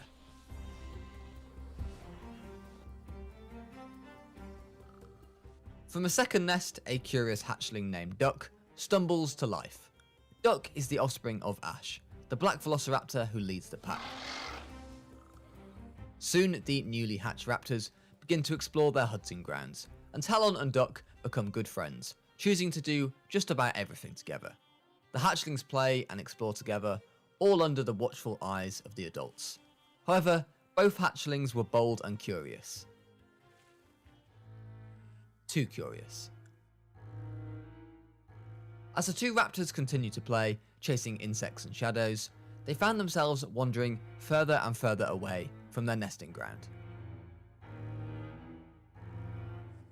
Into the forbidden forest they soon find themselves, and they had disturbed something terrifying.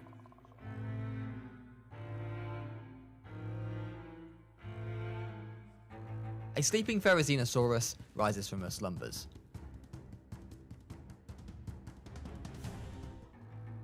Despite being a theropod dinosaur and belonging to the same group as both the Velociraptor and the Tyrannosaurus rex, this dinosaur was actually a herbivore. However, that did not mean that it was friendly. This mother Tyrannosaurus was protecting her nest, and no intruder, no matter how small, was welcome. As Talon and Duck realised their mistake, they attempted to flee, but the Tyrannosaur was not about to let them get away. As the two raptors split up slightly, the mother Tyrannosaur honed in on Duck. Still a baby, Duck's little legs could not carry him far, and as the Tyrannosaur caught up, one swing of her massive claw was all it took.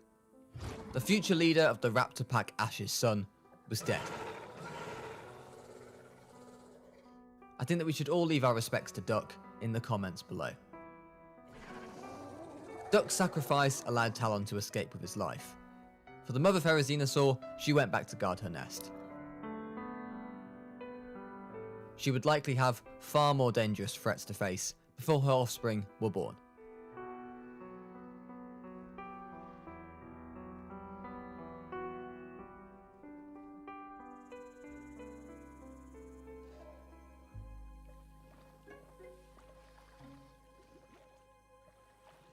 Back at the nesting grounds of our Velociraptor pack, Talon returned home and was greeted by his mother.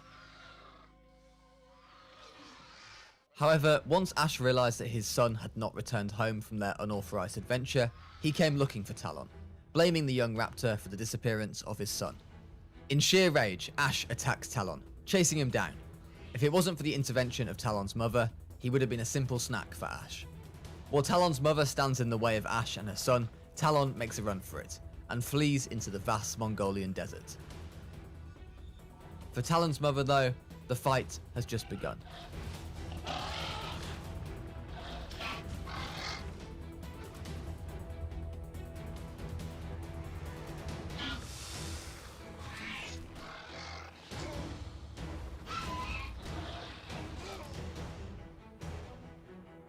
In the end, she was no match for Ash, whose killing claw dealt the fatal blow.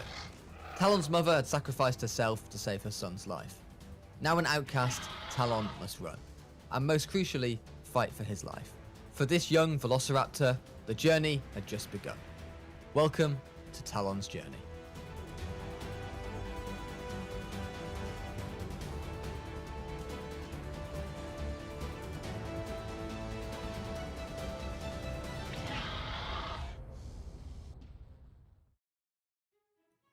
It's day 10 in Mongolia. Now an adolescent, Talon has learned how to look after himself. Sort of. He's leaner, faster, and crucially, smarter.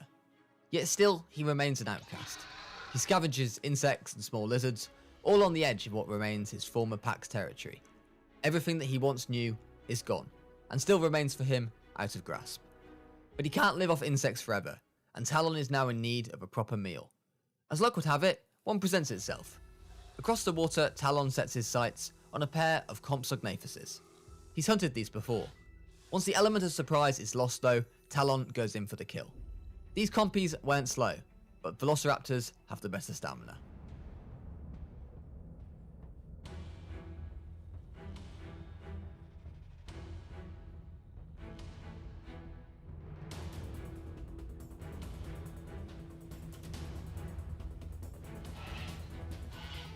After an exhausting chase, Talon finally catches up with his prey and could enjoy his meal.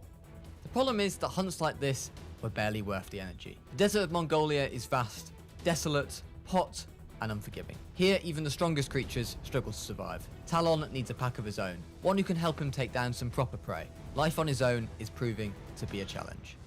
But before Talon could think any more about finding his pack, he's got something else to deal with. He's seen these things before. Dust storms. Finding shelter is now the only goal for Talon. Otherwise, he may well die out here.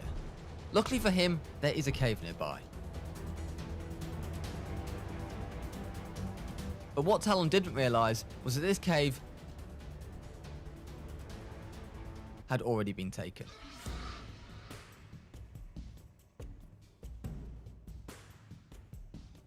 This is the Oviraptor.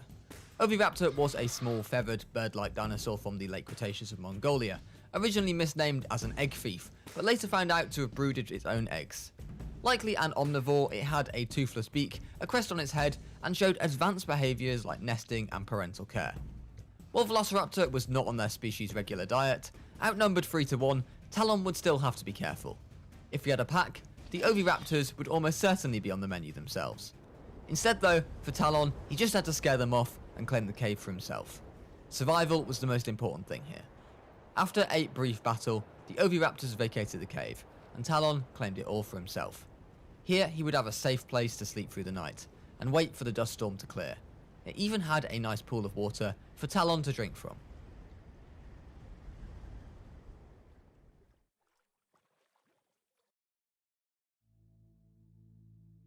The next morning, Talon ventured out of the cave and returned to his favourite hunting ground.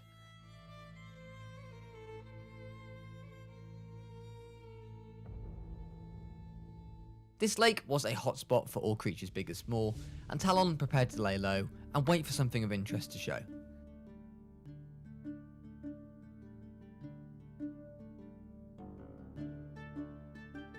He didn't have to wait long, but the first creature to arrive was another Velociraptor.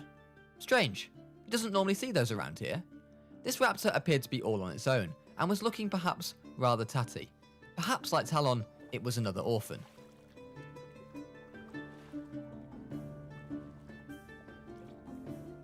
Thrown out of his pack at a young age, Talon was not the most social raptor in the Mongolian desert, and it had been a while since he had socialised with one of his own kind. As he approached the raptor, stalking low to the ground, he managed to scare it off. As the raptor fled, Talon had a decision to make. He could either stay here and continue life on his own, or follow the raptor. Perhaps it could lead him to a fresh start, and a pack of his own.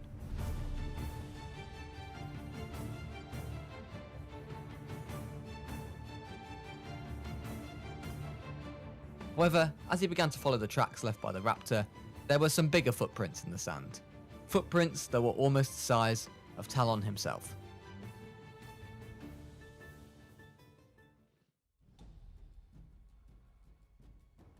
Following the footprints led Talon to the nesting ground of some Gigantoraptors. Despite its size, the Gigantoraptor was likely fast and agile, and it belonged to the Oviraptorosaur group, known for bird-like features and parental care. Talon had encountered these before, and he knew that he would have to be careful. But he was also starving. He had to eat, and he had to eat now. Gigantoraptor eggs were nutrient-rich, and Talon had tasted these before. But he knew to have a chance of stealing one, he would have to wait until night fell.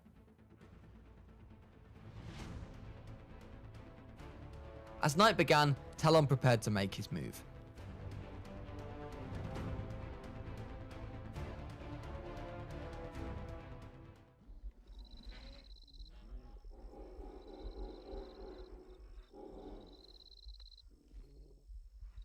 As one Gigantoraptor decided to take a nap, the other one went for a drink at a nearby lake.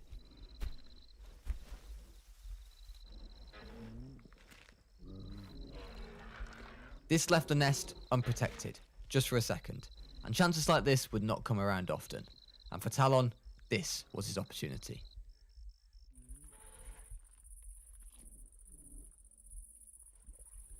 However, there was about to be a twist in the tale. it turned out that Talon was not the only predator on the hunt that night, as something much larger was lurking in the nearby trees.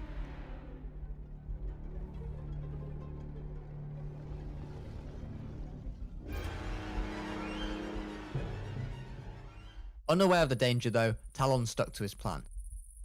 He snuck up into the vacant nest without so much as making a sound, and once in the nest, a starving Talon helped himself to one of the eggs. He knew he would have to eat quickly though, but as quietly as possible also, as it wouldn't be long until his cover was blown. Sure enough, as the Gigantoraptor who had gone off for a drink returned to the nesting site, he screamed at rage in seeing Talon devouring his offspring. But Talon was prepared for this, and while the Gigantoraptor was fast for its size, Talon had both agility and size on his side. As he fled, he went for the trees, and soon disappeared into the forest. In the dead of the night, the Gigantoraptor had no chance. But for our Gigantoraptor, life was about to get a lot worse. Talon's thieving antics had caused panic amongst the nesting ground, and this provided an ideal opportunity for the Tarbosaurus to emerge from the shadows. Here in Mongolia, it was the apex predator. Emerging from the trees, the Gigantoraptors fled the nesting ground, all separating in different directions.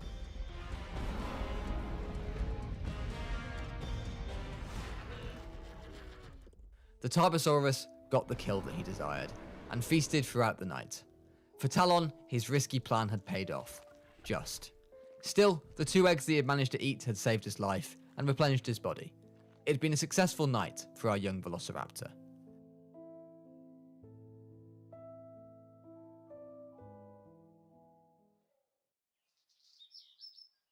He returned to his lake, where for once he would be able to sleep with a full stomach.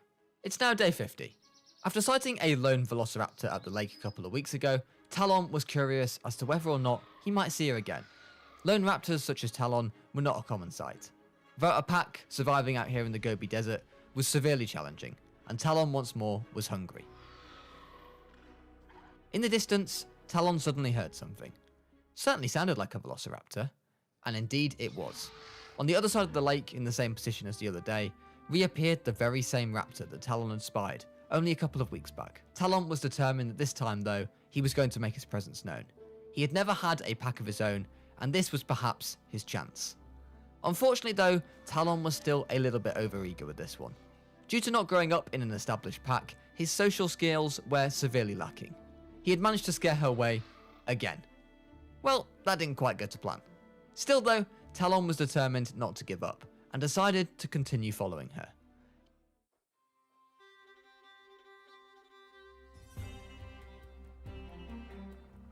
He eventually found her taking a drink at a nearby lake, and slowly approached her once more, trying not to scare her this time.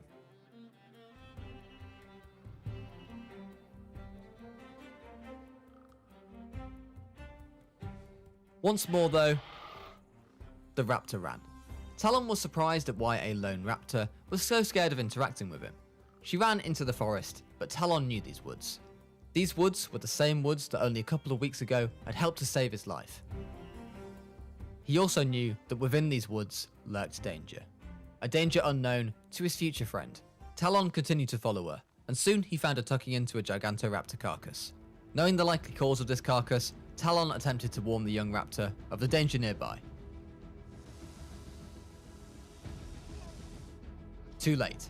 The Tarbosaurus had woken up, and it was not happy to see a small tiny pest eating its own kill.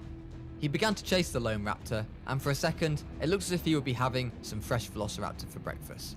But Talon stepped in. Distracting the Tarbosaur and getting him to focus on him instead, Talon bravely risked his life to save this yet unknown raptor. Once again, Talon barely made it out of the same woods alive.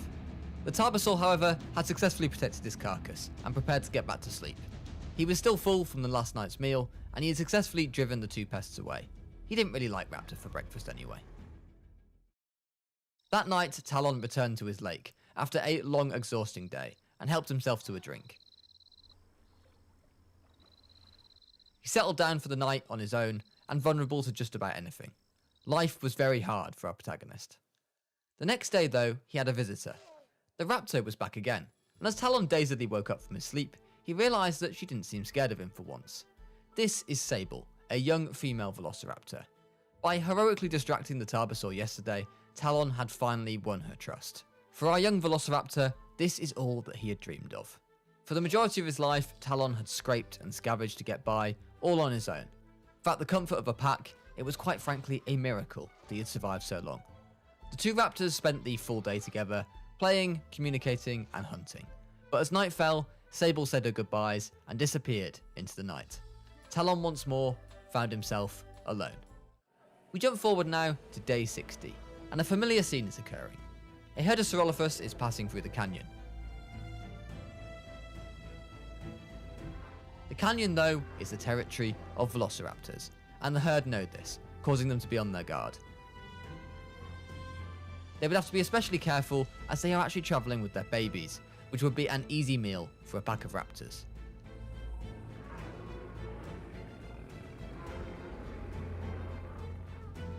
Still though, every animal has to rest and have some water, even in the most perilous of places.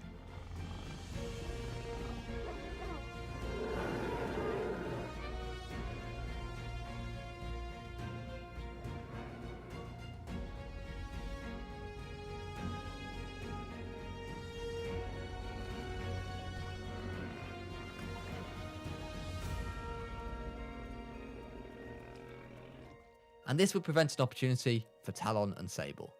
For the first time in his life, Talon now has a regular hunting partner. While she may still disappear every night during the day, these raptors would do everything together, and today they are on the hunt. The target, a baby Ceratosaurus. They would have to be careful though, especially as the herd are more than aware of their presence. However, while the rest of the herd take a drink together, one baby has been left out in the open, unguarded. Talon and Sable immediately know what they must do. They must make the baby Ceratosaurus panic and run, separating her from the rest of the herd.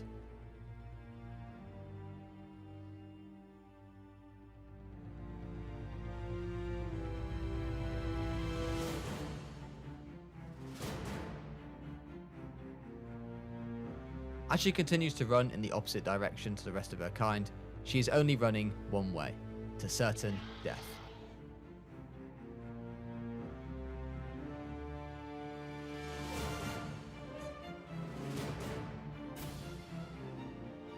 Talon and Sable take down their prey and will enjoy a good hearty meal together. However, just as they were feeding, they would be interrupted.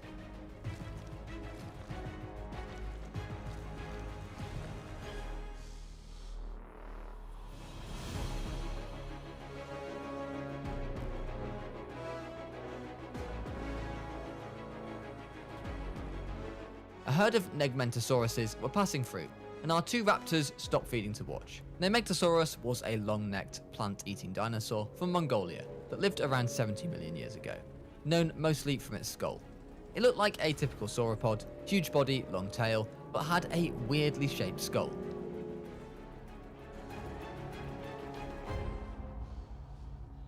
Scientists this day are still trying to figure out what the rest of its body looked like.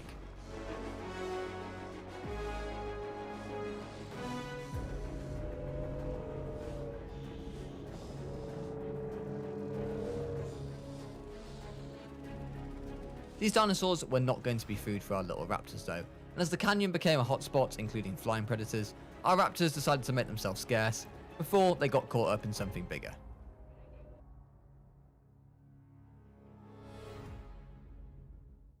On day 80, Sable had decided it was time to show Talon where she was going every night.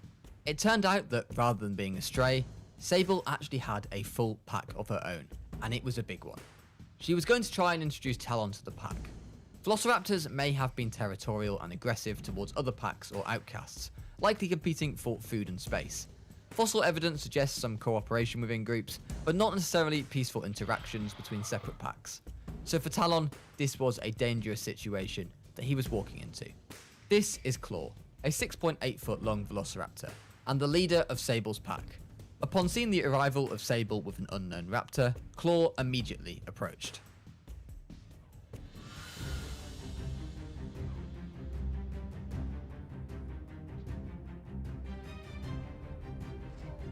Approaching Sable, the two raptors interact, but Claw, however, is not impressed. As a leader of a big pack, to take in a stray and unknown raptor would be seen as a possible sign of weakness, and Claw cannot risk that. But there's something else. Claw can sense that Talon is more than capable, but that makes him a threat for his leadership. Despite his attempts to submit and show Claw he is friendly, the leader of the pack is not having any of it. Talon is forced to leave, or he will pay with his life. For Sable, she now has a choice to make. Either side of her pack and leave Talon behind on his own, or trust that her very own pack will allow her to leave without killing her. Talon slowly walks away from the pack, but he wasn't prepared to give up just yet. Talon knew that he had been fortunate to survive this long without a pack. Having Sable by his side to help him hunt and survive had given him a fresh lease of life. He was not prepared to give up that life just yet. Thus, Talon decided to hide behind a tree, waiting for an opportunity to prove his worth to what he was determined to be his new pack. He would spend the night alone in the bushes and see what the next day had in store for him.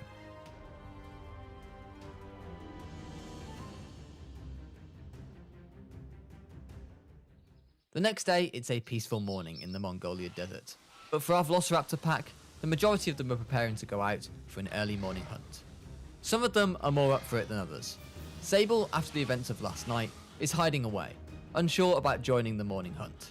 Yet she needs to eat, and if she doesn't join the hunt, she risks being thrown out of the pack, or maybe, perhaps, even worse.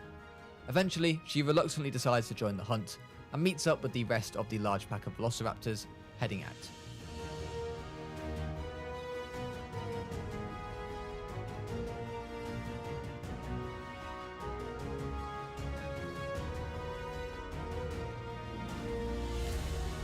Nearby, Talon stirs.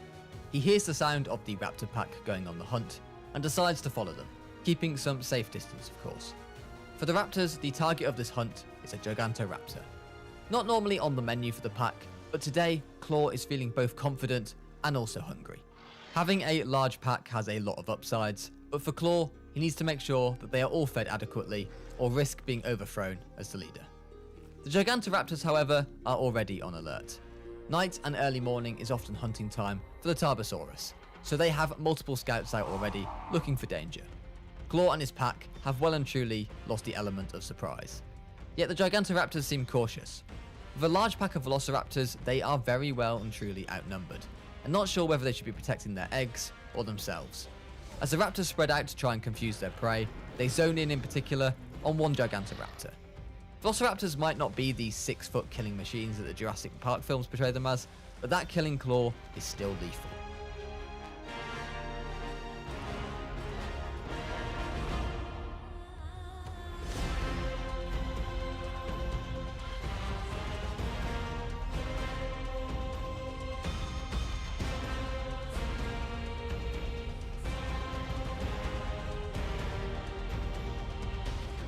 With sheer determination and numbers, Claw and his pack successfully bring a Gigantoraptor to the ground. However, just as they were about to feast on a hearty meal, something else bigger and scarier arrives on the scene. It's a Therizinosaurus. With its large claws, this Therizinosaur is a huge threat to the pack. At this point, the pack began to retreat, but Claw decides they're to stand and fight, desperate not to lose the Gigantoraptor carcass. He knows how hungry his pack is. This, however, was a move that would immediately backfire. Chaos immediately breaks out as the raptors desperately lunge at the Therizinosaur. Their bodies would scatter out in all directions. Despite the raptors doing some serious damage to the Therizinosaur and even wrestling it down to the floor at one point, it was just too powerful for our Velociraptors, and Claw's arrogance had been the downfall of his entire pack. Almost his entire pack. There was one raptor left, Sable. Unwilling to join the hunt in the first place, Sable had waited at the back, knowing that Claw's orders were a suicide mission. Now though, she found herself face to face with a wounded and very angry Therizinosaur. Sable decided to turn and run, but the Therizinosaur was beginning to catch up. But from the tree emerges a shadow. Watching all along, Talon sprints in from behind to try and save Sable. He had lost his childhood best friend at the hands of one of these things, and he could not bear to lose anything else. Talon jumps directly onto the Therizinosaurus' head, blinding it in one eye with his killing claw. Dazed, confused, and already severely weakened, he thrashes around violently, but nothing will stop Talon from saving Sable's life. Talon has done it. As the Therizinosaur falls to the ground, Talon enjoys the meal, and Sable then quickly emerges from the bushes to thank him for saving her life.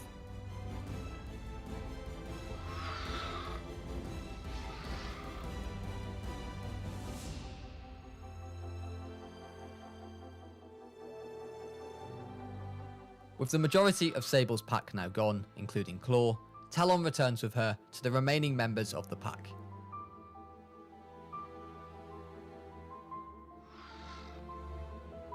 Emboldened by the events that had just occurred, the death of the previous leader, and the support of Sable, Talon vies for the leadership of the pack.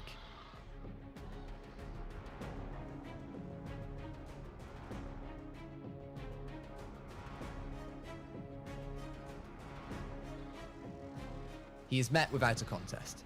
From outcast to pack leader, for our young Velociraptor, it has been quite a journey.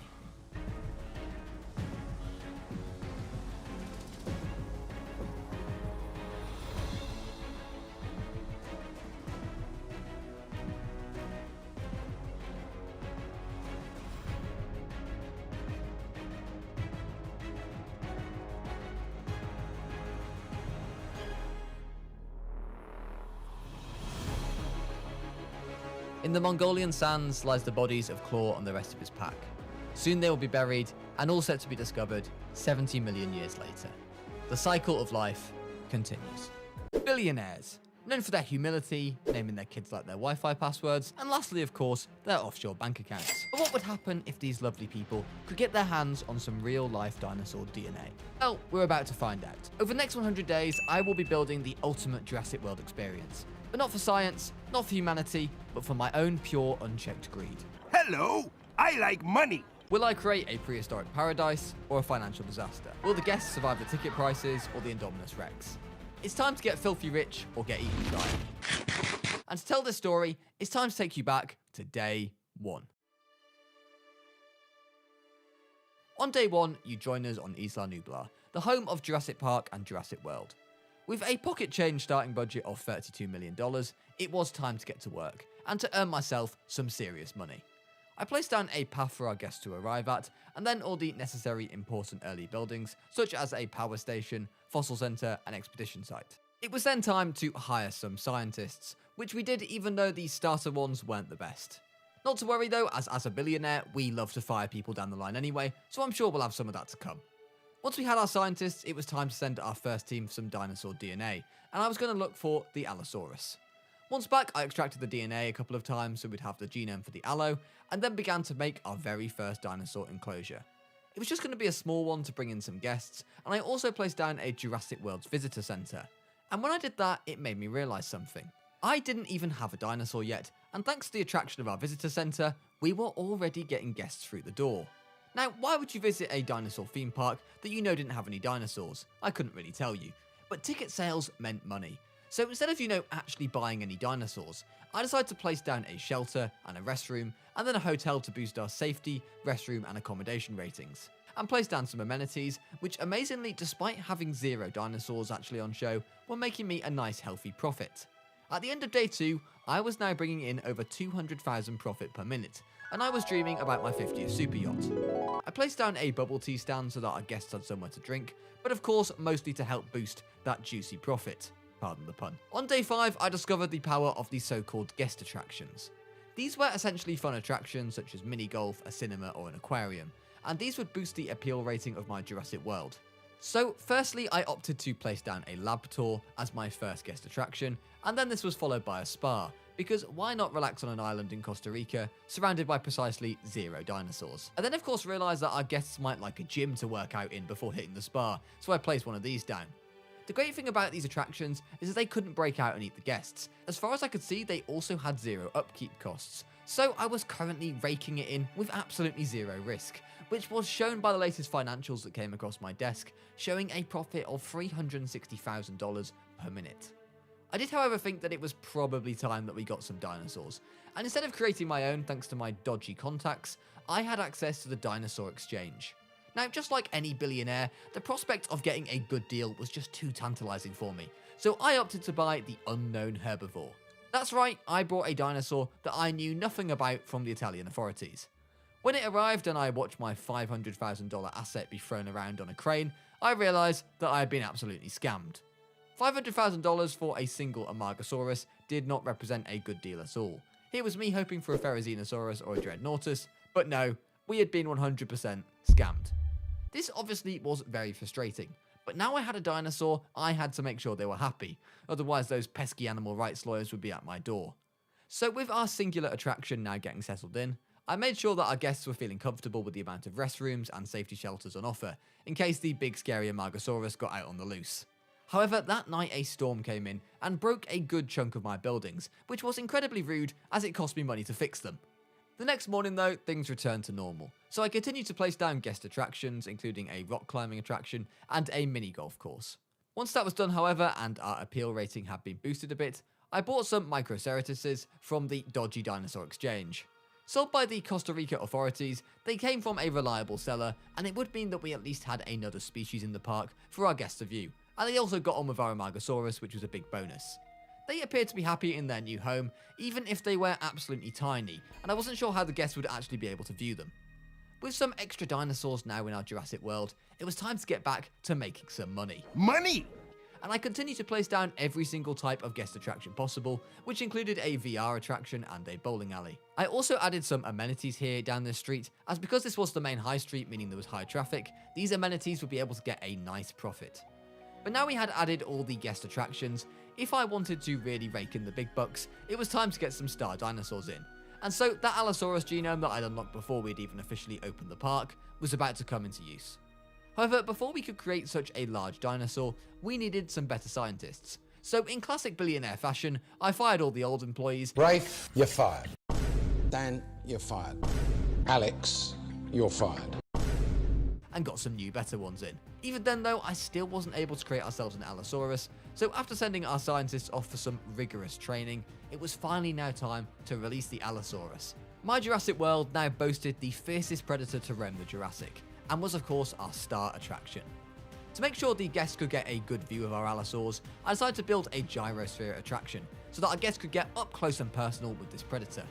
I built the track in mind with the idea that we would soon have multiple enclosures close by, meaning they soon would be able to see multiple dinosaurs on this gyrosphere tour. Once the tour was up and running, I took a look inside it, and it was a very nice vibe, but it was kinda hard to see the dinosaurs as they were in the trees, so I decided to add some more in. From the dodgy dinosaur exchange once more, I purchased some Ceratosauruses, who roamed North America at the same time as the Allosaurus, and these two were apparently great friends. These may or may not have been sold by the illegal underground dinosaur trading business in Costa Rica, but if it made me money, I did not care. The Ceratosaurs were delivered later that day on day 10, and checking in on my financials, we were making some truly beautiful profit of almost $600,000 per minute. So I of course added a nice luxury hotel with a view of the Allosaurs, just for our most prestigious guests of course, willing to pay the big money.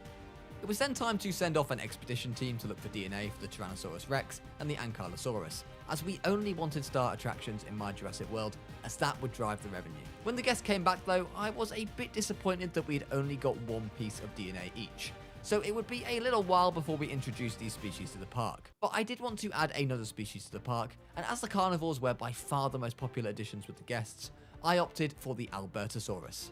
I had these two Albertosaurs airlifted from the hatchery into their new enclosure, as there was no point in spending money on a new hatchery. After watching our new arrivals settle in, I added in some rock and sand to keep their needs looked after, and then watched them square off against each other. I named the victor Bertie and the loser Susie, and these two would be our Albertosaurs, who were ever so slightly less popular with our guests than the Allosaurs. But that didn't matter, as the next financials had come across my desk, and I was on top of the world, as we were nearing $1 million profit per minute. Next up, I had a big attraction in mind, the Tarbosaurus. They may have been bought from the Chinese underground, but that of course didn't bother me, as they were about to make me a ton of cash.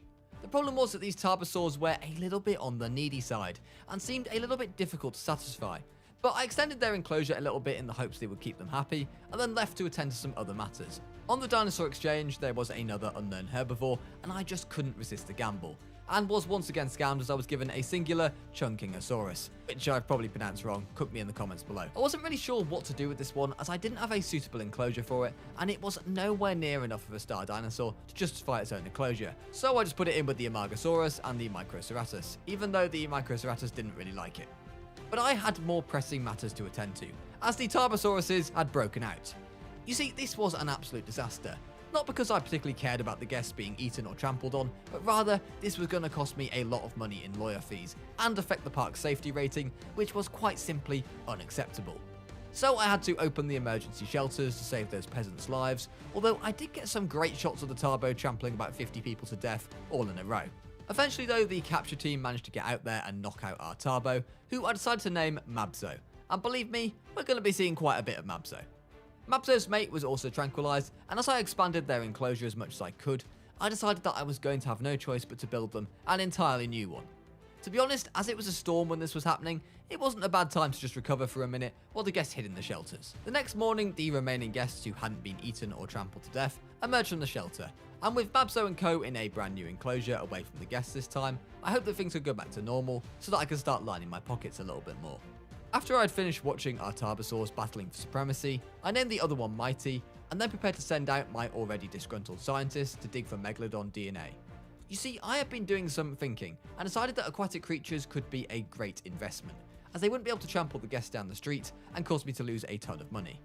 So of course, once they returned from their digging, I immediately extracted the Megalodon DNA, and was then warned about sabotage. You see, apparently my staff weren't happy about being overworked, and they wanted a rest.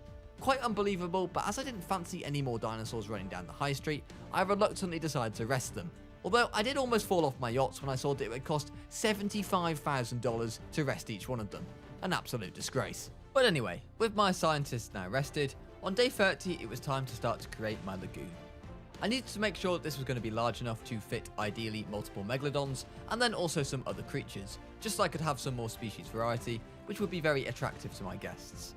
When creating my megalodons, I did decide to mess with the genomes a little bit, just to make sure that they were very nice and social megalodons, as I did not want any of my $2 million assets to fight with each other, as that would be a bit of a disaster. Once that was done, I created my very first megalodon and released it into the lagoon, and with a whopping 2,400 appeal rating, it would immediately become our most popular attraction at Jurassic World. I added a underwater viewing dome to the lagoon, which went nicely with my viewing gallery, so that our guests could have a good chance of getting a great view of our new creature. And as our Megalodon had already sent the ticket sales through the roof, I did the natural thing and released a second one. These creatures were not cheap, but the hope was that they would pay for themselves via the increased ticket and merchandise sales. I added some great white shark feeders for our Megs to feed from, and witnessed one of them leap out of the water, which I'm pretty sure our guests enjoyed, and hopefully left some tips from. I then checked the finances and saw that despite our new star attraction sending our appeal rating through the roof, the park expansion had actually dropped all of our other ratings, meaning that I now needed to make more restrooms, hotels, and amenities. So I started placing down a hotel, and honestly, considering I could see the Megalodon directly from this balcony, I thought this hotel was an absolute bargain at only $1 million a night. And for our lagoon, I decided to buy some Archelon eggs as well, just to add a little bit more species variety. I had the eggs delivered to the hatchery, but before I had a chance to release them, I was also given the opportunity to buy some Suchomimus from the Dinosaur Exchange. From a reputable seller this time, I put our new species in the old Tarbosaur exhibit, and then released our Archelon into the lagoon. Apparently this enormous turtle would be able to coexist with the Megalodon, and I added some platforms to the lagoon, just so they would have somewhere to rest, and potentially avoid the massive sharks if they needed to. I was slightly concerned to see that this Megalodon disliked absolutely everything due to the aggressive trait, so I'm sure it'll be fine, right? As we now had an enormous amount of traffic near our lagoon, I added some more amenities to rake in that sweet, sweet profit, which now did push us up to well over $1 million a minute, which was just a beautiful sight. I also added some more hotels, as all of our guests were dying for a good view of the Megalodons, and then I also jumped at the chance to purchase 2 more Tarbosaurs for a bargain price, to give Mabzo and Mighty some new mates. It seemed that they were pretty happy with their new arrivals, and the 4 of them looked amazing in their enclosure, which I'm sure the Gyrosphere tour ride were also enjoying. Our Archelons were also settling in well and enjoying the rocks, so I decided to add even more creatures to our lagoon, and went for the Liplorodon. I got 5 of these eggs from the Dinosaur Exchange and released them into the lagoon. The more species we had on show, the better, as I was currently getting penalised for not having 30 different species in the park, so I made it my mission to hit that target, so that we would be able to attract the most guests possible for my wallet, of course. Our transport rating was also causing us to lose some park rating, so I built what was a very small monorail system, which would basically take our guests from the Suchomimus exhibit all the way to the lagoon. In reality, it seemed that we had some rather lazy guests, but if it was going to bring in some more money for me, I was happy to give them what they wanted. Money. Oh, you know me, I'm all about the Terry. business, baby. And I celebrated this by releasing yet another Megalodon. I think I might have had a bit of an addiction at this point. But releasing this Megalodon seemed to have annoyed our overworked scientists. Apparently 80-hour work weeks were just too much for these poor souls, and they needed a rest. What? And as I didn't give any rest around here, they had the cheek to sabotage my power stations. As my park was now making 1.3 million per minute for now, I decided to give the scientists what they wanted and rested them again, but I knew I would be getting my own back later on. After that, it was time to finally look at the most famous dinosaur of all time in the park, and complete the genome for the Tyrannosaurus rex. For that, I would have to send out my seriously lazy scientists to get some more DNA, and once back, I put them straight back to work in extracting the DNA. I had the enclosure made for the Tyrannosaurs and immediately filled it with plenty of sand, so they would be content in their new habitat. Hi, how are you? Early on though, I immediately realised that we had the same problem as the Tarbosaurs, that the enclosure was just not big enough for the 3 rexes. So I did my best to extend it as much as physically possible, but then also had to take out a little bit of space as I was forced to double wall the full enclosure, as the rexes were already eyeing up some prehistoric snacks next door. I placed down a brand new swanky hotel with a view over the Tyrant Lizard King enclosure, and then made the decision to open all the shelters as a storm was on its way, and this was going to be no ordinary storm. I mean, just look at it, the whole island was basically shaking. And to make matters worse, it had broken a good amount of my buildings, but at least the guests were in the shelters, which I of course only cared about as it wouldn't be good for my safety rating if a guest was blown into the T-Rex enclosure by a tornado. The next morning, after the storm had vanished, I immediately watched one of our Megs feeding from the shark feeder, and then sent out a team to search for some Quetzalcoatlus DNA. We had the giant of the seas and land, but it was now time to get the king of the skies in my Jurassic World, because big dinosaurs mean big revenue. We didn't quite get enough first time from our DNA trip, but after a quick second trip, I had all the DNA that I needed to make some Quetzalcoatluses. So I smashed down a large aviary, as obviously these are some big flyers and would need plenty of room to stretch their wings.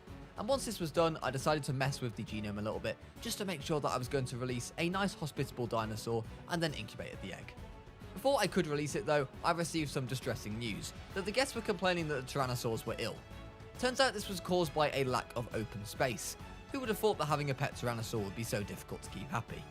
Anyway, this illness now meant that I had to place down an emergency vet, as the Rex was now losing health. So I sent out the vet to scan the Rex and hopefully heal it up, and then continue to craft up the Quetz habitat, adding in some water and fish, as well as a viewing gallery. But once again, I was called back to the Rex, as apparently the only way to stop this thing from dying was to give it some more open space, meaning I had to extend the enclosure. Again. Finally though, I was able to release the park's latest attraction, the Quetzalcoatlus, who actually had a higher appeal rating than the Megalodon and the Rex, which I was incredibly surprised to see, but this was now our star dinosaur, so I immediately decided to release another one. With these two now released, I placed down a viewing dome in the middle of the aviary to make sure that our guests could get a good view of our new star attractions.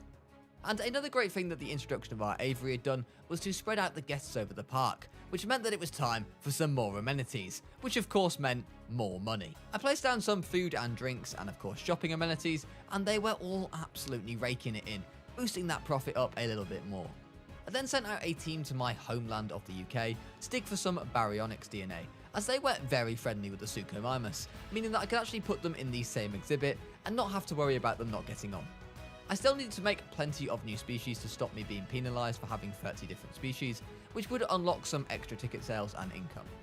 And so with that in mind, I sent out a team for the Nothosaurus DNA, which I extracted and then immediately decided that I would release some Nothosaurus into the marine lagoon, because up until now, all of our marine creatures have been getting on so well, it just made sense to release some more species. If only I was to know the problems this would cause. But for now, things were great. Profit was up 14% since the last month, and we were raking it in at almost 1.5 million of pure profit, which was very nice to say the least. But the species variety penalty was definitely bugging me a little, so I decided to build a nice small enclosure next to the Allosaurs, where I brought in some Stegosaurs from the dodgy dinosaur market for. A little bit of a step back from the marquee carnivores of late, but the Stegosaurus is an iconic dinosaur, and I thought you just can't go wrong with it. I quickly went out of my way to make sure that the Stegosaurs were set to be as comfortable as possible, and then began work on a huge enclosure around the back of Jurassic World. It was time for me to succeed where Jurassic World the original had failed, and successfully incorporate the Indominus Rex into the park, to really thrill the guests. After of course seeing the damage that this thing can really do, I decided to put this enclosure right round the back of the park, just in case we had any incidents such as breaking out and eating any possible guests. For double safety precautions, I decided to mess with the genome a little bit, just to have our Indominus behave a little bit nicer than the one in the real Jurassic World had. This of course did make an already expensive dinosaur even more expensive, but I also had to hire a new scientist who was good enough to actually incubate the egg for me. But eventually, once this was done, it was time to release the Indominus Rex. Of course, I was still far too stingy to actually place down a hatchery, so our Indominus had to be airlifted in. And while that was in the process, I was building a new park jeep route. This would go right through the aviary, into the Indominus exhibit, which doesn't seem like a great idea, but there we have it, and then also through the Tarbosaurs and Albertosaurus exhibits. This would be very good for our transport rating, and also help with making sure that all the guests were visible at all times. Our Indominus was now delivered, and I named him Darwin, after the Indominus in our dinosaur ecosystem videos. I was pretty disappointed to see though, that Darwin actually had a lower appeal rating than both our Megalodon and the Quetzalcoatlus. In fact, it was actually only marginally higher than the Rex, so whoever said hybrids were the answer to all our financial worries was clearly wrong. In other bad news though, for some reason my lagoon creatures appear to be suffering from chronic stress. At first I thought this was utter nonsense. I mean, these animals should try being a billionaire for the day. Now that is really stressful. But no, they actually seem stressed, due to too many creatures in the lagoon apparently. But as nothing seemed to be really happening, I just left them to it for now, and instead released a brand new Quetz to drown my sorrows about Darwin's poor appeal rating. But I was then called away for an emergency, as the Tyrannosaurs and the Tarbosaurs were now in the same enclosure. When extending the enclosure, I had forgotten to double wall a section of the exhibit, and this was now a code red, as my $1 million assets were fighting each other. I immediately screamed down the phone at the useless capture team to sort this out right away, and I also had the double wall finally put in place all around the enclosures. While the capture team went out to tranquilize the Tarbos, I decided to sell some of my Nophosauruses to see if it would stop my creatures in the lagoon breaking out with chronic stress. But the day just kept getting worse, as I got the day 70 financials, and we were now making less money than we had the previous month. And it was all because our dinosaur welfare rating had tanked. I had successfully introduced an Indominus Rex to the park, which had so far not broken out, and yet I was earning less money. It was a disgrace. And yet, it was about to get even worse, as the capture team had failed to tranquilize 2 of the Tarbos in time, and they had been killed by the Rexes. About $2 million of assets had just been lost right there, and still, my lagoon creatures were apparently stressed, meaning I had to sell even more of them. So I knew I had to get serious about my dinosaur welfare rating if I wanted to return the park to record-breaking profits. So on top of selling some of the marine creatures to reduce their stress a little bit, I had to sort out little issues like Chunky over here being unhappy in his current exhibit. In between sorting these issues, I spent some time doing my favourite task in the world, which was releasing more Quetzalcoatluses, as these dinosaurs were the most popular attractions in the whole park, so I just decided to give the guests more of them. I sold a few more marine creatures, and then rested my scientists, which obviously made me feel sick having to give them some time off. I was still a fair few species off having that desired 30 different species in the park, so I set about building a huge enclosure at the back of the park, where I would basically put down a ton of nice friendly herbivore dinosaurs in, who were all happy to exist with each other. I then saw Bruce the stressed Megalodon had hunted down one of his fellow inmates, which was very rude of Bruce. I bought an Ankylosaurus from the Dinosaur Exchange to be our first herbivore in our brand new exhibit, and then released another Megalodon, as I think I had finally stopped our lagoon creatures being stressed after selling almost half of them. It was getting very stormy again though on Isla Nublar, so I made sure to open all the shelters, as I knew that there were likely to be a lot of broken buildings and potentially fences, and I didn't want to pay out any lawyer fees for any eaten or injured guests. The storm continued all the way through the night, and by the time the next day dawned, which was day 80, we had quite a lot of repair work to do before we could once more open our shelters and park gates. And this had caused our profit to fall by more than half, although to be fair, I couldn't really blame them when there were fences all over the place broken, which allowed the Allosaurs to roam free. Once all the repairs were made and the shelters were opened, I did some work on our big herbivore exhibit, and then edited the gyrosphere route to make sure that the big herbivore enclosure was included to the track, just to make sure that all dinosaurs in the park were visible. And for the last 15 days, I had to really focus on just getting as many dinosaurs into Jurassic World as possible. I'd pretty much ran out of room anywhere for any more big carnivore additions, as they all needed so much space and were picky on who they shared with, but creatures such as the Dimorphodon and the Enquiries would be great additions. The Enquiries eggs in particular would be a good additions, as this piscivore was actually a pretty popular dinosaur with the guests, and also was happy to share its territory with various herbivores. I added a herd of Struthiomimuses, as these were pretty cheap, followed by a pair of Myosaurs, who I all asked to be delivered into the big exhibit. I then watched our new arrivals, the Dinosaurs, get settled in, before Mabso the Tarbosaur decided to cause more issues and broke into the Albertosaurus pen. Obviously this wasn't ideal, but as we did have a nearby capture team, we were able to get a team out as quickly as possible, although apparently these two species were going to get on fine anyway, as Mighty joined Bertie at the feeder together before he was knocked out by the capture team. As the size of our park had been continuing to increase, I was needing to place down more hotels, so I placed down another one with a nice view of the lagoon, and then sent out an expedition team for some Barbulodactys DNA, and I probably pronounced that wrong. This flyer would be a great addition to our aviary, and once they were back, I immediately extracted the DNA and had them released into the aviary. Mabso and co were also back in their enclosure now, but I did suddenly realise that Mabso had been diagnosed with some illness, and he was losing health fast. It obviously didn't help that with 12% health left, he decided to pick a fight of his own kind, but by the time the vet drove through the gate, he was down to 4%, and I decided that I would do the honours and save our absolute menace of a Tarbosaur. For a moment, I had a moment of joy as I successfully shot Mabso with a healing dart and his life was saved.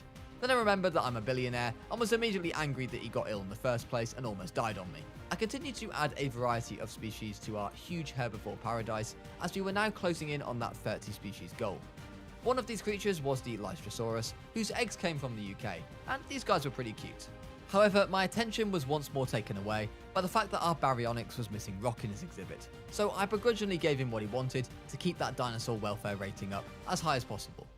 I bought some Edmontosauruses at a bargain price for the herbivore paradise and had them delivered, and the profit was almost at $2 million now as we creeped up towards that 30 species target that we had in mind.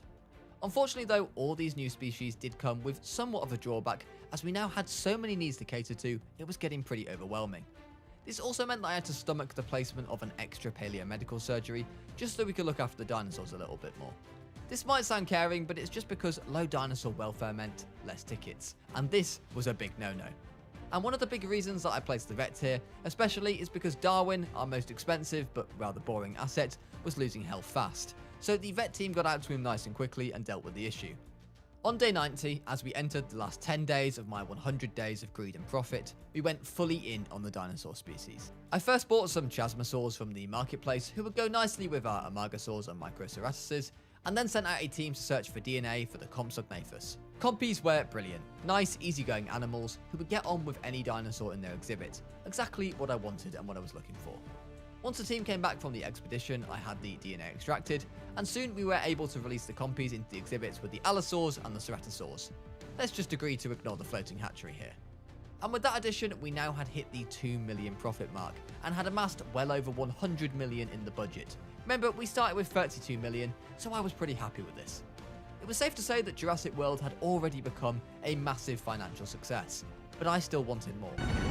So I bought some dodgy Morris-Adreptus eggs from the Costa Rica underground and released them, as they would be another low maintenance species that could be added to the list.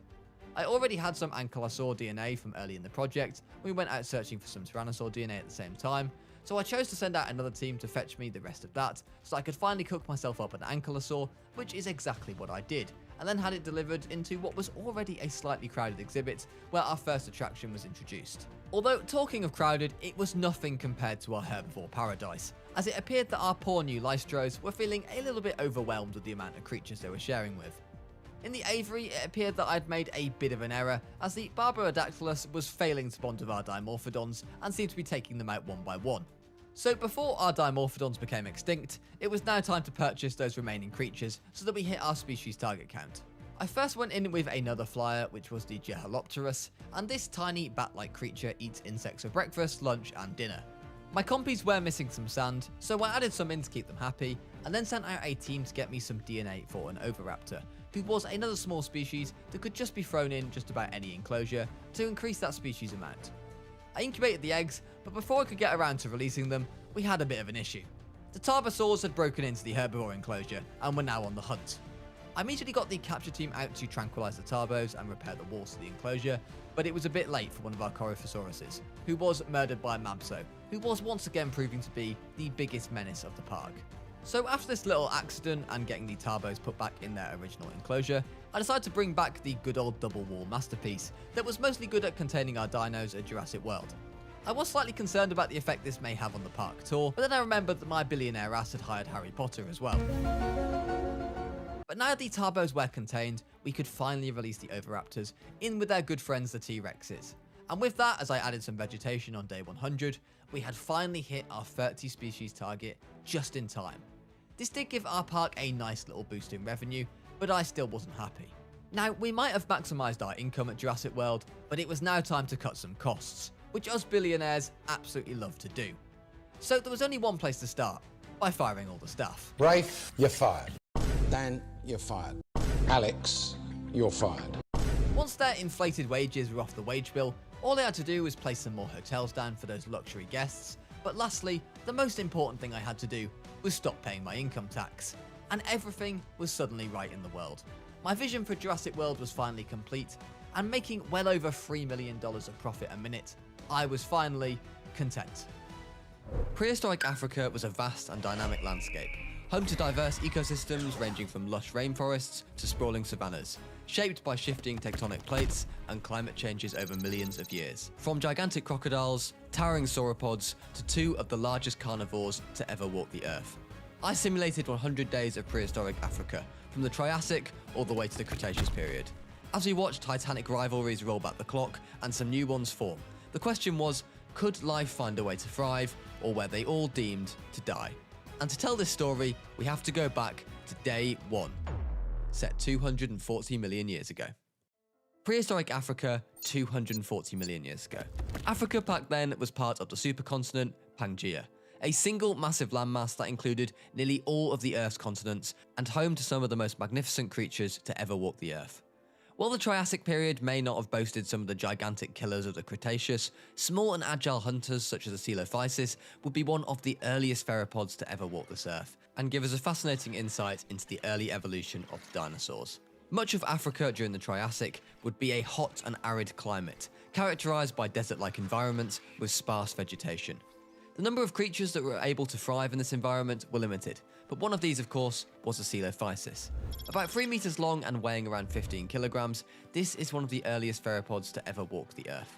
Evidence from the fossil beds suggests that these dinosaurs may have lived in groups for either hunting purposes or protection, which may have been a wise call, as in these lands they would have plenty of dangers to worry about. But one creature they wouldn't have to worry about was the Uniosaurus. The Uniosaurus was one of the earliest sauropodomorphs, a group that later gave rise to the massive long-necked sauropods. Uniosaurus is an excellent example of how dinosaurs adapted to their environments and laid the groundwork for the evolution of larger, more specialised species later down the line. But a species that was already specialised in this environment was the Herrerasaurus. This fast, agile predator was the apex predator of the Triassic period in Africa, with its serrated and curved teeth ideal for slicing off flesh from its prey. This pack of Herrerasaurs were not to be messed with, and would fancy their chances against almost anything in this period of time, as this Uniosaur was about to find out. The two Herrerasaurs chased it down before making a swift kill. During hard times, the pack leader would always eat first here, but with plenty of food to go around at the moment, no established pack order was necessary on this occasion. However, the one species that even the Herrerasaur would not fancy its chances against was the Plateosaurus. This Triassic early sauropod was relatively large for its time and measured somewhere between 5 to 10 meters. Plateosaurus actually displayed an unusual growth pattern, with individuals growing at different rates based on environmental conditions, a trait unique among dinosaurs. Another thing the Plateosaurus had going for it was its tendency to stay in herds, to add that extra layer of protection, which made this dinosaur almost untouchable. Across the Triassic, water was a precious commodity, which allowed the dinosaurs to stay hydrated, but also cool off from the warm conditions that were so common in this period. But the water was fraught with danger, even for carnivores such as the Herrerasaurs. Crocodilians thrived during the Triassic, and one of these was the Nundrasuchus. This medium-sized predator played a key role in this ecosystem, preying on smaller vertebrates and competing with other carnivores. The Nundrasuchus was not likely to have had much success challenging the Herrerasaur on land, but around the water it would have a chance, and any Herrerasaur would have to be careful. But it wasn't just the land that was beginning to thrive during the Triassic period. The ocean was also teeming with life, and one of the most extraordinary animals during this period was the Hybodus. This extinct species of shark was around 2 to 3 meters long and was an ever-present in the African oceans all the way from the Triassic to the Cretaceous. Like the modern-day bull shark, the Hybodus was even able to adapt to different environments and was found in shallow waters, lagoons, and even freshwater rivers. But away from our peaceful waters, a war was brewing on land, as the Ceratosaurus faced off against the Nundrasuchus, who had wandered a bit too far from its natural habitat of the water. While Nundrasuchus had a pretty nasty bite that the Ceratosaurus would have to watch out for, it would only take 1 pounce to take out our poor crocodile on this occasion. Later that night, however, life for even our Ceratosaurs was about to be turned upside down, as a dust storm rolled in, and all life prepared to buckle down and deal with the harsh conditions. The frequent dust storms of the Triassic caused many issues for ecosystems and had significant ecological and environmental effects.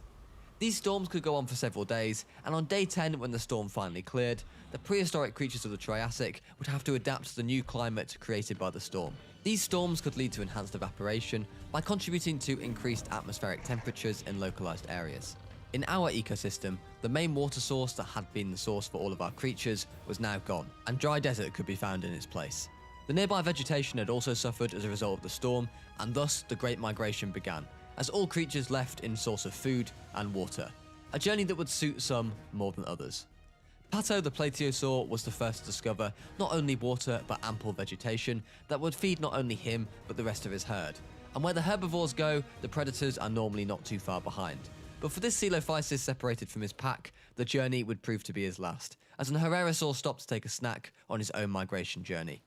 But some of the Coelophysis would make it to the watering hole, as this one took a well-deserved nap after completing its migration. For the Ceratosaurs who didn't make the journey, tempers flared up. Cannibalism among most species of dinosaurs was said to be rare, but hungry dinosaurs were unpredictable dinosaurs. The recent dust storm had all but wiped out the nearby Nundrasuchus, who for the Ceratosaurs were a good source of prey, especially if the times got tough. These crocodilians were not made for migrating, and once their natural habitat was destroyed and the prey stopped coming to the water, the fight for survival was always going to be tough for them.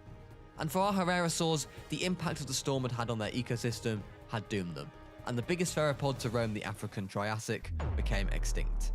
The Triassic-Jurassic extinction, which occurred around 201 million years ago, marked one of Earth's 5 major mass extinction events. This event had a profound impact on life, wiping out about 76% of species and paving the way for dinosaurs to become the dominant terrestrial animals. Although the exact causes remain under study, scientists believe the extinction was primarily driven by massive volcanic activity, alongside subsequent climate changes and ocean disruptions. But as one era ended, another dawned. On day 20, a new period began, which was the start of the Jurassic period. The Jurassic period in Africa was a lush, warm and tropical landmass, part of the slowly fragmenting supercontinent of Gondwana. It provided habitats for some of the largest dinosaurs in history, including gigantic sauropods and fearsome carnivores. But before we do go any further, I do have to tell you about Dinosaur World. And before you click off, this is not a paid sponsor, but rather my own brand new business, where I sell pretty much everything dinosaur that you could ask for, apart from a real one, sadly. If you are after some gifts for Christmas for your family and friends, then at Dinosaur World we have you covered, with a great selection of soft toys, high quality figures, board games and an array of great stocking fillers. All of this is currently stored right beside me in my office, so not only will any sales go directly towards supporting me and the channel, but you will also be supporting a brand new small business. As a special reward for the Rampy army, if you do use the code AFRICA10 at checkout, you can get 10% off your next order. Thank you for listening, and back to the video. As the Jurassic progressed and Pangaea continued to break apart, Africa experienced a diversification of its ecosystems. Coastal areas became rich in marine life, while the interior supported vast forested landscapes inhabited by gigantic dinosaurs. This was a time of flourishing ecosystems dominated by dinosaurs on land, pterosaurs in the sky, and reptiles in the sea, setting the stage for the dramatic changes that would come in the Cretaceous period. One of those dominating dinosaurs on land was the Torvosaurus. This is Ripper and the rest of his pack of Torvosaurs. The Torvosaurus was a large theropod dinosaur that lived during the late Jurassic period, and in this ecosystem, it was the apex predator. Weighing around 3 to 4 tons and estimated to be about 10 meters long, it had robust legs adapted for power rather than speed, meaning it likely relied on its size and strength to overcome prey. The Torvosaur was the top predator around these parts, and preyed on large herbivore dinosaurs such as early stegosaurs and sauropods. And one of the Torvosaur's main source of food was the Kentrosaurus. This small stegosaur would feed on cycads and horsetails, as its short tail limited its reach. Due to its relatively small size and the danger of the predators in the Jurassic, it appears that the Kentrosaurs lived in groups, likely in order to put off any nearby predators. It may have been much smaller than its relatives still to come, but its heavily spiked tail could swing with significant force, capable of deterring or injuring even the biggest of predators. As this Torvosaur slowly approached this lone Kentrosaur, it notices that it's been hunted just in the nick of time. Not built for speed, this Torvosaur allows this Kentro to run on back to its herd. Wasting energy on a chase would be futile, and this time the Kentrosaur is lucky to get away. The Jurassic period in Africa was host to more than one large carnivorous dinosaur though. Meet the Dilophosaurus, an animal I'm sure that most of you are familiar with. Its name translates to two-crested lizard from the distinctive crests that sit atop of its head. Unlike the Torvosaurus, the Dilophosaur's slender build means that it can move at high speeds, while its powerful jaws allows it to keep hold of prey as it struggles to escape. For even the biggest of carnivores, wandering into the territory of a pack of Dilophosaurs was considered dangerous, so the Dilophosaur pack were in a pretty strong position here. The environment surrounding our Dilophosaurs also housed fish, and evidence suggests that Dilophosaurus was an opportunistic hunter with a varied diet. Fish certainly would not be considered off the menu for it. On day 30, a storm hit. Heavy rain was a common occurrence in the Jurassic period in Africa, much more than the Triassic period had ever seen. The climate during the Jurassic was predominantly warm, with high levels of humidity in equatorial and coastal areas leading to frequent and intense rainstorms. The seasonal rainstorms of the Jurassic played a key role in the ecosystem, as it replenished water sources, sustaining lush vegetation and abundant life in equatorial regions. This would help to sustain dinosaurs such as the Kentrosaurus, which the Torvosaurs were certainly pleased about.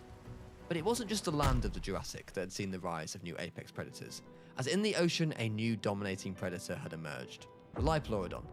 The Liopleurodon was a massive marine reptile that lived during the mid to late Jurassic period, approximately 160 million years ago. It belonged to a group of reptiles called the Pilosaurs. Estimates over the size of the Liopleurodon vary, with some specimens reaching between 6 to 10 meters in length, but some scientists arguing that it could reach up to 15 meters long. Either way though, this was the dominant predator of the oceans during the Jurassic, with its main danger coming from bigger members of its same species. I named our Liopleurodon triplets Karen, Betty and Susan, and prepared to watch them take over the oceans of the Jurassic. But back on land, a body of a dead Kentrosaur was found close to a nearby watering source.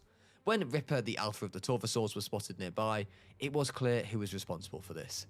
Fights at sources of water among dinosaurs were common, and when another Torvosaur took out another Kentrosaur, it had now become a bloodbath. Yet the Torvosaurs would have to be careful, as there was another large predator that roamed these lands. This is a Ceratosaurus, a medium-sized theropod dinosaur which could grow roughly from 4.5 meters to 6 meters. In any other land, it might have dominated, but here it would have to play second fiddle to the Torvosaurus. Unlike Torvosaurus though, the Ceratosaurus was built for running, with long hind hips, and this of course meant it was able to chase down prey with far more success, but also escape from situations if it needed to. In the ocean, Karen the Liopleurodon was showing her own display of speed, as she attempted to hunt down a Hybodus. This prehistoric shark, who showed remarkable resiliency, surviving through all periods of dinosaurs, was no match though for a creature of such size, and his only chance was to head for the shallow waters. Unfortunately for it though, even the shallow waters was unable to save it from Karen on this occasion. Hybodus was though just a tasty snack, compared to what the Liopleurodon would like to feed on normally. This is the Plesiosaurus, a species of plesiosaur and Liopleurodon's favourite meal. At roughly 3 to 5 meters, this marine reptile preyed primarily on fish and small marine reptiles, using its speed and long neck to ambush prey. But even when you are speedy as a plesiosaur, the element of surprise can still be important. Ichthyosaurs were also an incredibly fast swimmer, and once it realised it was being hunted, it immediately went for the shallow waters. These chases were tiring for our plesiosaur, and after losing out on the element of surprise, it was not going to win the battle of stamina. For now, the ichthyosaur was safe, but it was lucky on this occasion. On land, our Ceratosaur pack enjoyed a snooze together, which was just as well, as a storm was coming. A singular Torvosaur had separated from his pack and was making his way into Ceratosaur territory. Instead of standing their ground, however, 2 of the Ceratosaurs appeared to panic and fled the scene, before eventually the alpha, Big Mike, stood up to the Torvosaur.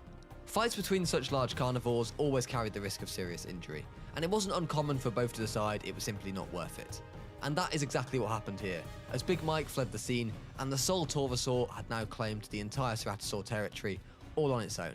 When we last saw our plesiosaurs, they were the ones doing the hunting, but in this ecosystem, they didn't rule the seas. When Karen the Liopleurodon decided she wanted a meal, this plesiosaur had no chance, and a marker had been laid down early on as to who truly owned these seas. That night, the dreaded dust storm rolled in once more. Even in the lush tropical climate of the Jurassic, these storms could still come. However, evidence appears to have shown that frequent or intense dust storms may have exerted evolutionary pressure on species, favouring traits like mobility, resilience to respiratory challenges, or dietary flexibility.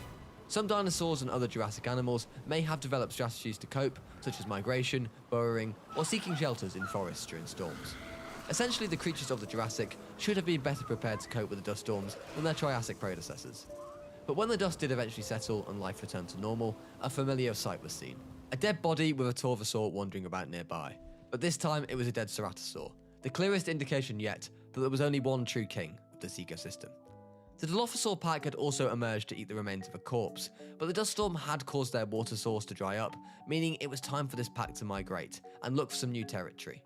A day later, they would arrive at the nearby water source, which had water and some nearby fish if they needed a quick kill.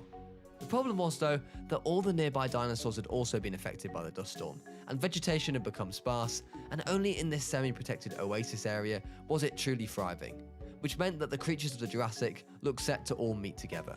After the death of one of their pack, the remaining Ceratosaurs decided that sticking together was their best bet as they headed towards the watering hole. But they had already been beaten to the spot by the Torvosaurs, as Ripper and his pack claimed the best spot all to themselves, as the Dilophosaurs panicked all around them. In a straight 1 versus 1 fight, the Dilophosaurs had no chance, but if they could isolate a Torvosaur as a pack, they perhaps could stand a chance. With the Torvosaurs dominating the prime hunting spot for now, the Dilophosaurs were forced to look elsewhere for food, and fight a Kentrosaurus. This was not a comfortable fight for the Dilophosaur, with one blow from the Kentro potentially fatally wounding it. On this occasion though, it was the Dilophosaur who struck the first blow, leaving our Kentrosaur with a major fracture, an injury that would prove to be fatal. The question was though, whether the already starving Dilophosaur could afford for it to wait to die, or would it be forced to look elsewhere for food. Perhaps though, the starving Dilophosaur was going to be in luck. This Ceratosaur was fatally wounded in a fight with a nearby Torvosaur, and as it died, this opportunate Dilophosaur was on the spot. A full Ceratosaur would be enough to feed the entire Dilophosaur pack for quite some time. However, as time progressed, we reached 145 million years ago, and the creatures of the Jurassic would suffer the same inevitable fate of extinction as those of the Triassic. Unlike the dramatic extinction events at the end of the Triassic period, however, the transition from the Jurassic to the Cretaceous was marked by gradual ecological and evolutionary changes, rather than a sudden catastrophic die-off. From the Kentrosaurus to the Torvosaurus to the Ceratosaurus, the Jurassic paved the way for the dinosaurs of the Cretaceous period, that birthed some of the most fearsome creatures to ever walk the Earth. On day 50, we began the start of the Cretaceous period. In the early to mid-Cretaceous, Africa remained part of the southern supercontinent, Gondwana. This landmass that included South America, Antarctica, Australia and the Indian subcontinent. However, as this period progressed, Africa did begin to drift away from South America and the other continents, and stand on its own. Similarly to the Jurassic, the Cretaceous period was dominated by dense forests, wetlands and expansive river systems. These expansive river systems led to the evolution of creatures such as the Suchomimus. Around 11 meters long and weighing 3 to 5 tons, the Suchomimus dominated the rivers in the early Cretaceous period of Africa. Unlike many theropods, Suchomimus did lack serrated teeth, but its elongated crocodile-like skull was filled with more than 100 conical teeth, ideal for catching slippery prey-like fish. Suchomimus was primarily a piscivore, feeding on fish, with fossil evidence suggesting that it hunted in rivers, lakes and coastal environments. It likely supplemented its diet with small terrestrial animals where fish were scarce. Also present in the rivers of our ecosystem was the Beezelobufo. With a name that means devil's toad, you know that this thing means business. Around in the late Cretaceous period, approximately 70 million years ago, this is one of the largest frogs ever discovered. Roughly 41 centimeters and weighing 4 to 5 kg, this carnivorous amphibian likely preyed on a variety of animals, including small reptiles, mammals, and potentially even young dinosaurs. But in these rivers, it was at very much the bottom of the food chain. But the giants of Africa were not just confined to the rivers. This is Rubashosaurus, a large sauropod estimated to be about 15 to 20 meters in length and weighing 7 to 10 tons. It may have been a little bit smaller than some of the other sauropods like Argentinosaurus, but still impressive in size, and it would require something huge to take a chance of taking it down. Enter the Carcharodontosaurus. Carcharodontosaurus was a giant predator, measuring about 12 to 14 meters in length and weighing up to 6 to 8 tons. Its size rivals that of the largest theropods to ever walk the Earth. This was the perfect predator, with 8-inch serrated teeth and a brutal bite force, a body that was built to ambush or overpower prey. Its long limbs suggest that it could run relatively fast for a short distance, so chasing down prey was certainly possible. For a Carcharodontosaurus, there is no doubt that a Rabachosaurus could be on the menu.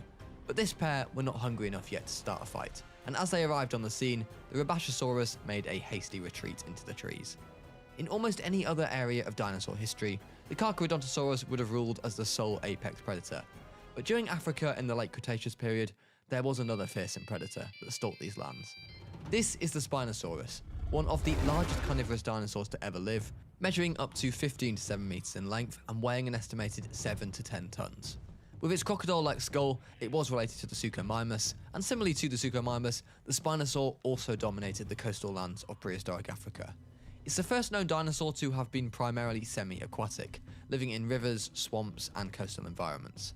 Fossil evidence appears to suggest adaptations for swimming, including a long paddle-like tail and actually possibly webbed feet, and likely hunted like a modern crocodile, lurking in the waters and ambushing prey.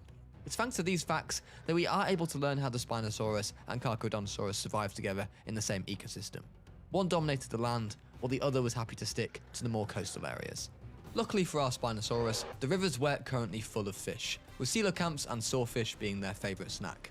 For now, there was plenty to go around, and the two Spinosaurs, Merlin and Steve, could happily share the riverbeds together, without any risk of it dramatically affecting the others' hunting. But later that evening, as our Spinosaur arrived at the Suchomimus hunting ground, there was to be no dispute over who was in charge here. The pack of Suchomimus all moved out of the way to sleep, and allowed the Spinosaur to control what had previously been their hunting territory. The oceans of the Cretaceous period had also seen a dramatic shift since the Jurassic. This is the Elasmosaurus, another species of plesiosaur. Unlike its relation, the Plesiosaurus that was so present in the Jurassic, the Elasmosaurus was far bigger.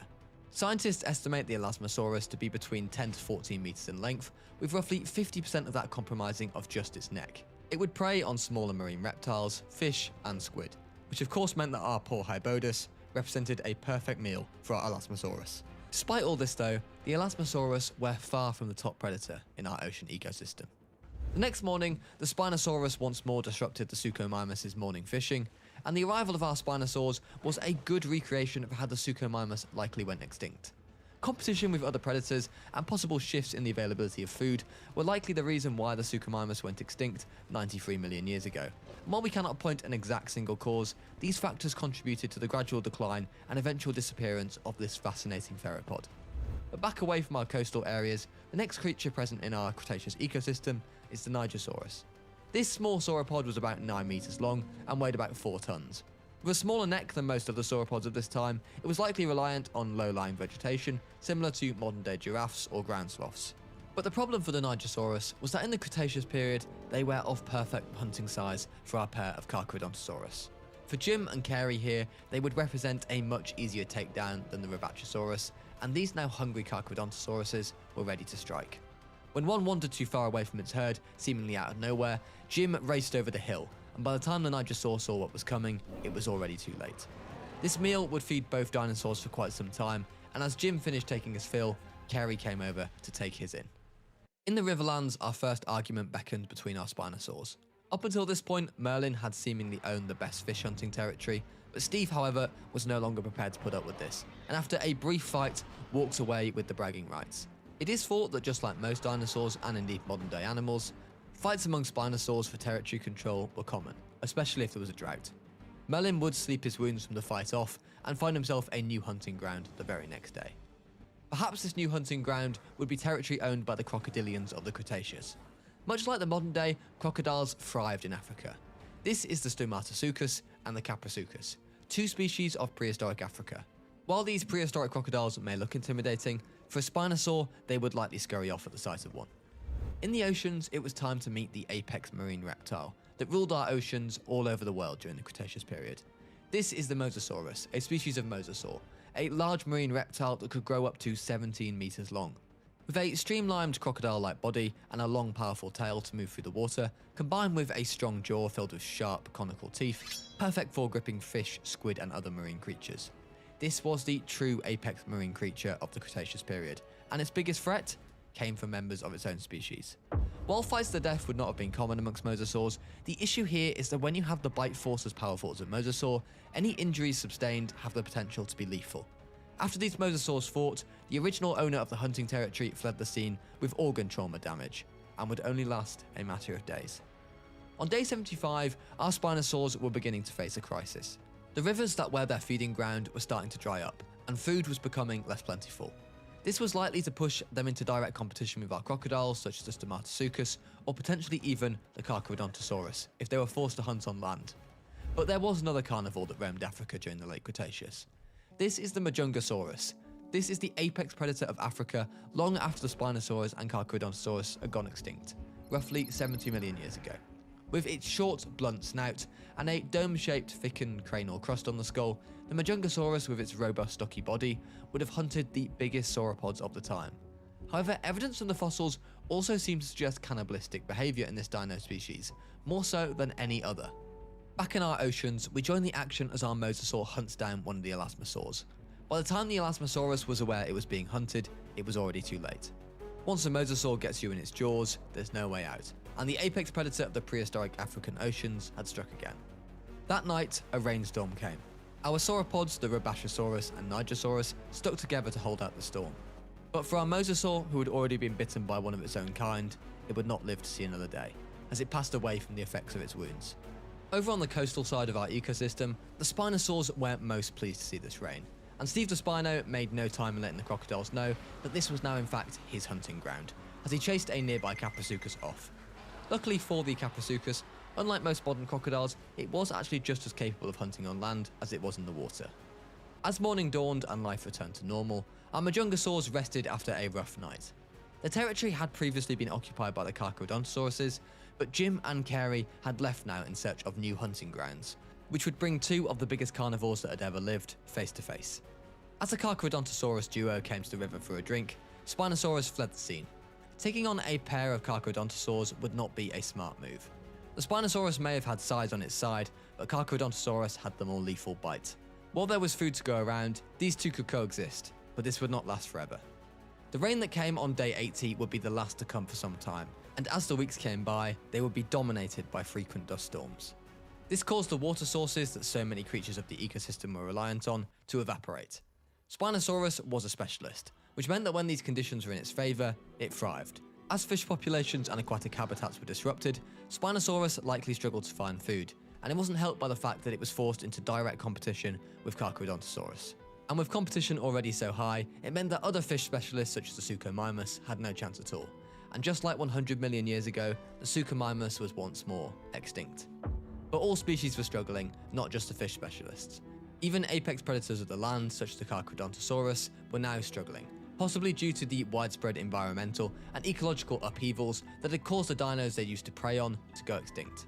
This now put two of the biggest theropods to ever roam these lands in direct competition for what was left. As they faced off against each other, both would land hits, but the Spinosaurus was the bulkier of the two. With Carcharodontosaurus unable to land its deadly bite, it retreated, and the Spinosaurus had won the battle. But the balance of power between these two apex predators was a thin one. As the days progressed and no more rain came, by day 99, the two titans of the Cretaceous period were forced into direct competition once more. Both starving and hungry, it was now an eat or die scenario for both. This time, it was Spinosaurus who would land the near fatal blow, and it just had to wait for poor Carey the Carcharodontosaurus to die from its wounds. This meal would allow the Spinosaur to survive for now, and as it walked away from its kill with a full belly, as if by magic, it began to rain. The largest carnivorous dinosaur to ever walk the earth would live to fight another day.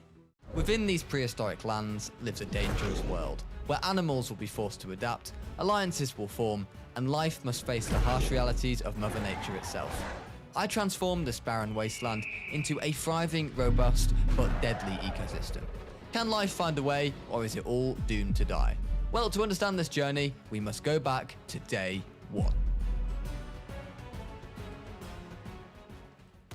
Our journey begins in Canada, which will be the base for this ecosystem.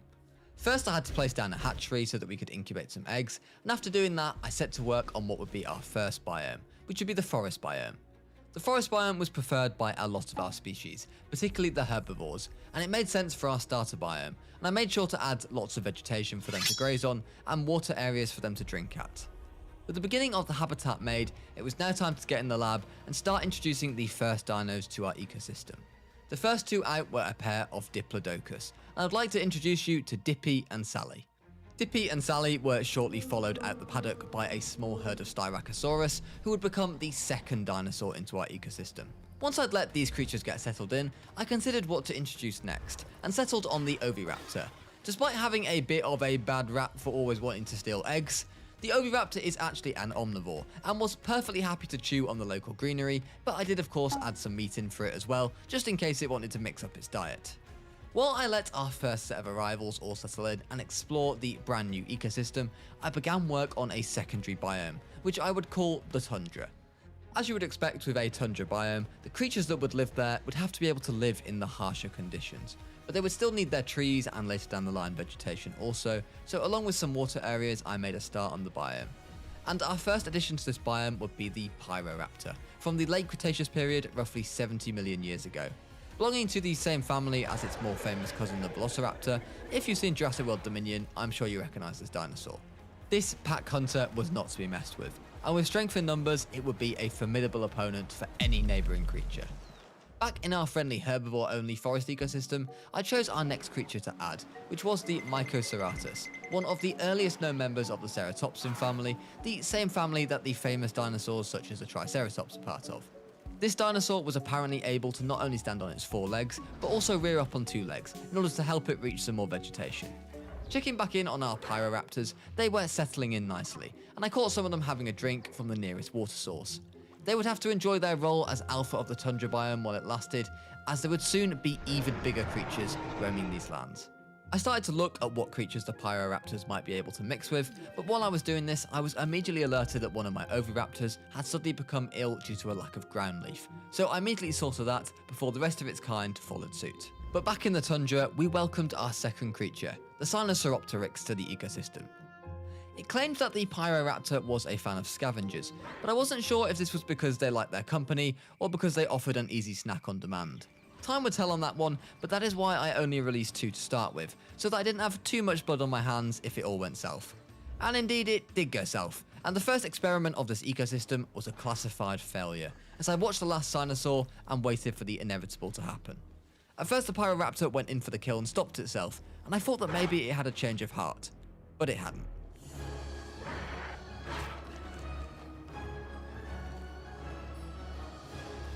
So away from the murdering Pyroraptors, I decided to play it safe with my next introduction, and went for a small herd of Parasaurolophuses, which you can't go wrong with. Surely nothing could happen to any of these, could it? It was now time to add a classic and favourite dino to the ecosystem, which was the Dilophosaur. After creating a separate habitat for these creatures due to their inability to get on with basically anything, I decided to mess with the genes a little bit. These were not going to be any ordinary Dilophosaurs. They were more resilient, more aggressive, and more lethal than any Dilophosaurs seen before. As I opened the gate and watched them settle into their new habitat, I knew that if these stuck together as a group and hunted in the pack, they would be one of the most deadly predators this ecosystem would have. While the Dilophosaurs adjusted to their new life, I expanded the snow territory a little bit, as I wasn't going to be releasing any more creatures right into Pyroraptor territory. With a secondary hatchery placed down, it was now time to start incubating some eggs. But before I had time to go any further, my attention was diverted back to the forest, where one of our Microceratus had developed algae poisoning, which was apparently due to a lack of water, so I quickly added a little bit more water into the forest environment. With that problem dealt with, I could now welcome these tiny little Tyrannosaurs into the ecosystem. The Moros Intrepidus were very, very cute, and we're not going to bother anyone or anything in this ecosystem, but I would have to make sure that I kept these safe from predators, which was going to be a tough task. For now though, they could safely eat from the feeder with no competition. And to keep them company, I decided to release more Sinosauropteryxes after the last ones had mysteriously disappeared through no fault of my own. I added some rocks, water and more feeders into the general area, so both of these recent additions helped to feel more right at home. Right next to our tundra ecosystem though, it was time to work on the next biome, which would be the desert.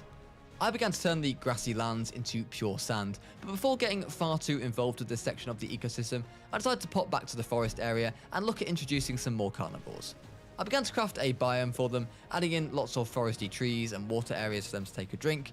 However, before releasing any, a snowstorm hit, and life in our ecosystem went into survival mode. The Pyroraptors looked right at home in these conditions and appeared utterly unbothered. The Oviraptors and Sally the Diplo were a little bit less impressed with the weather conditions, however. They were potentially going to be even less impressed by what happened later that night, as the Allosaurus was released into the ecosystem. So I'd like you all to meet Henry, Margaret and Ralph, who look set to run this corner of the ecosystem for quite some time. However, shortly after naming the Allosaurs, I received news that one of our parasaurs had contacted hypothermia due to the severe weather conditions that were going on right now. Without medical attention, there was a chance that our parasaur would never be able to recover from this, but time would tell on this. Back with the Allosaurs, they appeared to be getting settled in well, but I decided that they needed a friend, and luckily they get on well with the villains of the last ecosystem video that I did, the Ceratosaurus. These medium-sized theropods would be fine to share their territory with the Allosaurs, and together formed a formidable alliance. However, with a pack of 6 genetically modified Dilophosaurs only living next door, time would tell on who could survive. Checking in on our parasaur, who I had now named Trevor by the way, unfortunately the hypothermia symptoms were getting worse, and Trevor was slowly dying. Low on strength, only a miracle could save Trevor from death. But even with the harsh reality of Mother Nature coming to fruition, we had to press on with the building of our ecosystem, and the next creature that walked through the gates was a pair of Brachiosauruses. This late Jurassic creature was last seen on the Earth roughly 150 to 154 million years ago, and was one of the biggest sauropods to ever walk the Earth. Checking in on Trevor, he was not doing well. On top of his hypothermia, he had developed a common cold, so I tried to add as much vegetation and water around him in case he did wake up and fancy a snack. Things, however, were continuing to look bleaker and bleaker. But alas, the journey must continue, and on day 10, it was time to continue work on the desert section of the ecosystem. After placing down some more trees and water sources, I identified the first creatures that were going to be added in, the Carnotaurus. Found in the late Cretaceous period, the Carnotaurus possessed a pair of arms even shorter than T-Rexes, but with the ability to reach speeds of 30 to 35 miles an hour, not many dinosaurs would be able to escape its jaws. As they settled in and worked out their pack order, I named the alpha of the pack Alpha Bob, and then watched them happily tussle in with each other, safe in the knowledge that they own this desert ecosystem all to themselves, for now. Unfortunately for Trevor, he had not been able to shake off the effects of his hypothermia, and Mother Nature took its first casualty of our ecosystem. Please show some respect for Trevor in the comments below. At least the carnivores of the ecosystem were on their best behaviour, with the Allosaurs, Ceratosaurs, Dilophosaurs and Pyroraptors all keeping to their territory. The Carnotaur family were also having the absolute best time, as I caught this one here rolling in the sand and doing something I'd expect from my huskies. It was time to release some more herbivores into the desert also, but of course I couldn't release them right into where the Carnotaurs ruled, so I placed another hatchery further down the biome and began to incubate some Ankylosaur eggs. They were soon ready to be introduced into the ecosystem, and I'd like to welcome Sharon, John and Janet into the ecosystem. As I seem to be in the process of introducing iconic herbivore dinosaurs, the next creature I added was the Triceratops, T-Rex's fierce rival, and perhaps we'll be seeing more of this fight later on. As you can see, all the herbivores were positioned nicely away from the Carnotaurs, and I was confident that they should be able to live in harmony together. This was until I noticed a rather disturbing thing. Despite being a fan of the sandy biome, the Carnotaurs appeared to have all left the newly created desert biome and were setting up camp in the far western section of our tundra biome, all except for Alpha Bob, who was slowly making his way down towards our herbivores. Apparently though, the herbivores had far bigger priorities, as Janet and John the Ankylosaurs were fighting for that alpha role. Of course, John soon retreated, and Janet could now be referred to as Alpha Jan, the alpha of the Ankylosaurids. I then had to build a brand new separated section of our forest ecosystem to fit our next creature in. But no, it was not a carnivore, but rather a Therizinosaurus, one of the most bizarre and unique dinosaurs. With its large claws, this herbivore was not to be messed with, and it was not a fan of many other dinosaurs.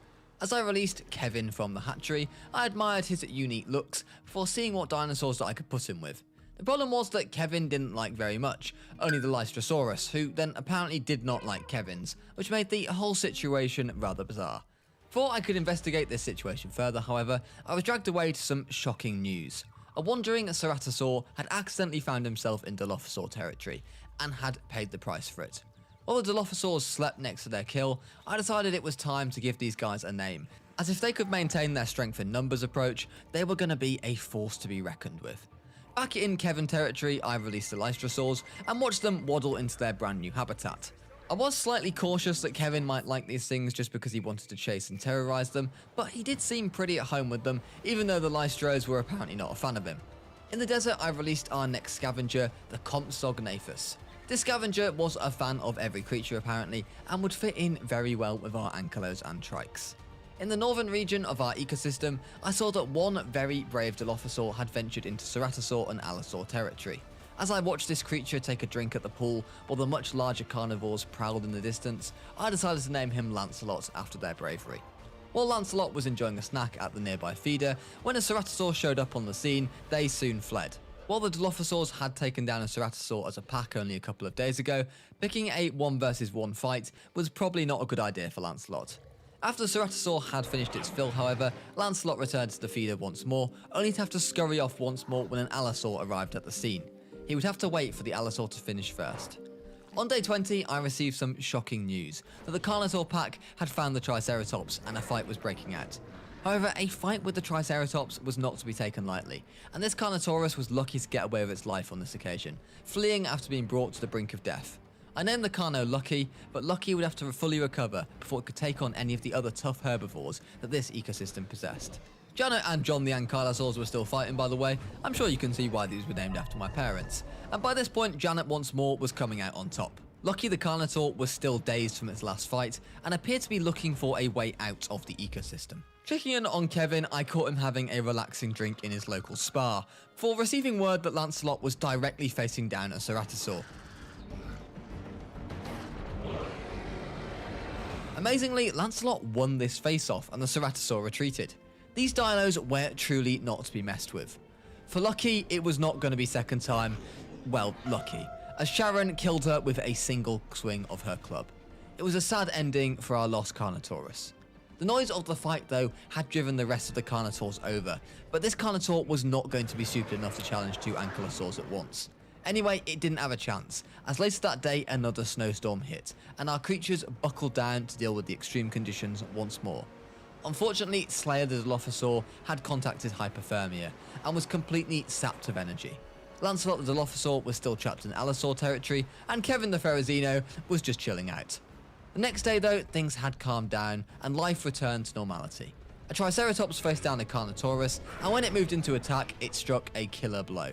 So far, the Carnotaurs had had a pretty rough time of it, and perhaps should have stayed in their own environment that I had carefully handcrafted for them. It was now time for a new addition to our tundra ecosystem, but just as I was about to release our creature, I was called again away to witness the Dilophosaur pack strike again. This time, the victim would be even bigger than the Ceratosaur. It would be an Allosaurus, who despite its continued attempts to get up and escape the pack, could not manage to get away from all of them. It was a sad end for our Allosaur, and the Dilophosaurs had struck again. Lancelot was still deep in Ceratosaur territory, although both were still avoiding direct confrontation. Slayer the Dilophosaur had now passed away sadly, due to the effects of hypothermia, and I found his body being eaten by another Dilophosaur. Bloody cannibals. In the tundra, we could finally introduce our latest arrival, which was the Dinosaurs.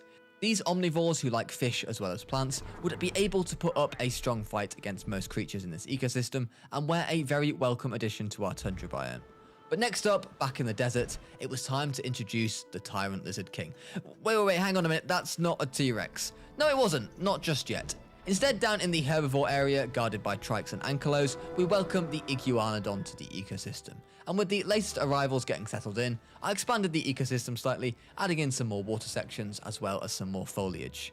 But in the forest section of the ecosystem, a lost Pyroraptor had ended up in Dilophosaur territory, and things were not looking good. It may have just about escaped from this fight alive, but with organ trauma as a result, its prospects were not looking good.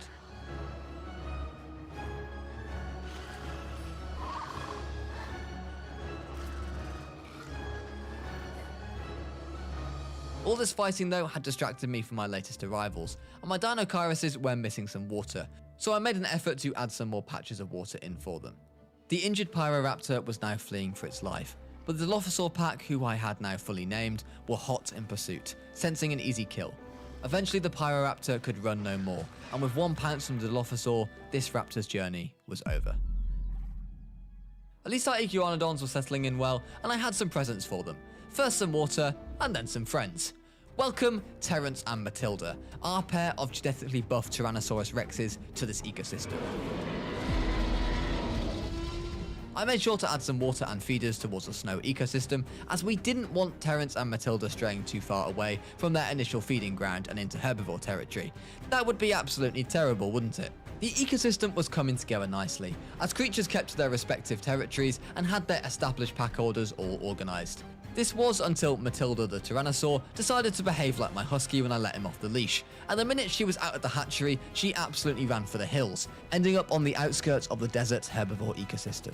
While I prepared for the incoming disaster that was clearly about to happen, I started work on our next biome, which would be the rocky biome. I decided to make this biome a little bit more sloped in places to add some variety to this ecosystem, and the dangerous Dilophosaurs were continuing to fight over who was alpha of the pack, which ended up with Rampy the Dilophosaur taking that role for now at least. Back in my rock biome, after adding some rocky terrain, I began to add some actual rocks and expand the biome some more. Next, it was time to add some water, which was going to be very important, as the creatures that were going to be put here were going to be in need of a lot of water. I finished it up by adding some trees around the place to give the dinosaurs some cover, and it was now time to look at introducing our first creature, and I began to incubate a batch of Suchomimus eggs. However, I was then pulled away to some shocking news. Alpha Jan, the alpha of the Ankylosaurs, had been slaughtered by Terence the Tyrannosaurus.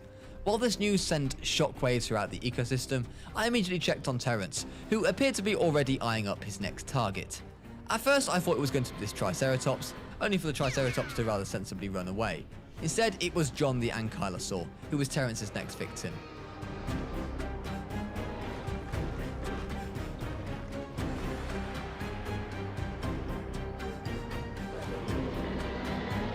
Sharon was now the only surviving Ankylosaur left, and the Iguanodons were not looking very safe, as Terence and Matilda prowled in the background. Back in our new biome, I continued to prepare for our new additions, and I added some fish feeders into the rocky biome, and then found a poor Sinosauropteryx who had died due to suffering from pneumonia, likely caused by the snowstorm.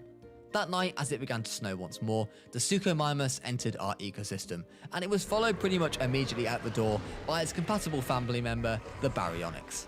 These fish eaters would be a great addition to our ecosystem, and likely to stick to their territory due to the amount of fish around the area. The next morning, Terence was back to causing trouble, with this Iguanodon being on his breakfast menu. As could be predicted, things did not end well for this poor Iguanodon, as Terence got himself his third kill of the ecosystem, and was proving himself to be an absolute menace.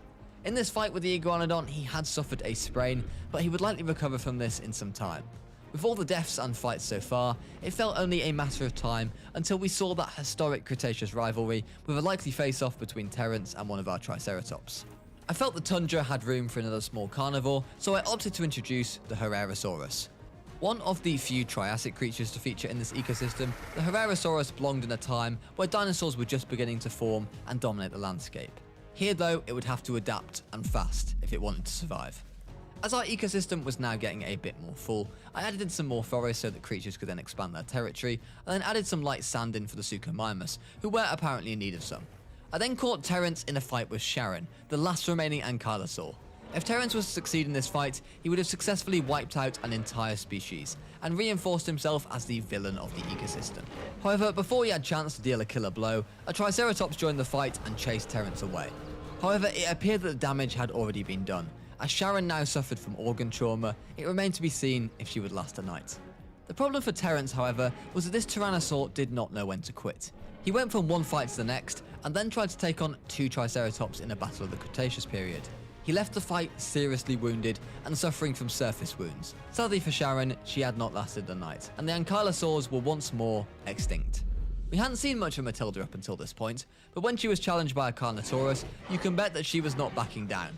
The Carnotaurus on this occasion was lucky to get away with their life. While Matilda was still queen of the jungle, Terence was suffering. His fight with the Triceratops pair had left him seriously wounded.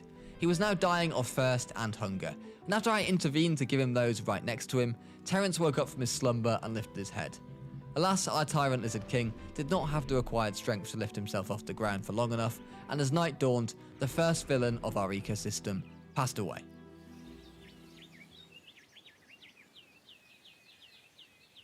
Not only had we lost Terence, but that same night I found the dead body of Alpha Bob, the former leader of the Carnotaurus pack. They were dropping like flies. It was now time to begin work on our next ecosystem, which would be completely separate from our main one, as it would be a gigantic aviary, housing flying creatures. I did have to cut away from this briefly though, to witness Matilda, the surviving Tyrannosaur, take down another Carnotaurus, who were really not doing too well at this stage. That night, a snowstorm hit, so while the creatures buckled down once more to deal with the harsh conditions, I began to construct my aviary. Inside, I made sure to try and make our flying dinosaurs feel at home as much as possible, as I added plenty of rocks for them to perch on, as well as trees, different types of mini biomes, and of course, plenty of fish so they had some food. With that all done, it was time to release our first creature, which was the Pteranodon. This was a gigantic aviary, and while our new arrivals got themselves settled in, I continued to add a ton of forest, water and rocks to the ecosystem, as we were about to add in many more creatures to this environment, and we first led with the Dimorphodon, and then followed by the Tropionaphus. These two creatures would hopefully be able to coexist peacefully with our Pteranodons, and the early signs were positive, as I watched them all enjoy themselves on the rocks that I had placed around for them. But back in the desert, I introduced our next creature, the Dimetrodon. As my Tyrannosaurs had rejected this area and instead set up camp in Herbivore Valley, I transformed what was once a barren desert into a marshy wetland biome, so that my latest arrivals would have their needs cared for. I then caught 3 Pyroraptors next to a dead Dinosaurus, and it doesn't take too much imagination to work out what had happened here. Upon waking from their slumber, a nearby Dinosaurus took one look at its dead sibling and sensibly decided to get the hell out of Pyroraptor territory, sharpish. Back at the aviary, the latest creature to be released was the Gelopterus, whose name I have probably mispronounced really badly. This creature is believed to have been an insectivore, meaning it would need a nice supply of juicy critters to keep it content. And next to be introduced into the ecosystem in our rocky terrain biome was the Coelophysis, which has been the bane of my life for the past 3 weeks, as all of you laughed at my pronunciation of it in the last ecosystem video. My brain disintegrating over the course of the video due to mispronunciation. We released another patch of Colophysis. These would be coexisting with our Suchomimus and Baryonyxes, so I checked in on our Suchos, who appear to be relishing their role as alpha of this biome, a role they would not have for much longer. As I was releasing more creatures, I decided that Kevin's biome had room for some more creatures in itself, so I released some Stegosaurus the Scavengers to there. The reason the Suchomimus wasn't going to be alpha of the rocky terrain for much longer is that it was time to meet our Spinosaurus. This is Diablo, a Spinosaur with a lack of appetite for sharing its territory. At least in the aviary though, all was calm, and I was very much enjoying seeing our flying creatures rest calmly on the rocks. I'd actually forgotten to feed our poor insectivores though, so I did have to add some feeders in quickly, and they were immediately drawn to the scene. Our brand new wetlands arrivals, the Dimetrodons, were still fighting for their positions in the pack, so I let them get on with it while I started work on a new forest biome next to the aviary. However, I was soon drawn away from this as I witnessed Diablo the Spinosaur get its first kill of our ecosystem, taking out this Baryonyx with just a single bite. He clearly had not taken too much time to show who was the boss of this ecosystem. Word had clearly reached the other Baryonyxes that there was a new king in town, and they were restless, and the nearby Triceratops were also jostling for that alpha role. A wandering Dimetrodon had strayed too far from its siblings and was easy prey for her Herrerasaurus, who had also now begun to leave their initial feeding ground in search of new prey. Shockingly, right after taking out this Dimetrodon, the same Herrerasaur didn't even stop to think, and went straight after a nearby Sinosauropteryx, taking out 2 creatures in a matter of seconds.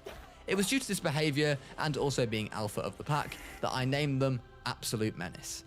The Dimetrodons, surrounded by their swamp, continue to fight for dominance, clearly unaware about the dangerous Herrerasaurs that lurk nearby. After winning this fight of dominance and becoming alpha of the pack, I named this Dimetrodon Alpha Mike. The Carnotaurs also had a new leader, after the sad death of Alpha Bob earlier in this ecosystem's life, so I named him Kane. The Dinosaurs were enjoying life with their fish eaters and managing to stay away from Pyroraptor territory for now. Talking of the Pyroraptors, I named this one Pod and watched him eagerly explore his tundra biome, safe in the knowledge that there was strength in their pack. But it was now time to continue to carefully craft my next exhibit, as this habitat was said to house one of the most feared and dangerous creatures, the Velociraptor. On day 40, a pack of Velociraptors was unleashed on our ecosystem, led by the alpha of the pack, Blue. I knew these creatures were going to be a handful to contain, and as I watched them fight with each other and zoom around their habitat, I came up with an interesting master plan. I thought that if I distracted the Velociraptors with another similar sized creature, as they battled each other for supremacy perhaps, I could keep them away from the rest of the ecosystem. So enter the Atrociraptor. Closely related relatives, these 2 species of raptors would have to duke it out to work out who really owned this corner of the ecosystem. Before introducing our next theropod dinosaur, I was becoming slightly concerned that our Allosaurs and Ceratosaurs were getting incredibly close to the herbivore valley, the first ecosystem that I had created. So I built this great hill of Rampy, which in actual fact was probably going to do little to keep out any creature, but at least I could say I tried. Diablo the Spinosaur had now finally come face to face with a Suchomimus, and despite being from the same family, neither creature were thrilled about sharing their territory with each other. While no kill was made, the Spinosaur got away relatively unharmed, while the Suchomimus was suffering from a damaged tooth as well as low health. When Diablo arrived on the scene, all 5 Suchomimus gathered, but didn't dare to challenge Diablo as he took fish right in front of them. I did see that our rather beautiful blue Suchomimus was the alpha of the lot of them, so I named her Alpha Susan. Back with absolute menace the Herrerasaur, he was living up to his name and absolutely terrorizing the remaining Dimetrodons. This Dimetrodon did actually put up quite a good fight, but he was forced to retreat and flee for its life, with substantial injuries that he was unlikely to ever recover from. In the short while that I had been spectating this fight, Diablo had been very busy taking out his first Suchomimus, and while I was dealing with that situation, absolute menace struck again, as I caught him demolishing the body of a dead Dimetrodon. Another storm struck that night, and I got some great shots of our animals attempting to survive the frozen climate. The remaining Moros Intrepidus were keeping themselves a low profile.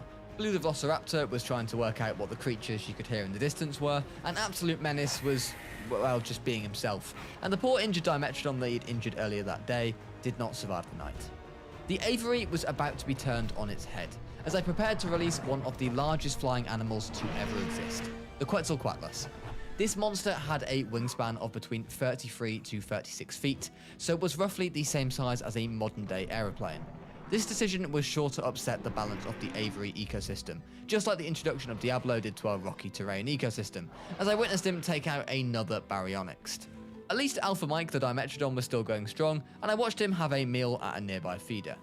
Later that night, it was time to unleash some biologically buffed Metrocamphosaurus into the ecosystem. In my last ecosystem story, these poor theropods had been relentlessly bullied by the Ceratosaurus, who once more were present nearby.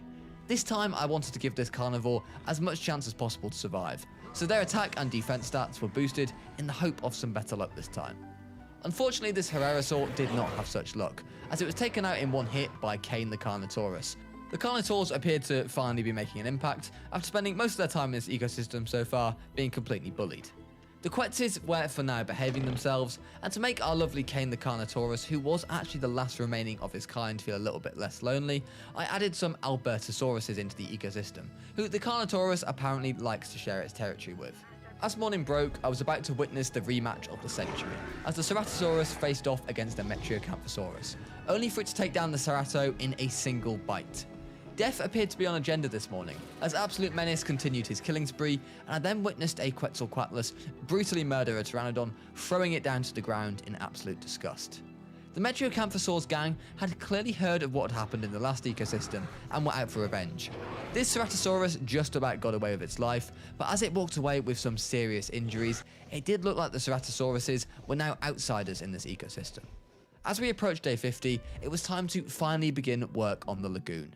This ecosystem would house land, flying, and aquatic dinos, and it was time to start introducing the last of those with the lagoon.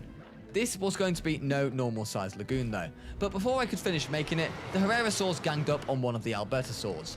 It was an absolute miracle that the Albertosaur managed to make it out of this fight alive, and the Herrerasaurus continued to launch themselves at it, clambering on top of him.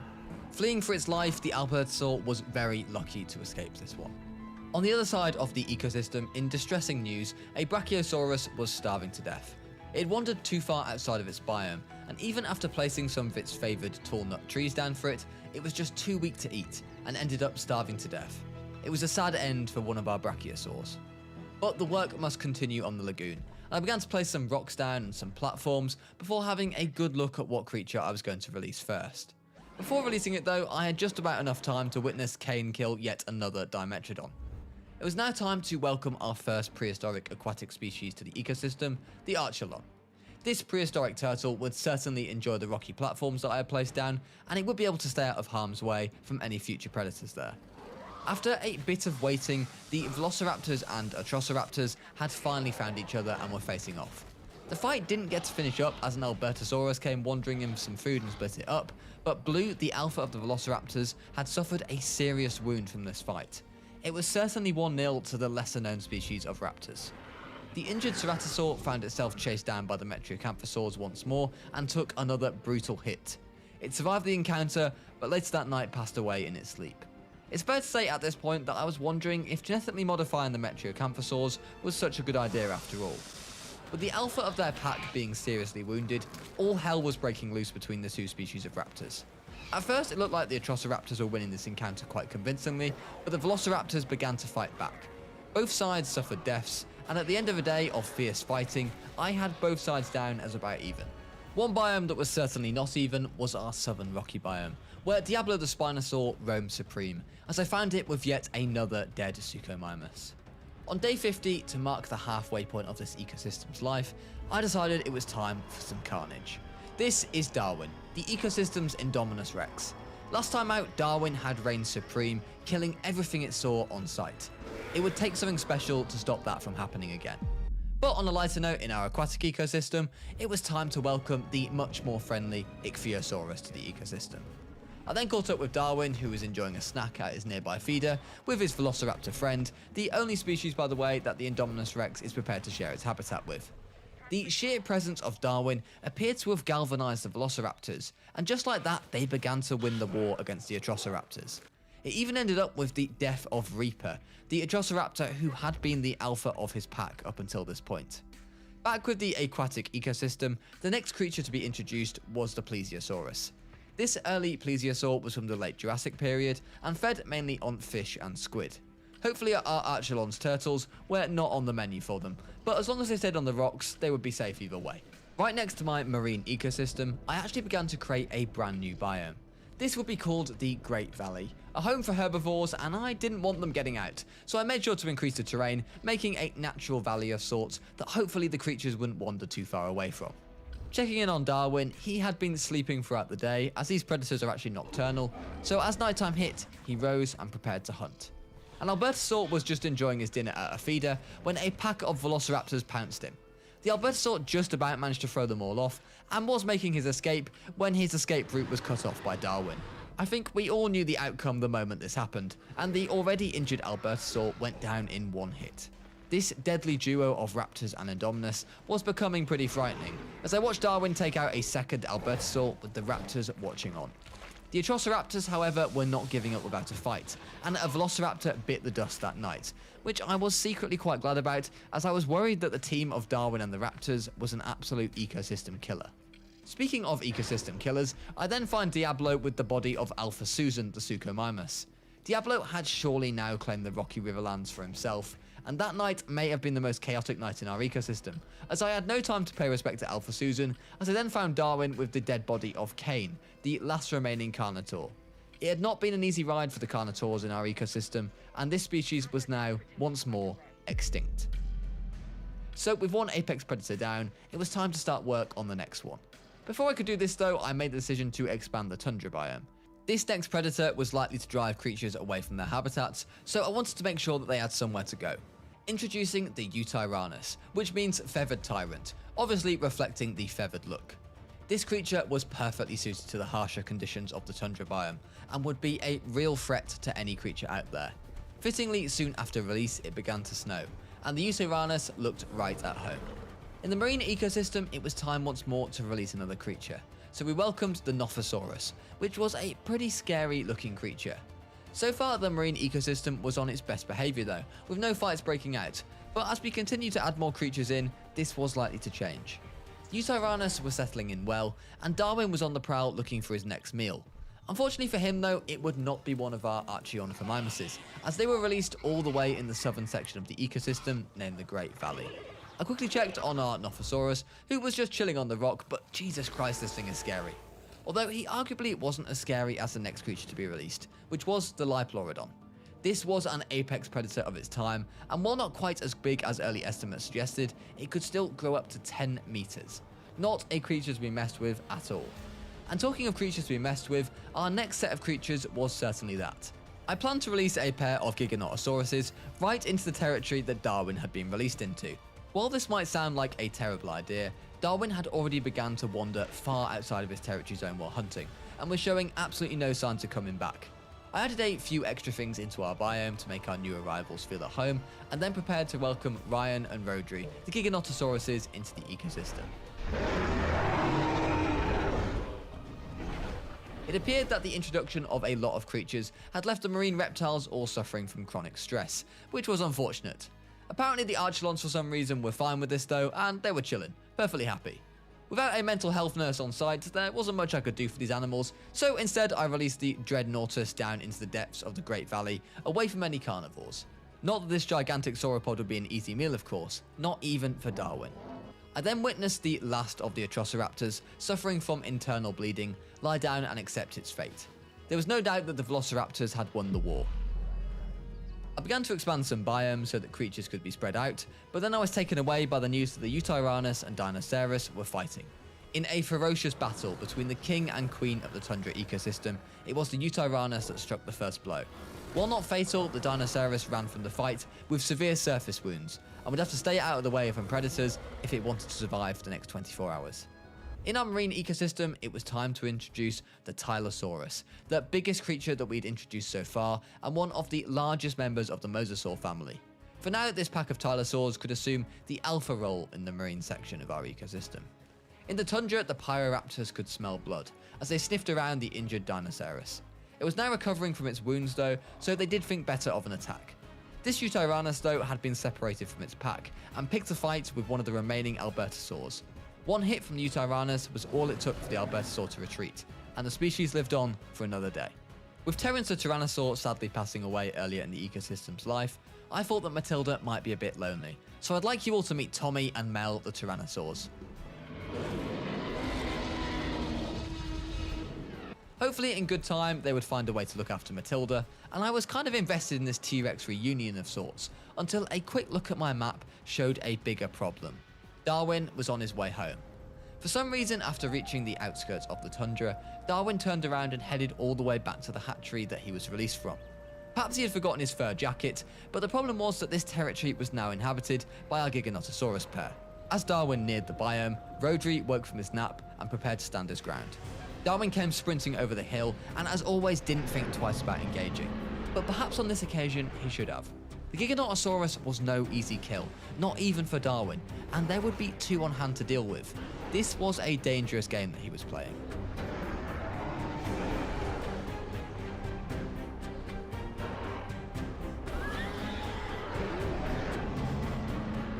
Darwin did just about win the first fight, with Rodri retreating with a broken claw.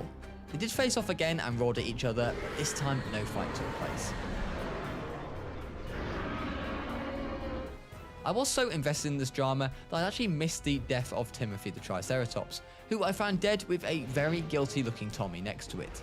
But back to the main event, and Ryan had finally got himself together and was ready to defend his brother. Darwin already came into this fight injured from his last one against a fully fresh Ryan. Both titans landed some brutal hits on each other, but you could tell that the last fight was still impacting Darwin heavily, and he was soon retreating from the fight, damaged, bleeding, and with a concussion injury. At one point I thought that Ryan wasn't going to let him go, as he almost chased after him. Darwin made the sensible decision to try and sleep off some of his injuries, but he would have to stay out of harm's way. Tommy the T-Rex was still causing absolute chaos with the Triceratops family, and after already taking out Timothy earlier, the alpha of the family, he caused organ trauma in another Triceratops, an injury that it would not be able to recover from. Back with Darwin though, as nighttime arrived, he woke up from his slumber and prepared to hunt to aid his recovery. However, he was ambushed by Ryan at the top of the hill, and this time there would be no escape. The main villain of our last ecosystem was dead, and a new king would emerge in our final 30 days.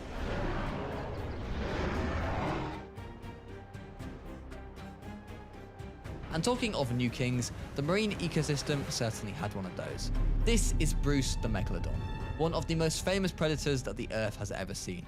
With jaws big enough to swallow a car and a bite force up there to rival the T-Rex, the Megalodon was the true king of the aquatic ecosystem. Whether Bruce would behave or not, time would tell, but I made sure to add plenty of great white sharks around the place for him to feed on. From one potential villain to an almost certain villain.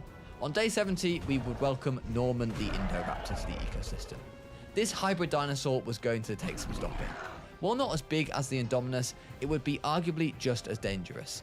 Its biography stated that it lacked any type of socialization, and its hostile behavior meant that any dinosaur should steer clear. Norman would be highly unlikely to tolerate any creature remotely sharing his space.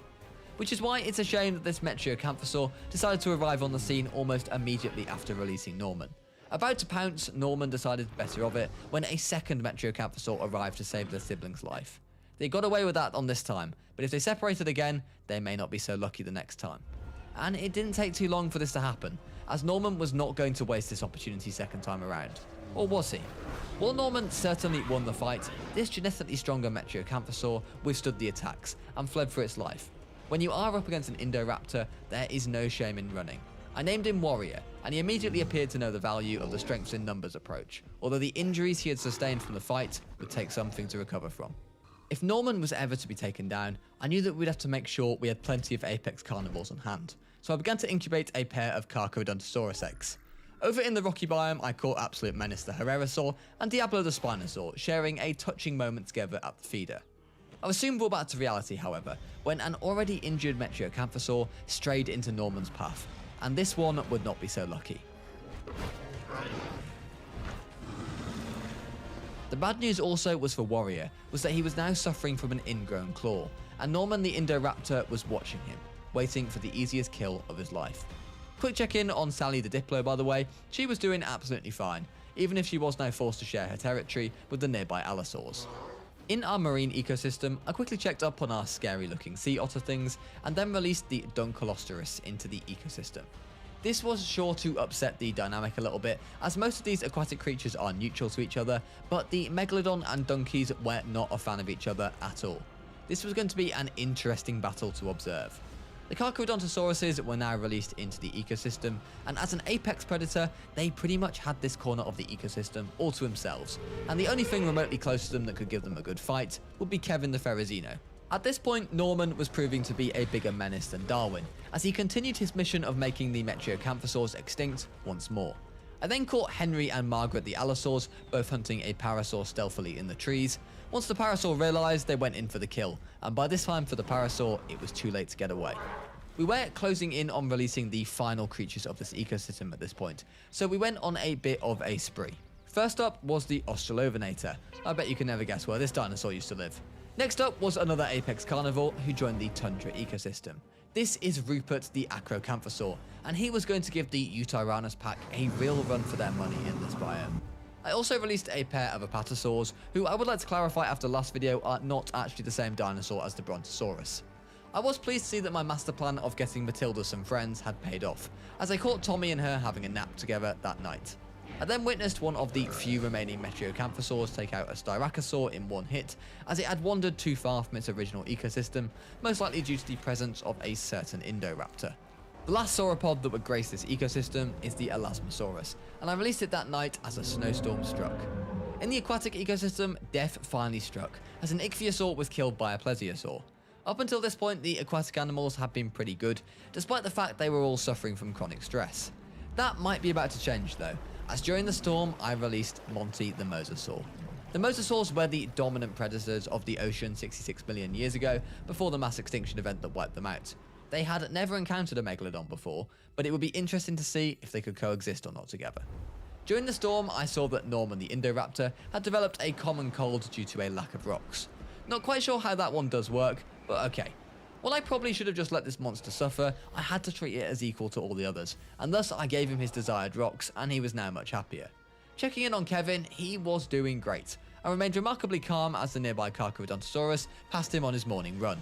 The T-Rex were also thriving, and Matilda was clearly relishing having a pack of her own once more. The Plesiosaurs though were starting to misbehave, as another Ichthyosaur was found dead, which caused me to only half catch Monty the Mosasaur leaping out of the air to grab a shark here. Rupert the Acrocanthosaur was getting himself settled in, and I named the remaining Velociraptor Smarty, as it had somehow managed to locate a quiet corner of the ecosystem all to itself. Ryan and Rodri were enjoying their own area of the ecosystem all to themselves. After taking out Darwin, any predator would be foolish to clash with them, after what they did to our dominant predator. After the Quetzalcoatlus clearly won our Avery ecosystem battle, I decided to release it into the wild and see if it could survive. This is Roman, and as long as he didn't stray too far away from his hatchery, he should be absolutely fine. There was plenty of fish in the nearby area, and he had everything he needed to survive. In the tundra, Rupert was still facing off against the Tyrannosaurus pack. Despite there being 3 of them in the same proximity, Rupert was not put off whatsoever, and brought this Tyrannosaurus to the brink of death. Back with the Rexes, Mel the Tyrannosaur was apparently sick of taking orders from the older Matilda, and was challenging her for her throne. This was not a fight to a death, just for the alpha around these parts, and the challenger Mel was successful. For now at least. Later that night, I was surprised to find a dead Tyrannosaurus body. The UT had apparently died in a fight with our remaining Albertosaur. Roman the Quetz seemed to be enjoying himself in the outside world, and Diablo the Spinosaur still roamed the Riverlands. I was a little bit worried about survival of the Tyrannosaurus, as he had fled so far from Rupert after his attack that he was getting dangerously close to Dilophosaur territory. And talking of getting dangerously close to territory, this Allosaur had wandered into Indoraptor territory. After realising what it was dealing with, it did make a hasty retreat. The second to last creature to be released into the ecosystem was a Deinonychus, who would be roaming the outskirts of the tundra biome, while a pack of Tyrannosaurus lurked nearby. In the marine biome, a Liopleurodon then killed a Nothosaurus just because it was passing by, and we then welcomed the final creature to our ecosystem, the Scorpius Rex. Now, I've never come across this hybrid dinosaur before, and my first thoughts upon it were, 1, it can't be that dangerous, and oh my god, this thing is ugly. Besides, it was introduced not too far from our pair of Carcharodontosauruses, who were having no trouble terrorizing absolutely everything in the nearby area, so I thought, how much trouble could it really be? With only 15 days left of our ecosystem journey now, survivor the Tyrannosaurus made his dramatic return to the tundra biome after a brief absence to heal from his wounds, and he had apparently come back with a mission: to become alpha of his pack, and he did just that, by defeating the current alpha and ascending to the throne. In the aviary, the Quetzes were still being total menaces, while Bruce the Megalodon was showing the temperament of a golden retriever, and being a very good boy. Not quite what I'd expected. I'd sort of forgotten to feed my Deinonychuses, so I placed some meat down for them, and then caught our Australovenators being best friends with the Amargasaurus, which is not really a match that I'd expected. I then realised that I'd clearly spoken far too soon about Bruce, as I found a dead floating donkey floating on the surface of our marine biome. Monty the Mosasaur, on the other hand, was so far still being a good boy. Unfortunately that night, Henry the Allosaur passed away from the wounds of his fight with Norman the Indoraptor. And in the tundra, Rupert and the Tyrannosaurs were maintaining peace for now, and as morning struck, the T-Rexes woke up and prepared to hunt. After Carcharodontosaurs had crashed the ecosystem party, Kevin had been forced to relocate, and was just chilling in his new territory that he had claimed solely for himself. Well, that is him and Roman the Quetz, who you can see in the background here. Monty the Mosasaur was clearly done being a pacifist, and that morning he attacked a Tylosaur, and while he didn't kill it immediately, he ended up going back for round 2 shortly after Saur, and a Tylosaur was taken down. Our Carcharodontosaurus pair had been fascinated by the Elasmosaurus for a while now, and finally brought up the courage to string an attack sequence together. They ended up giving up after realising that they couldn't bring it down in a couple of bites, but perhaps they were playing the long game with this one, hoping that they could strike an infected wound or something similar that would tick away at its health. The alpha predator of the tundra, Rupert, came face to face with the Dinosaurus later that day, and despite having some nasty surface wounds after the fight, as the Dinosaurus fled, there was only one real winner of this fight. After his morning snack, Monty the Mosasaur had decided that Tylosaur was actually far more tasty than Great White Shark, so he decided to take out another one. The Carcharos still tried to whittle down the Elasmosaur, and Bruce the Megalodon was still on only 1 kill, while Monty was on 2 now. Oh, hang on a minute, scratch that, that's 2 done closed down. As nighttime hit, Rupert finished off the Dinosaurus, and I then watched the reuniting of 2 Albertosaurs, who had been separated for so long that I assumed one of them to be dead. Still, it was a touching moment to see them being reunited. The Carcharodontosaurs were still not giving up on the Elasmosaurs, although yet to have any luck, but the main event that happened that night was when the Scorpius Rex faced off against Kevin the Ferrazino. I really thought that Kevin was about to show him who was boss around here, but I quickly realised at the start of this fight that that was not going to happen.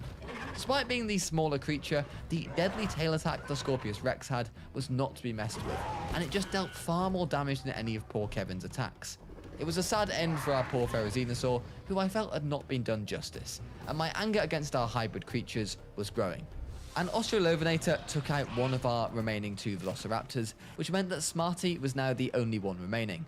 Smarty, of course, was completely unaware of this, as he was instead far more focused on hunting down Styracosaurus in what was previously a herbivore paradise. That day, we had another snowstorm, and creatures of the ecosystem prepared to deal with the harsh conditions coming their way. apart from Smarty of course, who continued to kill anything in sight. When the snowstorm passed, I found the dead body of an ecosystem legend. Absolute menace the Tyrannosaur was dead, taken down by Tommy the T-Rex, with a very respectable kill record. With 2 Albertosaurs on the scene, they clearly now felt confident enough to challenge Rupert for the alpha role of the tundra biome. This was always going to be a mistake though, and the Albertosaurs were both lucky to survive this encounter, as Rupert once more asserted his dominance.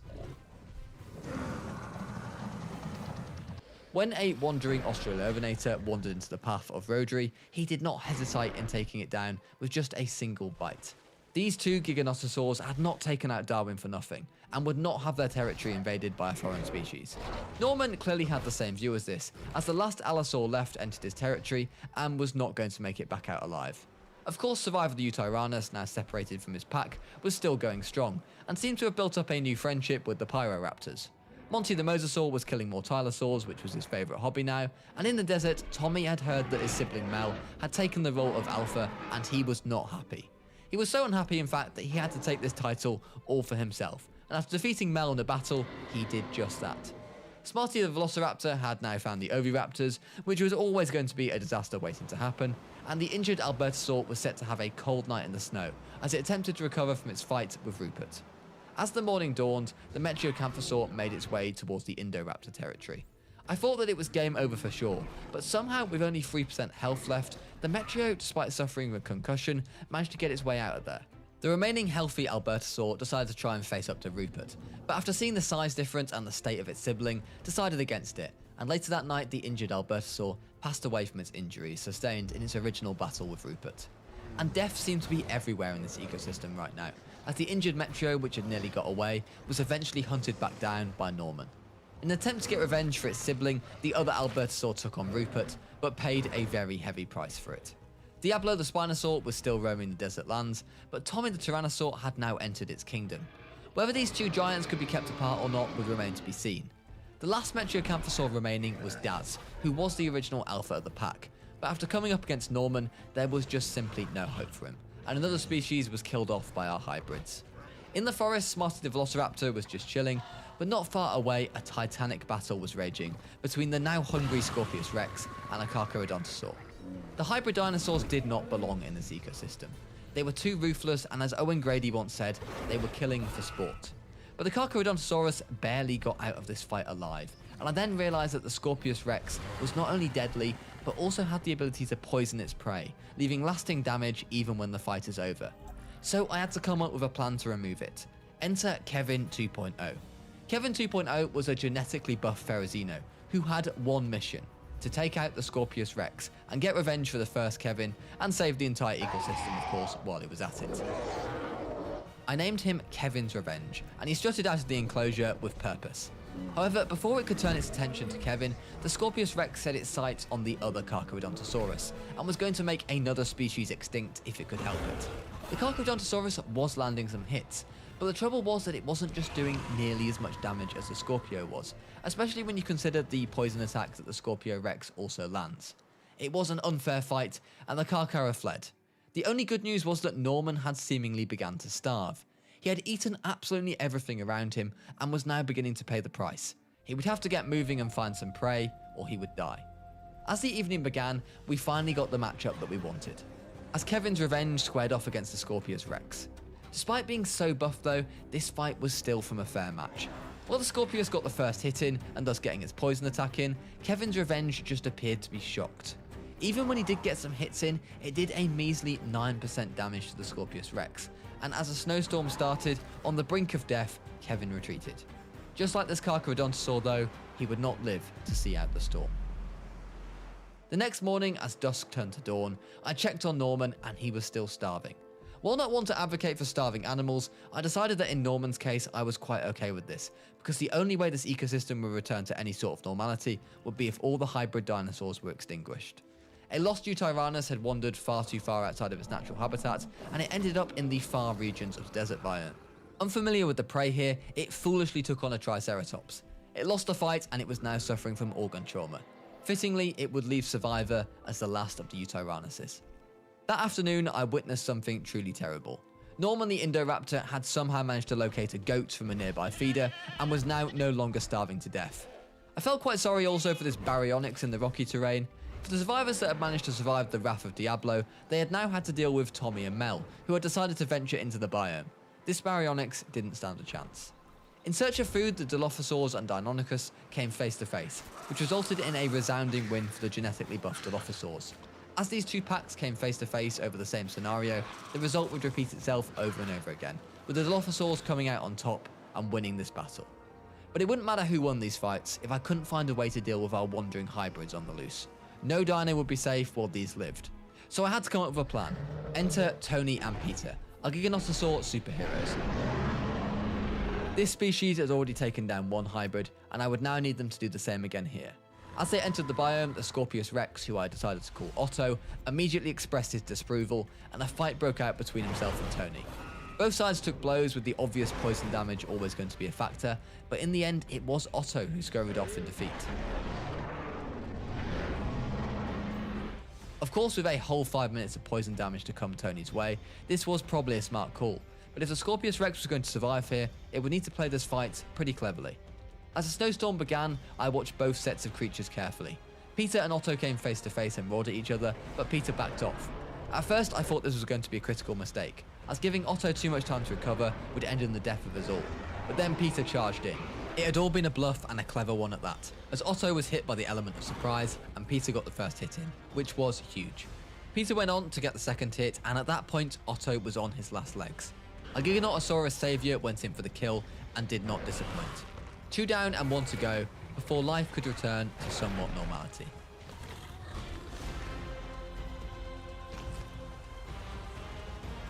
We still, however, had one creature to deal with, Norman the Indoraptor. Still starving, Norman received a spot of luck when the last remaining Dinosaurus ran right into his lap. It fled at the sight of him, but after a quick rest, Norman began to hunt it down. After spotting it in the distance, he charged, and this time there would be no getting away for our Dinosaurus. Norman was about half health from starving, so when the Dinosaurus did get a hit in this fight, I thought it might actually be a competitive fight. However, the next hit, the Dinosaurus went down, and Norman could finally eat at last. We would just have to pray that he didn't find his way into another biome, or nothing would be safe.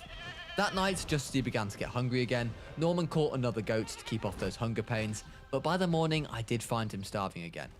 While I waited to see what happened, I witnessed Clash of the Cretaceous Titans, as Matilda the Tyrannosaur faced her arch-nemesis the Triceratops, in what turned out to be a very one-sided fight. In the forest, a brave Eutyrannus decided to try and challenge Ryan, the Indominus killer, to a fight. A brave move, and while it didn't emerge victorious, it did manage to emerge with its life, and giving Ryan a minor fracture, which was pretty impressive. However, later that night, Ryan would get revenge, and the Eutyrannus would be no more. The storm had now left Norman in a critical state. The extreme cold had no doubt made him even more hungry, and as I watched him take a drink, I knew that the end was near. In the end, on the morning of day 100, it was Norman's lust to kill that had been his downfall. Killing for sport rather than hunger had left him with nothing left to live on. With the hybrids taken out, balance could once more be restored to our ecosystem, and some of our favourite creatures could be returned to their environments, safe in the knowledge that if they remained in their biomes, they would be safe. Ryan and Rodri, the Giganotosaurs, continued to rule the middle of the map. Bruce and Monty appeared to have become the most unlikely of friends, and Diablo ran the Riverlands. As so often it does, life had simply found a way. What if you could step back in time 150 million years ago and watch a prehistoric world come to life? In this video, I spent 100 days simulating a fully functioning Jurassic ecosystem, complete with towering dinosaurs, lush primeval forests, and a delicate balance of predator and prey. From the mightiest of predators to the tiniest of prey, every creature has a role to play in this living, breathing simulation. Can life find a way to make this ecosystem thrive, or will disaster strike? Well, to tell you this story, we'll have to go back to day 1. Welcome to the Jurassic period. Described as the golden age of dinosaurs, this is the period which saw the emergence of huge predators, towering sauropods, and plenty of weird and wonderful species that we all know today. And on day 1, we are introduced to the Tyrannosaurus. This species lived during the late Jurassic period, weighed about 300 pounds, and was believed to mainly exist in what is now North America. Fast and nimble, the Tyrannosaurus would have a good chance of escaping from even the fiercest and most deadly of predators. but they were safer in groups, where they could alert each other to any dangers. Although perhaps sticking close to the next creature would help with their chances of survival. The Stegosaurus is one of the most iconic dinosaurs to come from the Jurassic period, and despite its tiny brain, the Stegosaurus was no pushover, with its bony plates protecting its back, and its tail spikes, known as the Phagomizer, had 4 long spikes on it, which would help to deter and fight back against even the most fearsome Jurassic predators. Predators, for example, such as the Ceratosaurus. While not the apex predator of the Jurassic, this medium-sized theropod dinosaur was likely quite fast for its size, due to its lightweight build and long legs. This is Silver, Shadow and Sonic. But there is trouble in paradise for our Ceratosaur pack. A disagreement has broken out among Sonic and Shadow over who should lead the pack. The leader Sonic is being challenged by the young pretender Shadow, who believes that they should be in charge. The fight ends without death, and Sonic is victorious, keeping his place at the top of the pack. But the wounds of this battle will go deep, as Shadow is no longer welcome and is now significantly weakened without the support of his pack. Our baby Stegosaurs take themselves for a dip, but while they do, they will have to be careful, as in the background, another carnivore lurks. This is a Dilophosaurus, and thanks to the Jurassic Park films, this is one of the most famous dinosaurs to exist. Actually much larger than actually depicted in those movies, this Dilophosaur family would be a threat, especially given their tendency at all times to hunt in packs and attack together. Even the Stegosaurs would have to keep their wits about them, as their younglings would be especially vulnerable to a Dilophosaurus attack. But the first kill of our ecosystem was made by none other than Sonic himself. This Alpha Ceratosaur had hunted down a Dryosaur, which presented himself with an easy meal. For a large carnivore like the Ceratosaur, the Dryosaur would not be enough to keep him going for too long, but it would give him the energy to perhaps look for something a little bit bigger. And Sonic was not the only Ceratosaur who was on the hunt for a quick snack, as later that day, Silver also chased down the Dryosaur and helped himself to a nice easy meal. These kills would help to sustain our Ceratosaurs for the next couple of days, and Silver had had his fill. But for one Ceratosaur, life was not so good. Shadow had not eaten in days, and the recovery from his fight with Sonic had taken it out of him. He lurked in the background as Silver finished his carcass, but there was no chance that the former pack would be willing to share their corpse with him. Shadow was well and truly on his own. For our Dryosaurs, as they witnessed members of their herd die at the hands of the Ceratosaurs, they decided that it was time to leave in search of new territory. Territory that would hopefully for them not be full of Ceratosaurs. However, not all of them would make it, as this poor Dryosaur was ambushed by a Dilophosaur while making its way out of the forest. But back with Shadow, desperation had led to what could be a fateful error. His hunger had led to him facing off against an adult Stegosaurus, a matchup that was not in his favour.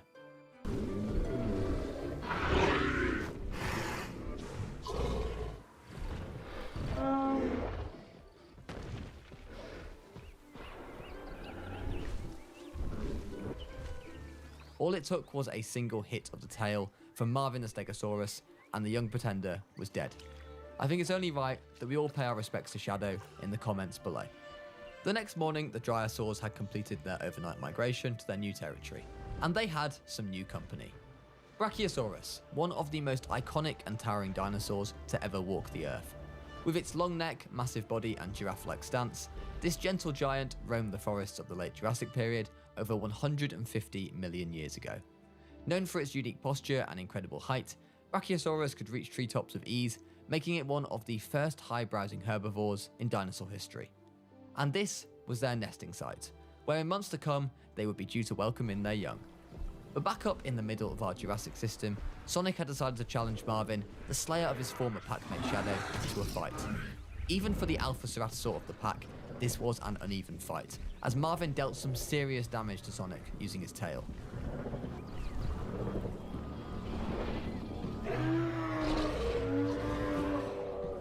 In the end, Sonic was lucky to get away with his life, but time will tell if he will ever be able to make a full recovery from the wounds of the fight.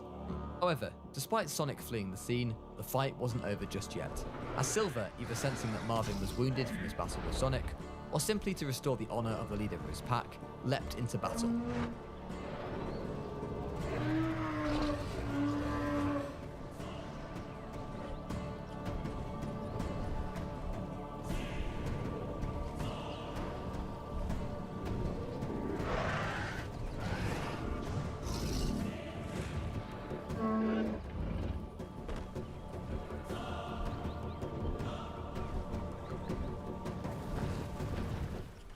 With 2 of the 3 original Ceratosaurs down, Sonic now found himself on his own.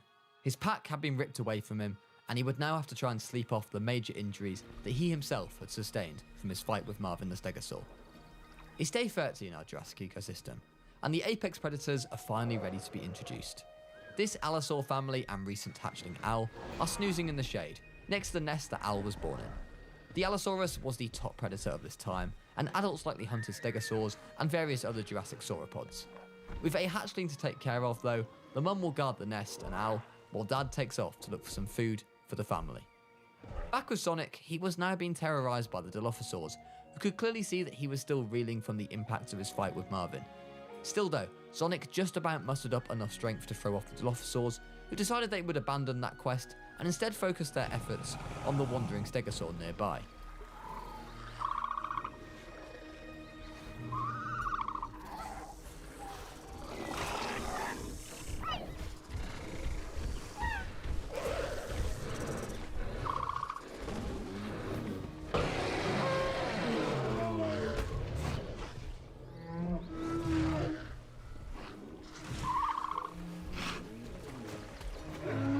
This would end up being a big mistake though, as the Dilophosaurs, even in numbers, did not have the power needed to take down a fully grown stegosaur, and it would end up costing them their lives.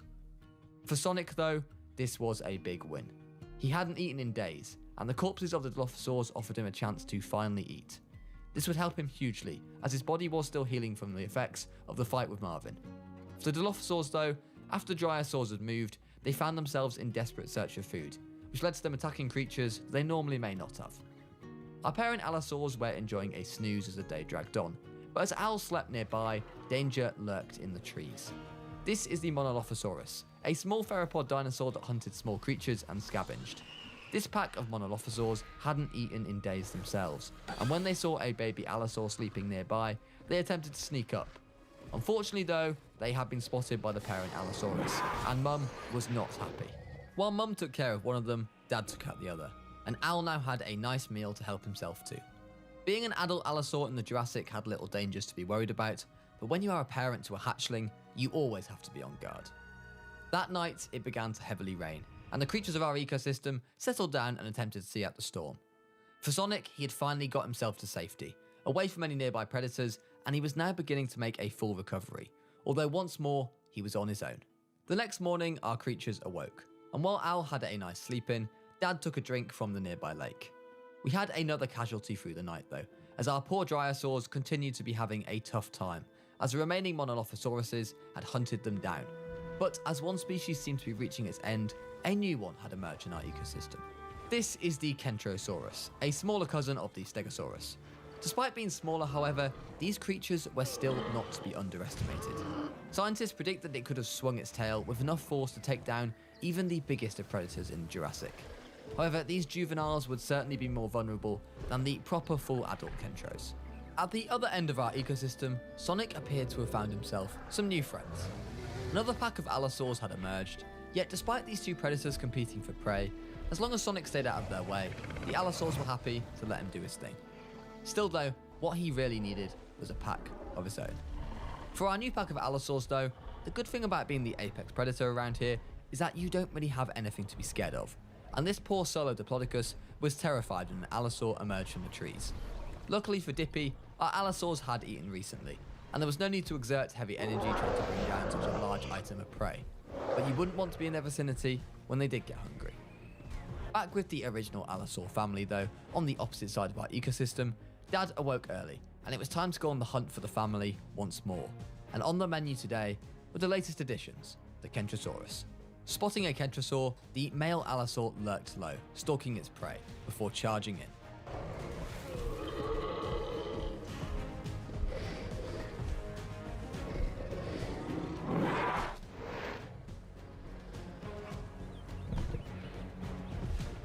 This fight was a bit of an anticlimax, as this juvenile had no real hope of overpowering such a fearsome predator.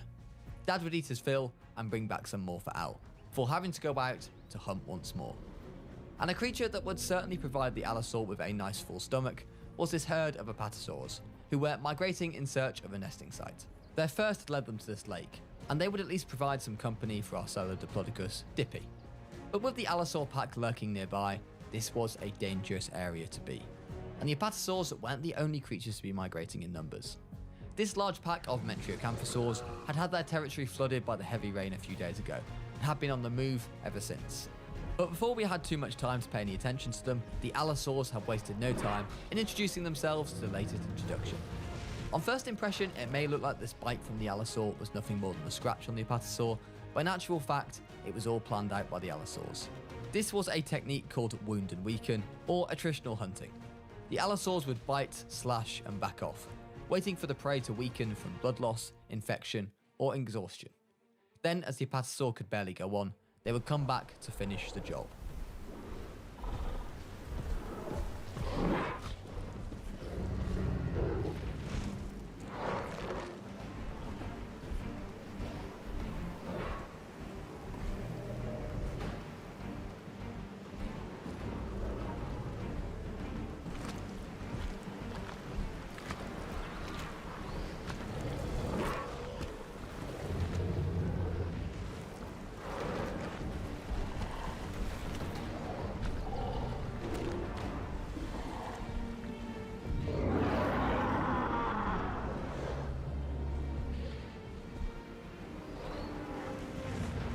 Despite the fact that one Apatosaur would be enough to feed all three Allosaurs, it appeared that the Allosauruses were adopting the Indominus Rex approach, and killing for sport.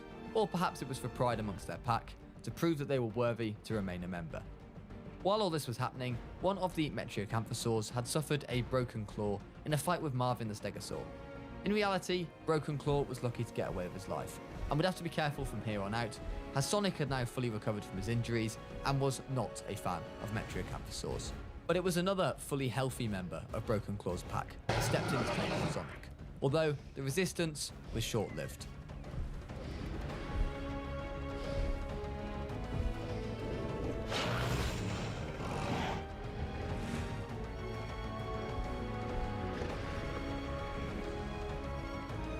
While Sonic pulled the ultimate disrespect move and slept next to his victim, a bit of dinosaur cannibalism emerged as another Metriocanthosaur emerged and started to eat. Upon waking though, Sonic was not happy to see that his meal had been taken away from him, and thus he went to war once more.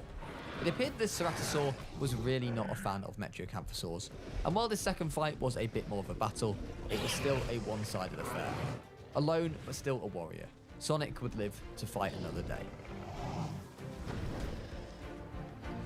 But it appeared, however, that death was a constant in these lands, as the giants of the Jurassic faced off next. Fights between Allosaurs and Stegosaurs were common during the Jurassic, but the outcome was seldom guaranteed. The Stegosaur's tail capable of breaking the leg of the Allosaur if it connected properly, this was an extremely dangerous situation for both. This time though, the Allosaur connected first, grabbing hold of the Stegosaur's head and taking it out. It was a reminder once more why these giant theropods ruled these lands.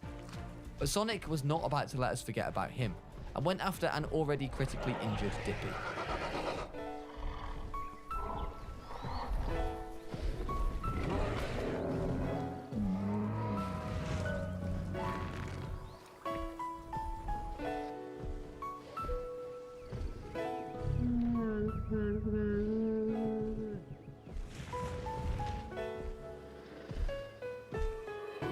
It was rather sad scenes as shortly after his last attack, Dippy let out one final cry and then fell down to the floor. The meal would last Sonic for potentially weeks, and there was no doubt that despite his lack of pack, he was still a force to be reckoned with in this ecosystem. Back with Al and his parents, after eating his fill from the Stegosaur corpse, he bounced around happily in the presence of his parents. But little did he know that this would be some of the last memories that he would have with them. The next day, a dust storm descended over the entire ecosystem. The impact this storm would have on the ecosystem would be catastrophic. Many of the creatures would not survive, as vegetation and water would be wiped out, and visibility alone for some creatures was hard. For our poor brachiosaurs, this would be the last meal they had, as all their desired tall nut trees would soon become no more. Some creatures, such as Broken Claw, were able to ride out the storm by simply resting. Sonic seemed to have gained a temporary pack member, as he agreed to share the rotting corpse of Dippy the Diplodocus with one of the Allosaur pack, who had lost the rest of his pack in the storm. But back on the other side of our ecosystem, tragedy had struck. Al's parents, in a desperate quest for water, had attempted to descend down to the bottom of a crater. When you are a 2-ton predator, a fall down a cliff face was enough to kill from impact. The consequence of this was that poor Al would now have to learn to fend for himself without the support of his parents. It was going to be a tough journey for our young Allosaur. We now fast forward to day 90 and the final 10 days of our ecosystem. Things have changed quite a bit. The dust storm wiped out a large proportion of the creatures in our ecosystem, which gave some new ones a chance to emerge. One of these being the Ceratosaurus, a small theropod dinosaur that is actually said to be a close relative of the later to come Tyrannosaurus rex. Of course, not all of the old creatures died out. Somehow, Broken Claw the Metriacanthosaurus survived. He may be alone, but through scavenging and picking off some easy meals, Broken Claw has managed to get by. For Sonic though, life is finally on the up. He has finally found himself one of his own kind, who has now become his mate. From losing his pack and recovering from an injury that nearly killed him, to this. Sonic will soon have his own younglings to raise. While the dust storm may have taken out the Brachiosaurs, it left a gap in the ecosystem for a brand new sauropod to emerge. The Camarasaurus. This large sauropod had a smaller neck than normal for a sauropod, but this made it sturdier than normal, and it was accompanied by a large boxy head with big, strong jaws. This dinosaur is the most common sauropod fossil found in North America, making it super valuable for studying sauropod biology and behaviour. But when you are in the Jurassic, danger lurks around every corner. This is a fully grown up Al, who due to his large size is now known as Big Al. Losing his parents at a young age caused Al to have to grow up fast and learn to hunt completely on his own. Now a recently turned adult, Al will one day have a family of his own, but for now he will continue on, fighting on alone. The reset in our ecosystem also gave creatures such as the Dilophosaurus an opportunity to return, as this one enjoyed a tasty snack of a compy it hunted down, which is basically the human equivalent of a bar of chocolate. This same Dilophosaur had challenged for pack leader role and used the strength of his compy win to take control of the pack. But the Titans were now back fighting again, as the Stegosaurus and Allosaurus came face to face again, and Marvin the Stegosaur was still going strong, successfully fighting off the challenge of this Allosaur, proving that it was not only Ceratosauruses that he could confidently stand up to.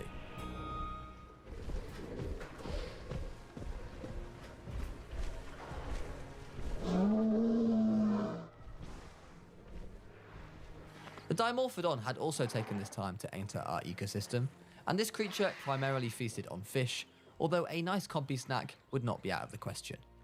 The Gigantospinosaurus, which sounds a bit like a hybrid dinosaur but isn't, was also a new creature to be introduced, and the Dilophosaurus wasted no time in setting their sights on what they considered to be an easy meal at first. The Dilophosaur did manage to get the first hit in, but eventually decided that this fight was just too risky. One swing of the Giganto's tail and it would have all been over. But Marvin's tail though was even more deadly, and when a hungry Allosaur decided to take him on for a fight, it was over before he knew it. As a scavenging Dilophosaur hastily tucked into the dead Allosaur, Marvin had now killed one and injured one in the same day. He was truly a Stegosaur to be reckoned with. Big Al though was a whole different ballgame. He had now injured a Camarasaurus and was happy to play the long waiting game to see what effect the wounds that he had created would do. He watched from a distance before deciding to take a quick nap and see what the Camarasaurus' position was like in the morning. Sonic's mate, however, seemed intent on getting herself into some serious trouble by deciding to take on a fully grown Stegosaurus. An adult Stegosaur is an even match for an Allosaur, so for the smaller Ceratosaur, she would have to play it very carefully.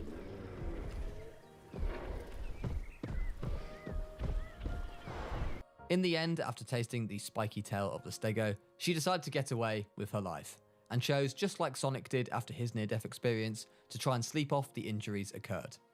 Speaking of Sonic, he was on the prowl for a meal of his own. He was hungry, and after spending a long time guarding the nest for any nest thieves, he had left in search of a meal for himself. After his previous experiences with Stegosaurs, he carefully decided not to go after one of them, choosing to take on a Gigantospinosaurus instead. In the end though, upon seeing his injured mate, Sonic decided to leave the kill for her, so that she would be able to get some of her strength back in preparation for their young, which would soon hatch. Back with Big Al, the Camarasaurus that he had wounded had died of their injuries. The wound had become infected, and as another Camarasaur woke to see her dead body next to her, With Big Al eating from it, she immediately vacated the scene. For Al though, a meal like this would sustain him for weeks. And after eating his fill, he lay down for yet another long, but deserved, sleep. For Sonic though, tragedy struck.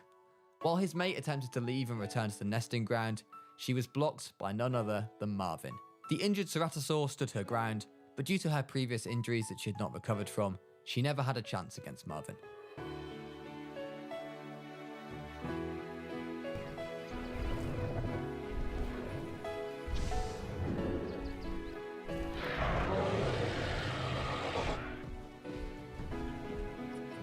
Sonic took one look at the body before fleeing from the scene in despair.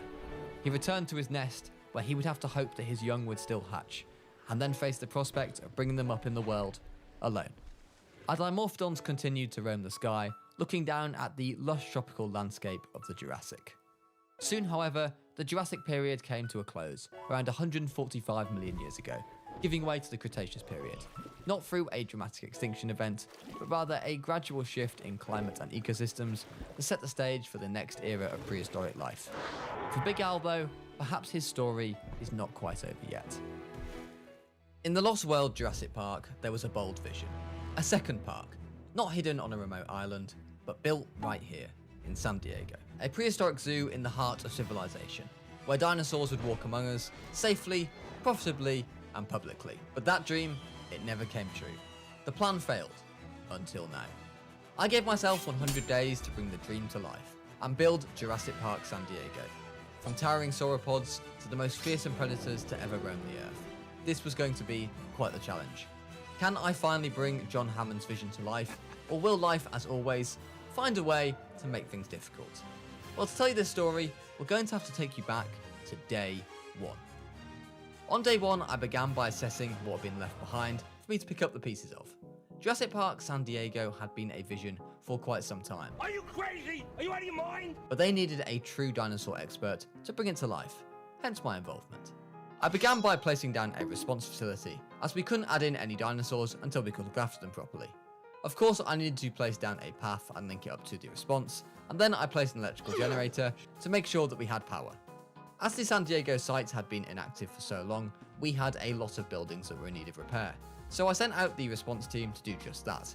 But they were taking their sweet time to sort these issues, so in true CEO fashion, I jumped in one of the Jeeps myself to do some of the repair work, although it turns out these things are a little bit tricky to drive. Once that was done, I needed to recruit some scientists. So after hiring a couple of scientists, I immediately put them to work on researching some improved power technology, as these current generators were not cheap to run.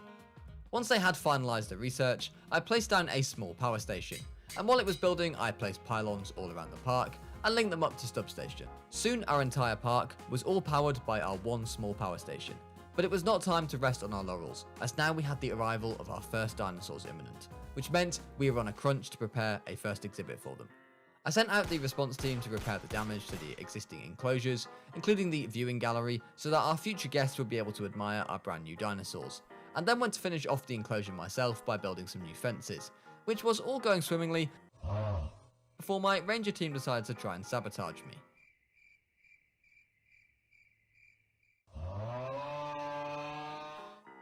I placed down a gate so a ranger team would be able to go through into the enclosure, and we were now ready to receive our first dinosaurs and make this park truly operational. As they were being transported, I added some water into the enclosure and then put down a ranger post where I assigned a ranger team to. And just in time also, as it was time to welcome our first dinosaurs to Jurassic World San Diego, and the chaos could begin. So I had our Pachycephalosauruses delivered into the enclosure that I'd already made for them, and then got my scientists doing some research for some efficiency upgrades also. The Pachys had arrived and San Diego had its first dinosaurs. They seemed to be getting settled in nicely, and once they arrived they were seen by the ranger team, who informed me they needed some ground fibre, so I added that in to help them keep them happy. But I didn't have long before my next arrivals were imminent. First would be the Compsognathus, and as I didn't want any poor innocent children being attacked like at the start of Lost World, I set about making a nice exhibit for them. The Tyrannosaurus Rex, however, were obviously going to be placed in the big San Diego amphitheatre, so I set about enclosing that, which would allow our guests to get a great view of the Tyrant Lizard King. I enclosed the amphitheatre and then delivered our compies to the same exhibit as the Pachys, as apparently these two species were able to coexist peacefully. I then got the call. The Rexes were ready to be transported. So I asked them to be put into the amphitheatre pen, and while I waited on their arrival, I admired the view that our future guests would have of our star attraction. Jurassic Park San Diego was finally being brought to life. Our Rexes had now arrived, and from the moment I set eyes on them, I realised how much our guests would absolutely love them. And also how much our ranger teams were absolutely going to hate them. Once they were in and getting settled in, I realised they were in need of some live prey. So I had to research that as soon as possible, as we did not want any unhappy Rexes rampaging about. Our compies were also here, so I sent out a ranger team to examine them to make sure they had a nice clean bill of health, before returning to the Rexes to place down some nice goats ready for them to feed on, as T-Rex doesn't want to be fed, it wants to hunt. Our Rexes were more or less content now, so I added some sand to really satisfy them, which was actually all our compies also needed to remain happy. With the board of investors happy that the needs of our dinosaurs have been met, they finally gave me the go-ahead to open Jurassic Park San Diego. And as we opened the gates, our guests came flooding in. Finally, after a long time of waiting, InGen's vision of Jurassic Park in San Diego was coming to life. But now was not the time to relax, because normally where dinosaurs and guests go, chaos follows. Now, with some guests through the door, I would have to think about more than just dinosaurs, as these guests would need food, drink, and of course some cuddly dinosaur toys to buy. So down what I would name the main high street, I went about meeting the guest needs, by placing down amenities for all of them. Apparently for some reason they also wanted an emergency shelter, just in case any of our dinosaurs would escape, but of course that was never going to happen. I placed one down anyway though. I also placed down a small hotel, as this would boost our accommodation rating, as who doesn't want to get their 8 hours kip while being watched by a Tyrannosaurus Rex. I began to make a new enclosure, as apparently I was soon to welcome some more brand new dinosaurs, and then got my scientists to work on the park tour, so I could throw all my guests into a jeep to get a real close-up view of my dinosaurs. After placing down my staff centre, I hired an additional scientist to help me run Jurassic Park, and then began to prepare the latest exhibit, ready for the arrival of our Parasaurolophuses. I got it ready just in time, and then instructed the transport team to put them in there, and still my building work was not done yet, as apparently we had a sauropod coming in next, and I would need to construct yet another enclosure. It turned out this park CEO life was actually quite a lot of work. And it only got worse, as once these latest arrivals arrived, I quickly realised that we were going to have a bit of an issue, as they were bloody massive. Still though, I had to make sure that they were on view to our guests, so I constructed a viewing area and then set about making sure their needs were met. Or trying to at least. Turns out that ginormous sauropods actually need quite a bit of space, who would have thought it, and I was actually getting a bit concerned that we may not have quite enough of it. With the additional dinos added, I needed a second response facility, so I constructed one and put one down, and then had to move the viewing gallery, as the original one was in the way of the park tour that I was just about to construct. After all, you can't have Jurassic Park without your Jeep tour being flipped over by a T-Rex. Quickly put down some more medium amenities to boost that profit and keep the guests happy, and then began to create the route for the park tour. Turns out this was actually a little bit more difficult than I had originally expected, as I ended up having to tear down my paths, fences, and even replace entire water sections in enclosures just to get this park tour off the ground. But I soon had to take a quick break from this, as Jurassic Park San Diego soon suffered from the same fate that all the original parks had suffered from: escaped dinosaurs. So it turns out our new arrivals were not very happy with the lack of space in their new enclosure, so had decided to wander over to the main high street in search of some. I immediately had the fences repaired and a helicopter sent out to tranquilise the rampaging sauropods, and while I let my ranger teams pick up the mess that I had created, I continued to finish my park tour. I clearly had my priorities straight. Eventually though, I was called back by my park rangers, who told me that I still had a mess to clear up, as all our guests were fleeing into the shelters. So I tried to meet the needs of our needy sauropods, and then swiftly got back to working on the park tour, of course, what really mattered. Only to be rudely interrupted again by one of our parasaurs feeling ill. How incredibly selfish. So I had to place down a medical facility to treat the parasaur, and while I let them get back to work on healing my poor sick dinos, I continued my park tour, and also hired another scientist, as I wanted to build an expedition site. An expedition site would allow me to dig for my very own DNA, to create my own dinosaurs here on San Diego, which was all very exciting. What wasn't very exciting, however, was that my park tour was still not complete. I was having a bit of a nightmare trying to finish this thing off, as apparently I was asking the track to curve a little bit too much, but eventually we got there, and finally my little side project had been completed. I placed down some extra pylons and a substation to get some power to the park tour, and my medical team had just got back to me to tell me that there was absolutely nothing wrong with the parasaurs and I just wasn't providing for their needs enough. Way to show me up, guys. So I added some ground nut to make our parasaurs happy, and soon they were right as rain. I then added a path to our park tour so that our guests could actually access it, and then decided I was going to send off my very first dig team to the US to look for some Triceratops DNA. I'd let my first OG response unit run out of fuel, so I topped that up and then added some bunkers around the park to make guests feel nice and safe and encourage them to come through our entry gates and spend some money. Give me your money. I did need to power them though, so I put pylons and substations around the entire park so that everything would be powered nicely. By this point, my expedition team had come back with the Triceratops DNA, so I immediately got to work on extracting it. At this point, San Diego was coming on pretty nicely, but I needed to keep investing in it to bring it truly to life. So I decided to hire a new top-of-the-range scientist to help out with some of the more challenging research tasks. With a little bit of free time on my hands, I decided it was probably time to extend the enclosure of the Mamenchiasaurus, which, yes, is the name I've been putting off saying this whole time. With a little bit more space, I was hoping that it wouldn't try and escape again in the future. I then witnessed the standoff of all standoffs between my park tour and my sleeping Tyrannosaurus Rex. As I witnessed my sleeping Tyrannosaur take one look at the queue of jeeps and then go back to sleep, I was intensely reminded of the stubborn behaviour my husky Merlin likes to show, so I named this one Merlin. Just as Merlin was trying to get some nice sleep, one of the jeeps decided to be very brave and honk at him. Safe to say, Merlin was not a fan of this. I named the other Rex Marla after my second husky, and then quite enjoyed watching Merlin continue to terrorise the jeeps. After all, who reasonably honks a Tyrannosaur? But even the torn apart jeeps weren't stopping San Diego from posting a positive monthly profit, and with figures like this, I had clearly proven that I was the man for the job. I placed down some more hotels with cracking views of our dinosaurs, as I did want those luxury guests through our door, and then placed down a second power station, as we were beginning to use a fair bit more power now. More guests through the door though meant more amenities, which of course meant more profit, so I was very happy about this as I could then reinvest the money into more dinosaurs. We did need to keep on top of all guest requirements however, so I made sure there were enough restrooms and shelters about the place to keep them happy. Merlin and Marla had stopped attacking the jeeps, and life in Jurassic Park San Diego was going very well. On day 40, it was time to start researching the hatchery, so I'd be able to incubate some dinosaurs of my very own. Also, while I was at it, I decided to do the wide path, as our paths had become rather crowded by this point, causing a few murmurs of discontent amongst our guests. Once the hatchery research had been completed, I placed one down in the corner of our park, and then decided to build an enclosure of it, as another attraction for our guests. I then used our brand new wide paths to sync up the newly constructed viewing area, as well as the hatchery itself to the path, which enabled me to begin creating some Triceratops.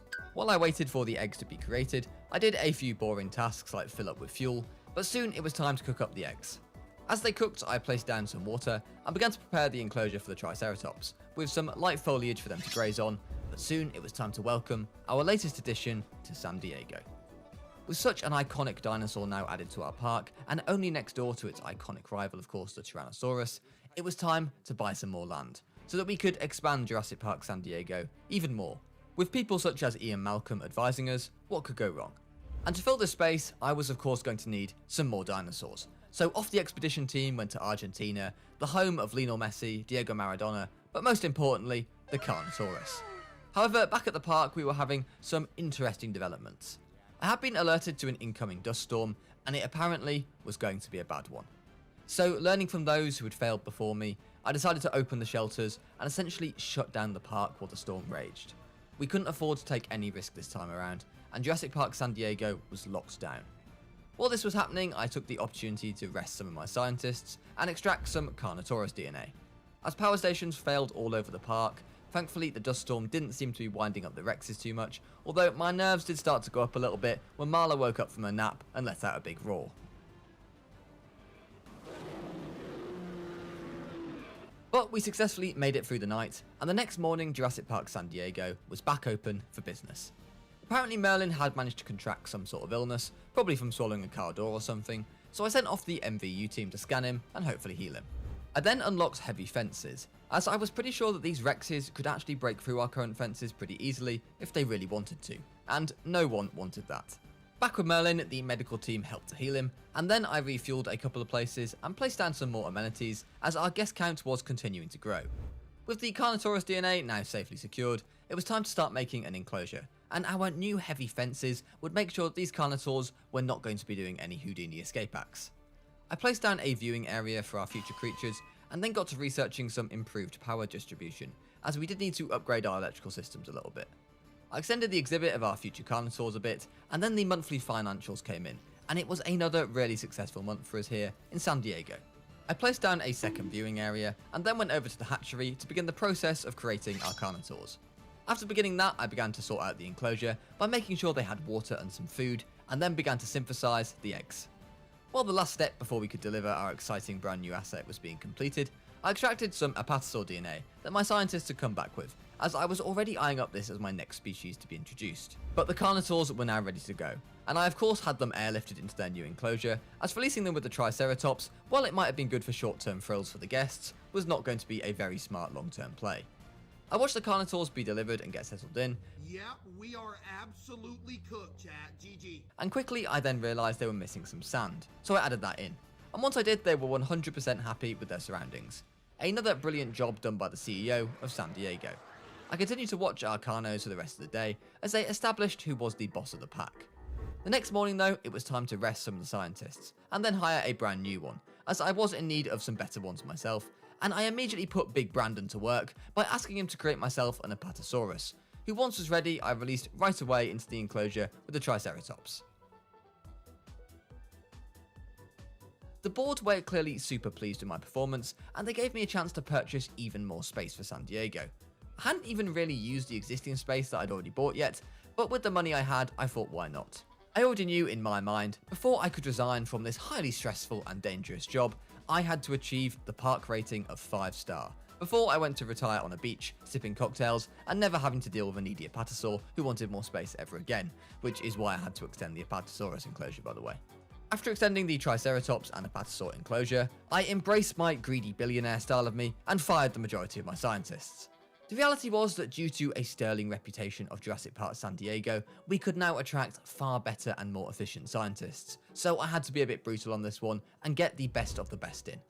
I needed to get some dinosaurs in as well, so I spent a whopping $500,000 to research the dig site for the Suchomimus, but it was one of the rarest and most popular carnivores that I actually had access to, so I figured it was worth the money.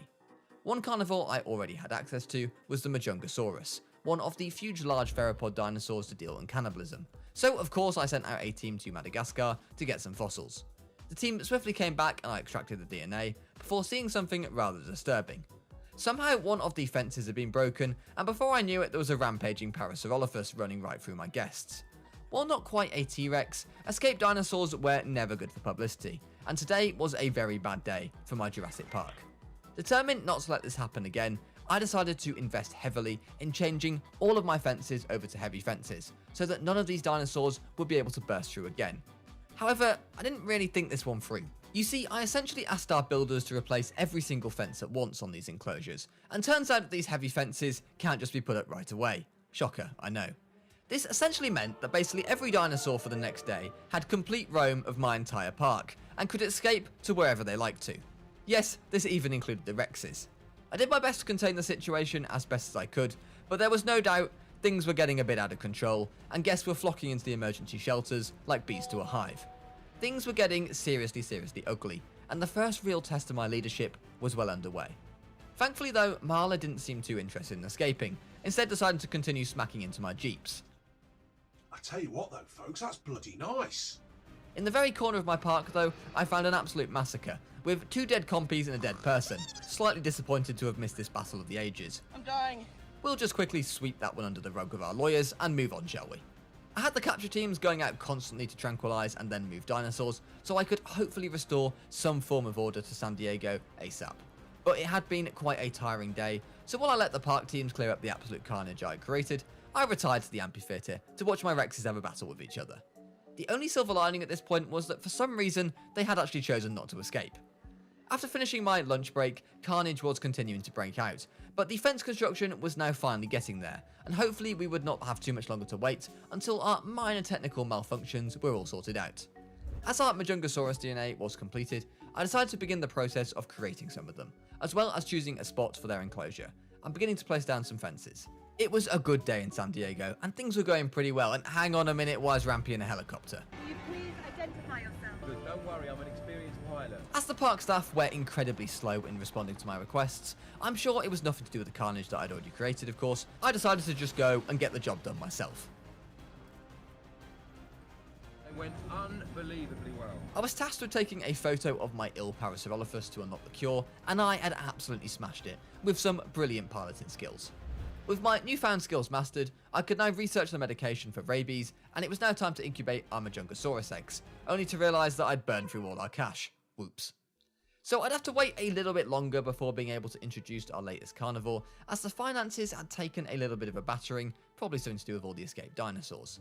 I sent out a team to look for some Coelophysis DNA before placing down some more amenities, as we desperately needed some additional cash to introduce the Majungasauruses. The Coelophysis DNA had now come back, so I had that dealt with, and then turned my attention to some guest attraction upgrades, which would help to get some more guests through the door. I thought I had enough money by this point to release the Majungasaurus, but alas, we were not just quite there yet. So instead, I decided to go back to doing what I did best, placing more pylons and substations around the park, and then placing some more amenities, of course, to up that profit just a little bit more.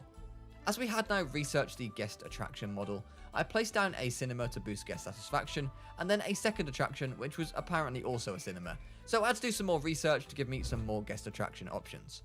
But anyway, the good news was that the Majungos were finally ready to go. I spent all of my money on them, and then right away a dust storm rolled in. Probably not a good combination. As the park finances were so low, this was pretty terrible timing, and I was already going into making a loss, so I could just not afford to close the park for safety reasons. Hopefully history would not repeat itself this time around. The dust storm had wiped my power out, but at least almost all of my enclosures were now heavy fences, and thus the power itself was not actually required for them. I did have to do a little bit more helicopter flying, as one of my dinosaurs had gotten sick and needed another photo of it, so of course I was the man for the job. The park rating though from the dust storm had taken an absolute battering in the last day or so, due to the storm wiping out all the power for my attractions and amenities, and also because the rangers had decided to put the Rexes to sleep, as the dust storm was beginning to agitate them. After a while though, the dust storm had finally cleared, and we could get back to some sort of normality. I filled up with fuel and then turned my attention to the Majungasaurus exhibit, placing down a gate so the park rangers could access them, and then making sure they had plenty of prey, and of course water to keep them content. We were now finally ready to release our latest edition, so I got the helicopters in and asked them to transfer the Majungasaurus to their new home. These cannibals from Madagascar would immediately be one of the most popular dinosaurs here at San Diego, and the new attraction would, at least in the short term, bring in some more guests. Of course, they would have to replace the guests first that Merlin was scaring off, as I found my helicopter team constantly circling my Rexes. I watched my Majungasaurus battle for supremacy as they got settled into their new home, and then researched the widest path possible, as apparently my guests were getting fed up with some of the overcrowded paths, even after I'd already made them any wider. While my research team began that, the first batch of Coelophysis eggs were ready to incubate, so I immediately got my staff to incubate all 10 of them, and once the path research was complete, I replaced all my overcrowded paths with nice wide ones, so that my guests had no reason to complain anymore. The Coelophyses were ready to go, and these critters just love everything and everyone apparently, so I banged them in with the Triceratops and the Apatosaurs. We were now able to research some advanced power technology, allowing us to build bigger power stations, and as San Diego was now using a hell of a lot of power, I immediately decided this would be a good thing to do. I then checked on Merlin, and don't worry, he's not dead, he's just knocked out here, after trying to eat another guest jeep. This boy was some serious trouble. I then received word from the board that I had officially completed my mission, and had been given the job of San Diego CEO full-time. What they didn't realise, of course, was that as soon as I got this park to 5-star, I was off to go sit on the sunbed, as far away from this inevitable disaster as humanly possible. So we had some work to do to earn that last star, especially as we did only have limited species on offer to us. For some reason, the likes of the Mosasaur and the Spinosaur were off limits here in San Diego, so I just had to work with what I had. I did decide though, after being given the job full time, to take a moment to appreciate what we had built here at San Diego. Truly, we had managed to bring the dream of dinosaurs on the mainland to life, and people were flocking in just to get a sight of our creatures, and to ride that famous park tour of course. But there was no rest for the wicked, and I had to get back to work, and the first thing I did was make one of these lovely large power stations, just to boost our power output up a little bit. My scientists were a little bit disgruntled at how hard I'd been making them work, so I sent them off to the Maldives for a day or so to recover, as I didn't want any Dennis Nedry style sabotage happening here. I then chose a new contract, opting to send out a new expedition team, as I was basically going to be doing that anyway, and it was free money. While I waited for the scientists to return from holiday, I watched Merlin and Marla continue to absolutely terrorise our guests in the jeeps. Unless these guests were signing their life away right before entering our park tour, I have no idea why we haven't been sued yet. The scientists returned from the Maldives, and I immediately sent them off to Niger to get some Suchomimus DNA, which after the Rex was the largest carnivore that San Diego could have, meaning that I would really need this one to help with my goal of a 5-star park. I had finally ran out of room in the original space of the San Diego park, so it was time to expand the park a little bit in terms of both empty enclosures that would hopefully soon house dinosaurs, and also new pathways for the guests to explore, as soon as we would hopefully have some new attractions there. Of course, this meant that I would also need to place new restrooms and shelters to keep all the guests happy, but that was a small price to pay. The Sucho DNA came back, and I immediately extracted it before placing down a few more amenities to increase our profit. On day 80, I decided it was time for a little bit of fun, and time for a second park tour route. I had a bit more experience creating these things now, so I wasn't making quite as much of an issue this time around. I decided to build the park tour all around the remaining barren areas of our map, as while there weren't many dinosaurs our guests could actually see there yet, soon they would hopefully be filled with various creatures of all shapes and sizes. Soon our park tour was completed and ready to go, and I immediately turned my attention to creating some Suchomimuses, which were going to be pretty expensive. Before I could incubate the eggs though, I hired a new scientist who was pretty great, and then came back to see that they were going to charge me a whopping 6.2 million for 4 Suchomimuses. Turns out dinosaurs are not very cheap. Still though, I didn't really have a choice, so I reluctantly decided to incubate the eggs. I already had an enclosure ready for them, which of course my brand new park tour ran right through, but even after our new attraction, we were going to need some more dinosaurs, and let's just say I had one in mind, so I began to create another enclosure far, far away from where the guests were. The next morning on day 85, I was spending some time chilling with my carnos when the financial report came in, and we were really struggling to get this 5th star. I knew that we needed more dinosaurs, but with the limited dinosaurs available to me, it was turning into a little bit of a struggle. Apparently people had got bored of Merlin and Marla the Tyrannosaurs already, and we needed that X factor. Anyway, after asking the transport team to place the Suchomimuses into their new enclosure, I had to research the piscivore feeder so that my new creatures had something to actually eat. But the DNA had come back for an absolute classic creature that I've been holding out on for quite some time due to safety concerns, the Velociraptor. This iconic dinosaur would certainly bring the fear factor for my guests, which was just what I was after. Although I didn't quite get enough DNA first time around, so I did have to send the team back out to Mongolia to gather some more. And while they did that, our latest attraction was being delivered, and I watched our Suchomimuses being delivered, and my god, they looked fantastic. We may not be able to get Spinosaurus in San Diego, but our 4 Suchomimuses were going to be fantastic for our park rating and revenue. At least, that was what I thought. The immediate impact of their arrival was actually pretty small. That 5-star rating was still over half a star off, so I immediately put my remaining cash balance to good work and began to synthesize some raptor eggs. The first batch, however, were incredibly disappointing, as we only ended up with 2 measly raptor eggs. Not sure what my scientists were cooking there. Still, 2 was better than none, so I instructed for both of them to be incubated. From one Jurassic Park classic dinosaur to the next, on my radar next was the Dilophosaurus, so I sent out a dig team to gather some DNA, and then filled up on fuel as I seemed to be constantly running out of it. The raptors were ready to be delivered, and after a long day at San Diego, I may have accidentally asked for one of the raptors to be put inside the Suchomimus exhibit, instead of the empty pen next door. I had to wait for the transport team to move the raptor, so I quickly extracted the Dilo DNA, and then got in a helicopter myself, as this was my mess, and I was going to fix it myself. I steadied myself right above the Sucho exhibit, and waited for the poor raptor to be delivered. I had spent $300,000 on this asset, and I was not going to allow it to be live bait. Luckily, I had learnt now, as well as an amazing helicopter pilot, I was actually pretty handy with a trank gun, and landed 2 clean hits on the raptor. Catastrophe averted, and I asked the transport team to move the raptor into the right enclosure.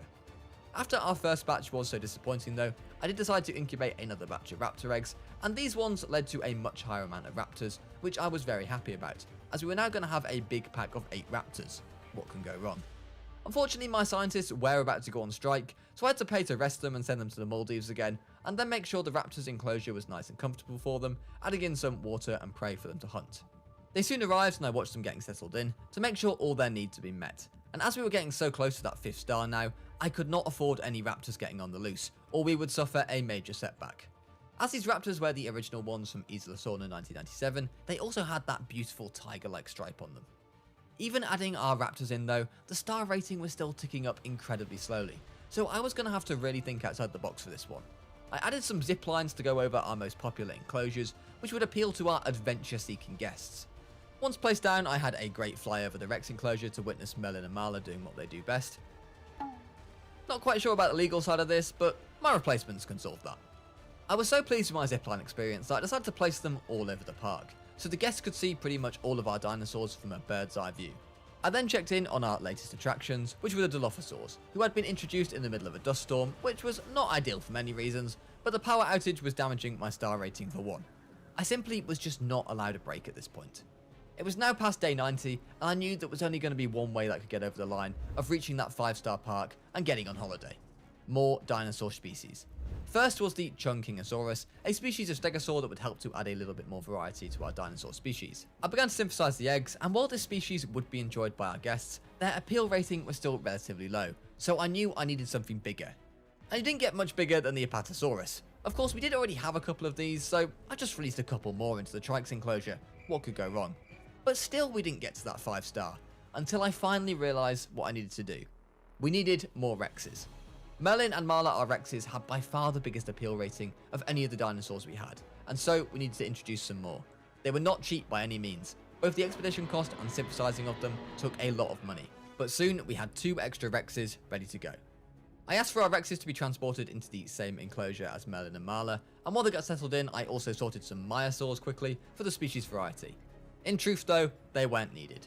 The Rexes had done the job, and we had finally achieved our goal and made Jurassic Park San Diego a 5-star park just before our 100-day goal was over. Jurassic Park San Diego had not only been created, but had proven to be a success. The park had reached 5-star, and my job was done. It was time to leave this dinosaur paradise before, as always, life found a way to ruin it. I spent 100 days simulating a dinosaur ecosystem. I transformed these barren lands into a thriving ecosystem, full of predators and prey alike. Over the course of 100 days, our ecosystem transformed into one of the most resilient but ruthless ecosystems that life has ever seen. Can life find a way, or is it all doomed to die? Well, for us to find out, we'll have to go back to day 1. Our journey begins on an empty Isla Nublar, the island that Jurassic Park and then Jurassic World was created on. It was the ideal place for our dinosaur ecosystem as we attempted to bring John Hammond's dream to life, just in a slightly different way than he had originally intended. The first dinosaurs I settled on to introduce to the ecosystem were the Coryphosaurus, last seen in the late Cretaceous period between 75 to 77 million years ago. Its name means helmet lizard, and I thought it would be the perfect first addition to our ecosystem. I made sure that our first dinosaur was content in their new biome, so I made sure to add some water and shrubs to the nearby area. Each dinosaur likes and dislikes certain creatures, which should make my job a lot easier, as I made sure to steer clear of any Doctor Wu hybrids or Therizzinosauruses, as it appeared that my first arrival would not be very tolerant of those. Instead, I opted to go for the Brachiosaurus, one of the most iconic and well-known dinosaurs that lived during the late Jurassic period. It's a dinosaur. After releasing it into the ecosystem, I saw that it would not be compatible with any more sauropods in its nearby area, so that ruled that one out. As the Brachys accustomed to their new environment, beneath their feet, the latest arrivals made themselves at home. The Dryosaurus was a herbivore, feeding primarily on low-lying vegetation, where its beak-like mouth and teeth were well suited for chewing and processing plant material. After the Dryosaurus, I introduced a small army of Dracorex into the nearby area. Apparently this creature was given its name after Hogwarts, the fictional school for wizards in Harry Potter, which is probably the most bizarre fact that you will hear today. While all the dinosaurs settled into their new surroundings, I made an effort to make sure that they would feel right at home.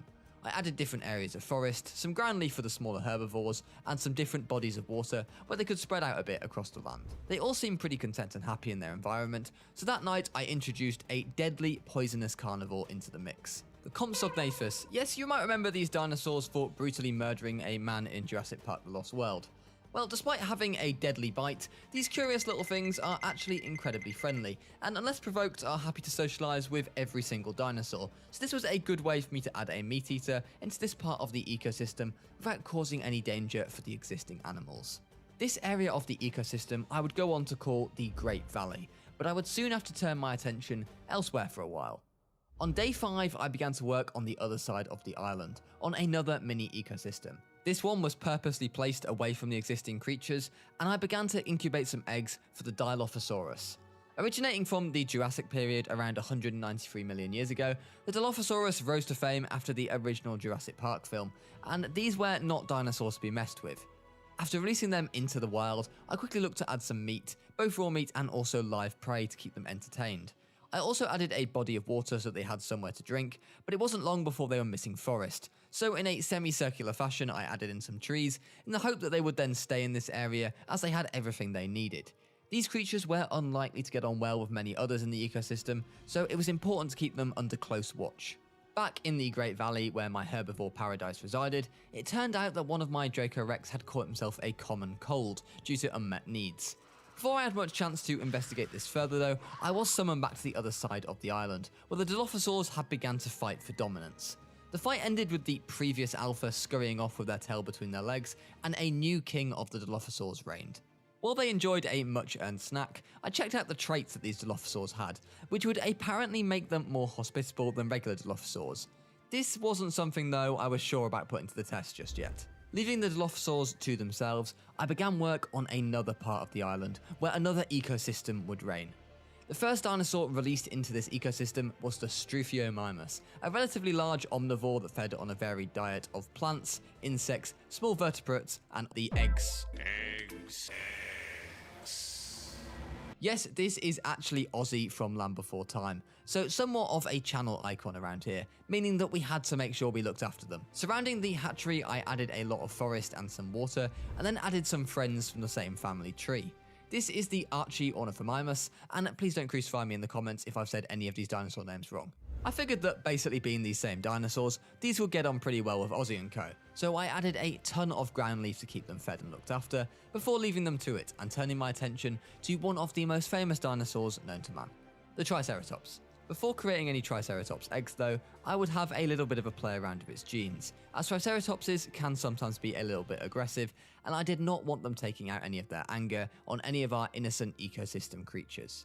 However, all this attention on my individual stations had left me neglecting my first mini ecosystem that I had created, and in the Great Valley a lot of my creatures were incredibly unhappy, with my Draco Rex in particular actually starving to death due to a lack of ground nuts, so I of course made an effort to get some in for them. I then found out that my Dryosauruses were unhappy due to a lack of ground fibre. I'm dying! And realised the complex nature of the ecosystem, and having to make sure that every creature had enough various resources to cater for all. My compies were also unhappy due to a lack of sand, so while it did look a little bit odd and out of place in the grassy land surrounding it, I did add a small patch of sand to hopefully keep them happy. And the trouble didn't end there, as heading back to my Archaeornithomimuses, they were lacking in ground fibre also, so I made sure to add some in to hopefully keep them happy and disease free. It was now time to release the Triceratops, and I let the dinosaur that used to go head to head with the T-Rex 66 million years ago get settled into its new environment. Meanwhile, I had a quick check-in with the Dilophosauruses, and saw on first look one of them having a nap with the local wildlife. Only on further inspection, I became less and less convinced that this goat was still alive. While over here with the Dilophosaurs, I decided to try my hand at introducing a new creature to their habitat in the hope of a friend for them.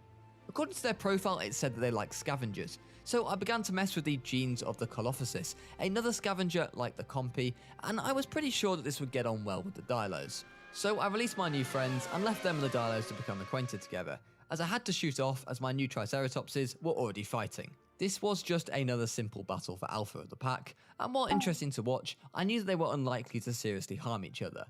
But back on the other side of the park, we had a serious issue. The Dilophosaurs had not taken well to their new residents, and was, murdering them. I watched in shock horror as I realised the critical error that I had made, in condemning all these poor innocent souls to death. I double checked all the profiles as I watched the Dilos one by one murder all the Coles, and I was still confused as to why exactly they weren't getting on.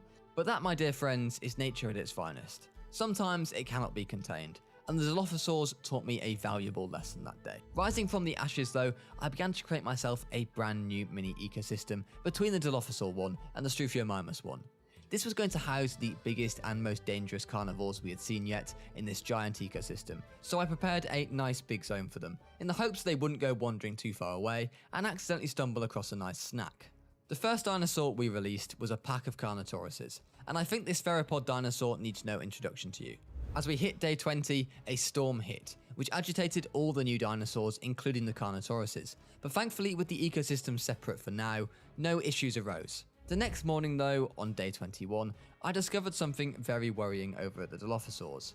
While not a single Colossus remained of the Dilos as they had all been taken out, it appeared that some of the Dilophosaurs had suffered major injuries in the aftermath of their fights, with one suffering from internal bleeding. I could only wait it out and see if they would recover from this. Back with the Carnosauruses, another apex creature was about to be released. The Albertosaurus, which was a close relative of the T-Rex and lived approximately 70 to 73 million years ago. Now, you might think introducing it alongside the Carnotaurus was a bad idea and an accident waiting to happen. But no, apparently these two dinos actually get along brilliantly, so we're perfectly content to share their territory together. Alongside these two, I actually released another patch of Colossus into this ecosystem, as I felt guilty about the massacre that I committed to the last lot. As you can both see, the Albertosaurus and Carnotaurus were getting along swimmingly, as they both enjoyed a nice drink together, and I then added some rocks into their sandy habitat to make them feel right at home. Back in our brand new herbivore section of the ecosystem, I prepared to open the gates to our latest arrival, the Apatosaurus, or depending when you were born, some of you may have called this dinosaur the Brontosaurus. This sauropod lived in the late Jurassic and weighed anywhere from 16 to 22 tons. I added plenty of forest for our new arrivals and some water so they would feel right at home, but was then forced away by the shocking news that one of the Dilophosaurs had passed away from an infected wound formed in the aftermath of its fight with a Colossus.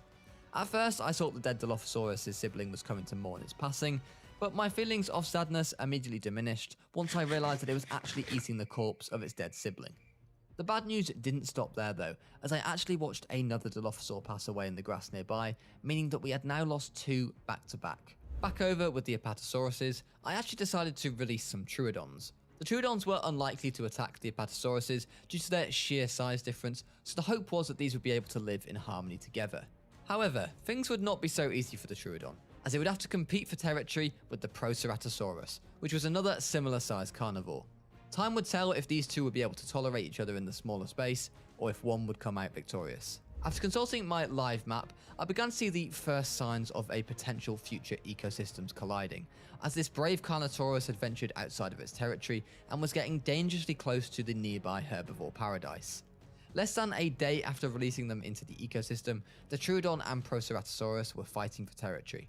While these fights didn't normally lead straight away to death, it would leave lasting scars on both of them, with this Troodon suffering surface wounds and the Proceratosaurus being poisoned by the Troodons. This was clearly going to be a bad match, and would likely end with one species being victorious and claiming this part of the ecosystem as their own. Up in the northeast herbivore ecosystem I was putting together, I released this Sauropelta. You might think this dinosaur is a member of the Ankylosaurid family, but it's actually not, and is instead a member of the Nodosauridae family. It wasn't just carnivores I had to worry about separating, as these two families were never going to tolerate the other being in their territory, meaning I'd have to make sure I kept any future Ankylosaurids away from this area of the ecosystem. Nearby was where our Carnotaurus and Albertosaurus pack roamed, and upon checking in on them, I made a chilling discovery. It looked as if the two ecosystems were about to collide. The Struthiomimus and Archaeornithomimuses had expanded their territory and were edging closer to the deadly carnivores. A bloodbath could only be contained for so long, especially as this Archaeornithomimus decided to come and check out what this Carnotaurus was having for dinner. Not the smartest move.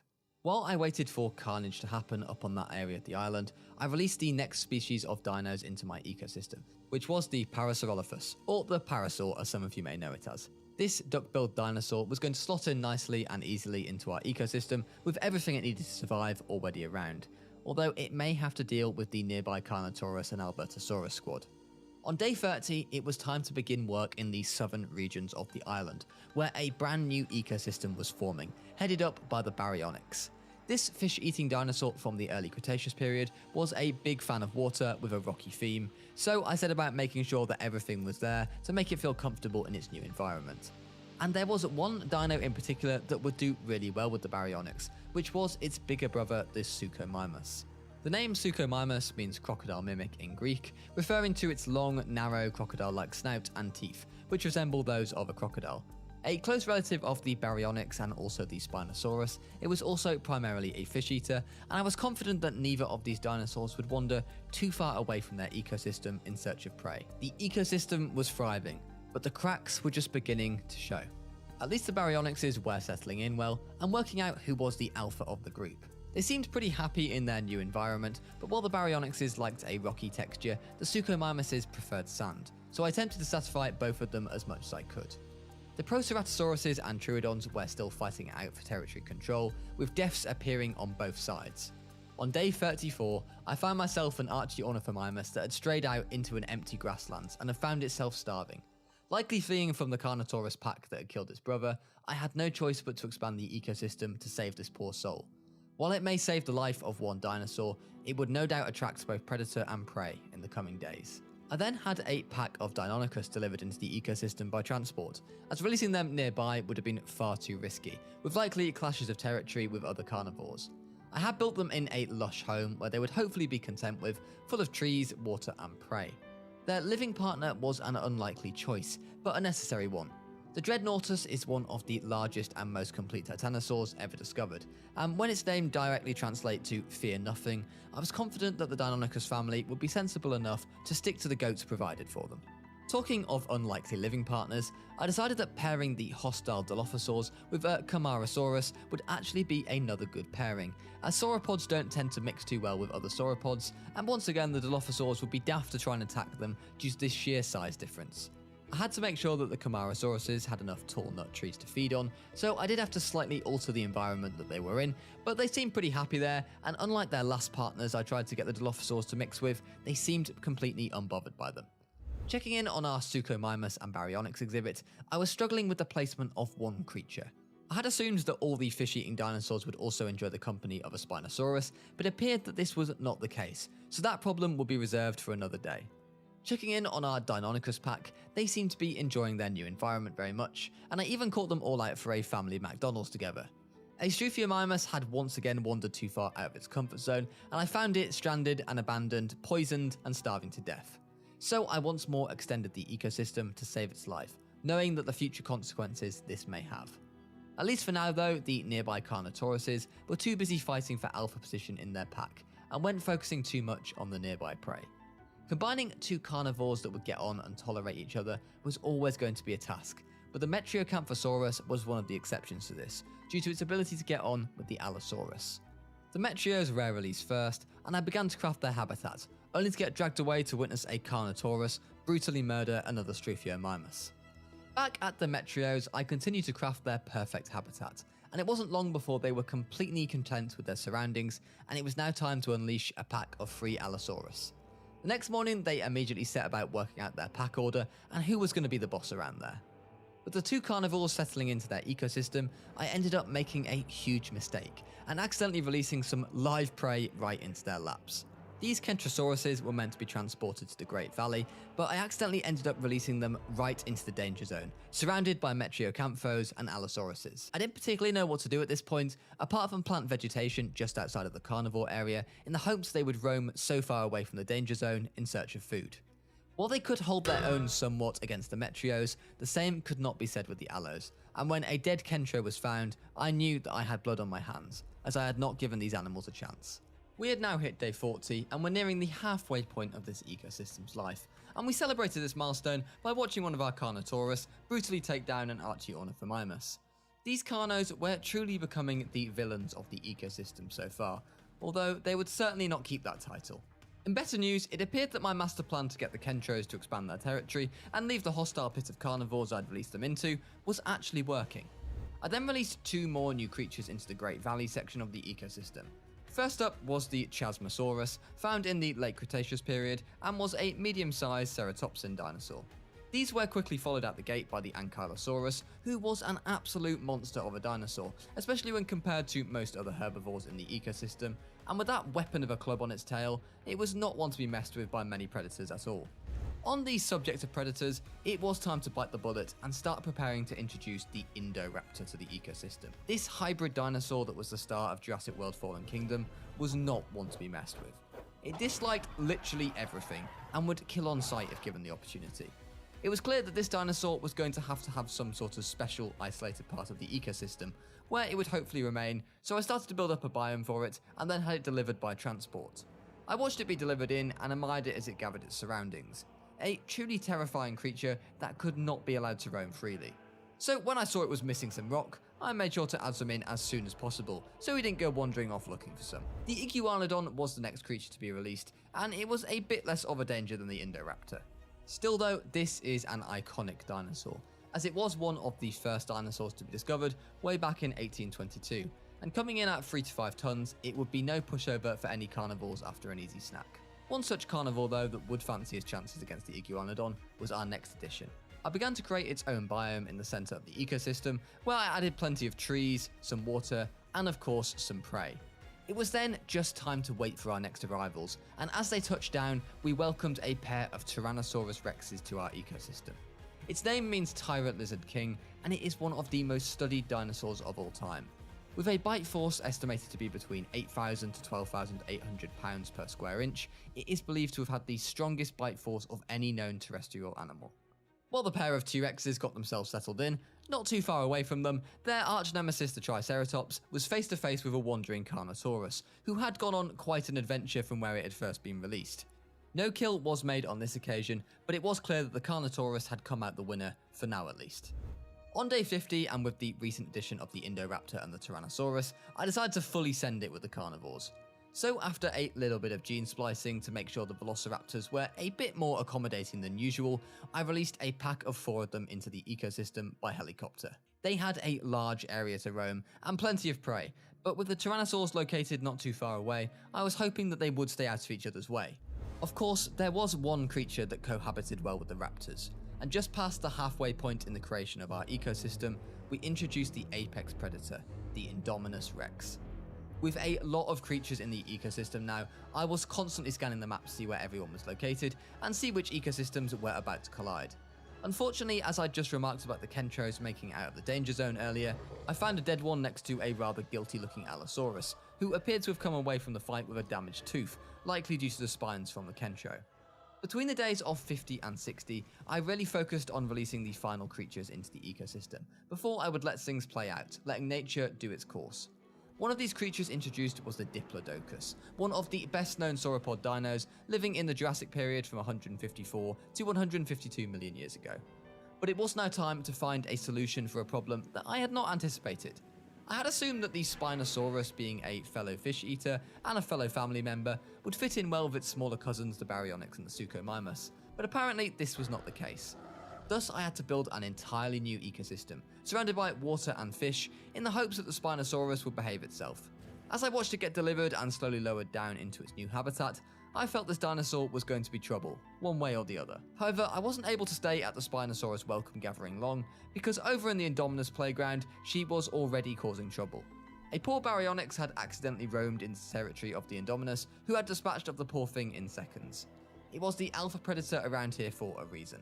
Now, I was starting to run out of room for these giant carnivorous dinos, and thus had to introduce the Carcharodontosaurus, one of the largest theropod dinosaurs to walk the earth, up in the northern section of the park, alongside the Dilophosaurs and the Camarasaurs. While this might sound like a disaster, okay, yes, it did appear to be a disaster waiting to happen. So what do you do when you already have 5 apex carnivores roaming the same ecosystem? You release another one. The Giganotosaurus, which is one of the largest terrestrial carnivores to ever walk the planet, was our next addition. The problem was now that all roughly in the same vicinity, we had the T-Rexes, Indominus Rex, the Velociraptors, a pair of Giganotosaurus, and the Spinosaurus. It was unlikely that all of these creatures would be able to live in harmony. One of the final creatures to be released into the ecosystem was the Amargasaurus. I released this into the area where the Carnotaurus and Albertosaurus packs had previously dominated. However, these creatures had begun to expand their territory long ago, so I hoped that the Amargasaurus would be able to fit in okay and keep itself away from danger. To help with this, I added some sand and water into the corner of the ecosystem, where the Carnotaurus and Albertosaurus squad seemed to have gathered. I then checked on the map and made some big discoveries. Firstly, the Indominus Rex had begun to adventure outside of its original territory, and rather terrifyingly, seemed to be heading in the direction of the Spinosaurus. But my more immediate concern was the Tyrannosaurus Rex and Giganotosaurus fight that was about to explode, as I saw them heading towards each other. Oh, hang on, no, they were just having a nap together. This was not something that I had expected, but did give me hope that I was actually creating a thriving ecosystem here where death wasn't inevitable. Unfortunately though, the naughty Dilophosaurs were not quite getting the memo, and instead went after this Edmontosaurus. I was however surprised to see that the Edmontosaur was taking no prisoners, and despite the Dilophosaur's best efforts, this was not a fight that ended well for them, with one being booted to its death and the other one running away as fast as its little legs would take it. And the day was about to get from bad from worse for the Dilophosaur pack, as this one had made the massive mistake of wandering into Indoraptor territory in search of food. Unfortunately though, our resident Indoraptor was not feeling like sharing its food that day, and instead murdered the Dilophosaur in record time. It was likely that the arrival of the two Carcharodontosauruses had caused the Dilophosaurs to move territory, and in search of new food, they had made desperate moves. Unfortunately, my big hopes for the Amargasaurus duo appeared to have not gone well, as the Carnotauruses struck once again. I didn't have much time though to mourn the latest loss, as tremors were heard around the ecosystem, as the Spinosaurus and Indominus Rex were facing off. The Indominus was clearly doing more damage than the Spino, and appeared to be landing attacks far more frequently also. After landing a massive blow and getting the Spino's health down to only 36%, sensibly the Spinosaur decided to bow out of the fight and run away. However, with some serious injuries suffered, time would tell whether the Spinosaur would recover from the encounter. On day 75, we were 3/4 of the way through our ecosystem journey, and we had now entered the survival of the fittest stage. At this stage, only the strongest would remain, and another hungry Dilophosaur had found himself face to face with the Indoraptor, while another one actually took a nap in the background. I was pretty sure that these Dilophosaurs had a death wish, but to my amazement, I think the Indoraptor actually backed down from this fight, and both parties left without a blow being dealt. Perhaps this was a start of a new emerging friendship. The last proper apex predator to be released into the ecosystem at this late stage was the Acrocanthosaurus. This apex predator was put in to disrupt the Carnotaurus and Albertosaurus monopoly, which had completely taken over this corner of the ecosystem. I decided that a new alpha predator might give them something to think about. Although I was swiftly reminded who the actual alpha predator of this ecosystem is, when the Indominus Rex took down the Suchomimus in record time, and then performed its ultimate disrespect trick of taking a nap on top of its dead prey. Checking in on the Spinosaurus, it was not going well. The Spino's health had seriously declined since we had last seen it, and it was now down to 19% due to its wounds from the fight. However, just as I was accepting the dark reality of what was to come, the wounds healed, and the Spinosaurus could now focus on getting its strength back. It had a long road ahead, but there was now light at the end of the tunnel once more. Unfortunately, there was no light left for the Suchomimus, as the Indom took out the second in quick succession, only moments after killing their sibling right in front of them. It was clear at this point that we now had a new villain of the ecosystem, as the Indominus Rex took that title away from the Carnotaurus family. It appeared that the Dilophosaur who had scared off the Indoraptor earlier had not been so lucky this time around. I was immediately then alerted to the extinction of yet another dinosaur family in this ecosystem, as shock horror, the Indominus Rex took down the final Suchomimus remaining. I think it was pretty clear at this point that these hybrid dinosaurs were not to be messed with. The Ceratosaurus would be the very last carnivore introduced on day 80, and this was a risk. I'd meddled with the genome as much as possible to try and make it more hospitable to other dinos, and while it was friendly with the nearby Allosaurus, the Metriacanthosaurus pack were not its favourite dinos. While I waited to see if these two species could get along, I watched our brand new Acrocanthosaurus, who was apparently starving, take on an Iguanodon, and take it down with relative ease. It wasn't long though until I saw what absolute bullies these Ceratosauruses were. They were all over the Metriocanthos, and it wasn't long until I found a dead one who had apparently died of unknown causes, which I wasn't entirely convinced by. It was all kicking off in the ecosystem now, as the Indominus Rex and Spinosaurus faced off against each other once more. By the time I made it over there though, the Spinosaurus had already sustained a significant injury, and things were not looking good for it. Sure enough, the Indominus would come out victorious, and there would be no escape for the Spinosaurus this time. While one apex carnivore was down, the Tyrannosaurs were at least being well behaved, and upon checking in on them, I caught them snoozing in the very same habitat that I'd originally built, just for them, and just being 100% content with life. So the lesson for everyone here is clearly get a pet T-Rex, as they are very well behaved pets. However, do not get a pet Indominus, as this thing was just on an absolute killing spree right now, targeting our Edmontosaurus, which did not stand a chance against a creature of such power. The Metriacanthosaurs were also having a similar issue, and were struggling to find their place in a territory which was now being dominated by the latest editions of the Ceratosauruses. While this one may have got away with its life, it sustained a major fracture, an injury it may struggle to recover from. This Carnotaurus certainly was not recovering, as I found it dead after being killed in a fight with the Achyocanthosaurus, which was technically what this creature was introduced for, although we could do with it putting a stop to our latest villain, the Indominus now. But down in the Great Valley, the residents there had a serious problem. A wandering Allosaurus had infiltrated the ecosystem and was setting about making sure the local residents knew about it. Its behaviour would not have been out of place with the Indominus, as it took down 2 Chasmosauruses in a matter of minutes. With less dinosaurs around now, I decided it was time to start giving nicknames to some of our remaining creatures, and this Allosaurus was going to be called Dennis, because this thing was a menace. And it didn't take too long for Dennis to live up to his new name, as he found the herd of Dracorex, which did not stand a chance. Our dear Metriacanthosaurus, who was attempting to recover from the major fracture, was given the name of Bob, and for some reason I felt very attached to Bob. I was hopeful that, like the Spinosaurus, Bob may yet make a speedy recovery. So while I prayed for Bob's recovery, I observed the Ceratosauruses expanding their territory, as apparently taking over the Metriacanthosaurus territory was not going to be enough for these monsters. As I watched them enjoying their victory, I started to feel very bitter about the way they had come in and ruined my ecosystem, and I plotted a way to get revenge. While I would have loved to have set the Indoraptor on them, unfortunately for me, the Indoraptor was far more interested in his daily nap. I was enjoying observing this nap until I was dragged over to the other side of the ecosystem to see an Albertosaurus rather brutally taking down a Nigersaurus, while its sibling fled for their life. On day 90, I caught the Indominus Rex having a sleep on top of his latest trophy and looking very at peace with the world, while the Tyrannosaurs continued to stick to their ecosystem territory. I actually realised that they were yet to make a single kill, and according to their bio, they were labelled as harmless. Meanwhile, the Indominus had made another kill in the short space of time that was with the Rex, and its fighting record was much more impressive. So I had to think of a name of it, and I settled on Darwin, not after Liverpool striker, but after Charles Darwin, as I felt that our Darwin here would be a big subscriber to the survival of the fittest theory. And it was not long before I caught Darwin in action as he hunted down a Parasaur who was killed in a singular bite and added to Darwin's kill list. Just as I thought I had got rid of the Ceratosaur army into the new territory, this one came back to finish Bob off while he was just minding his business, making a recovery from his injury.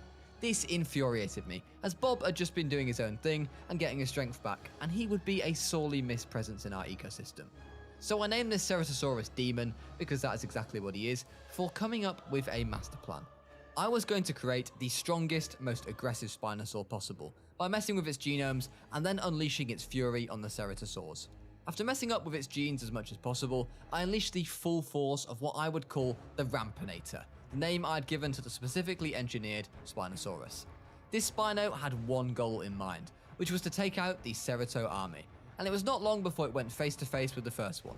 I grabbed my popcorn and prepared to welcome the next apex predator of the ecosystem, one that could perhaps even give Darwin a run for his money.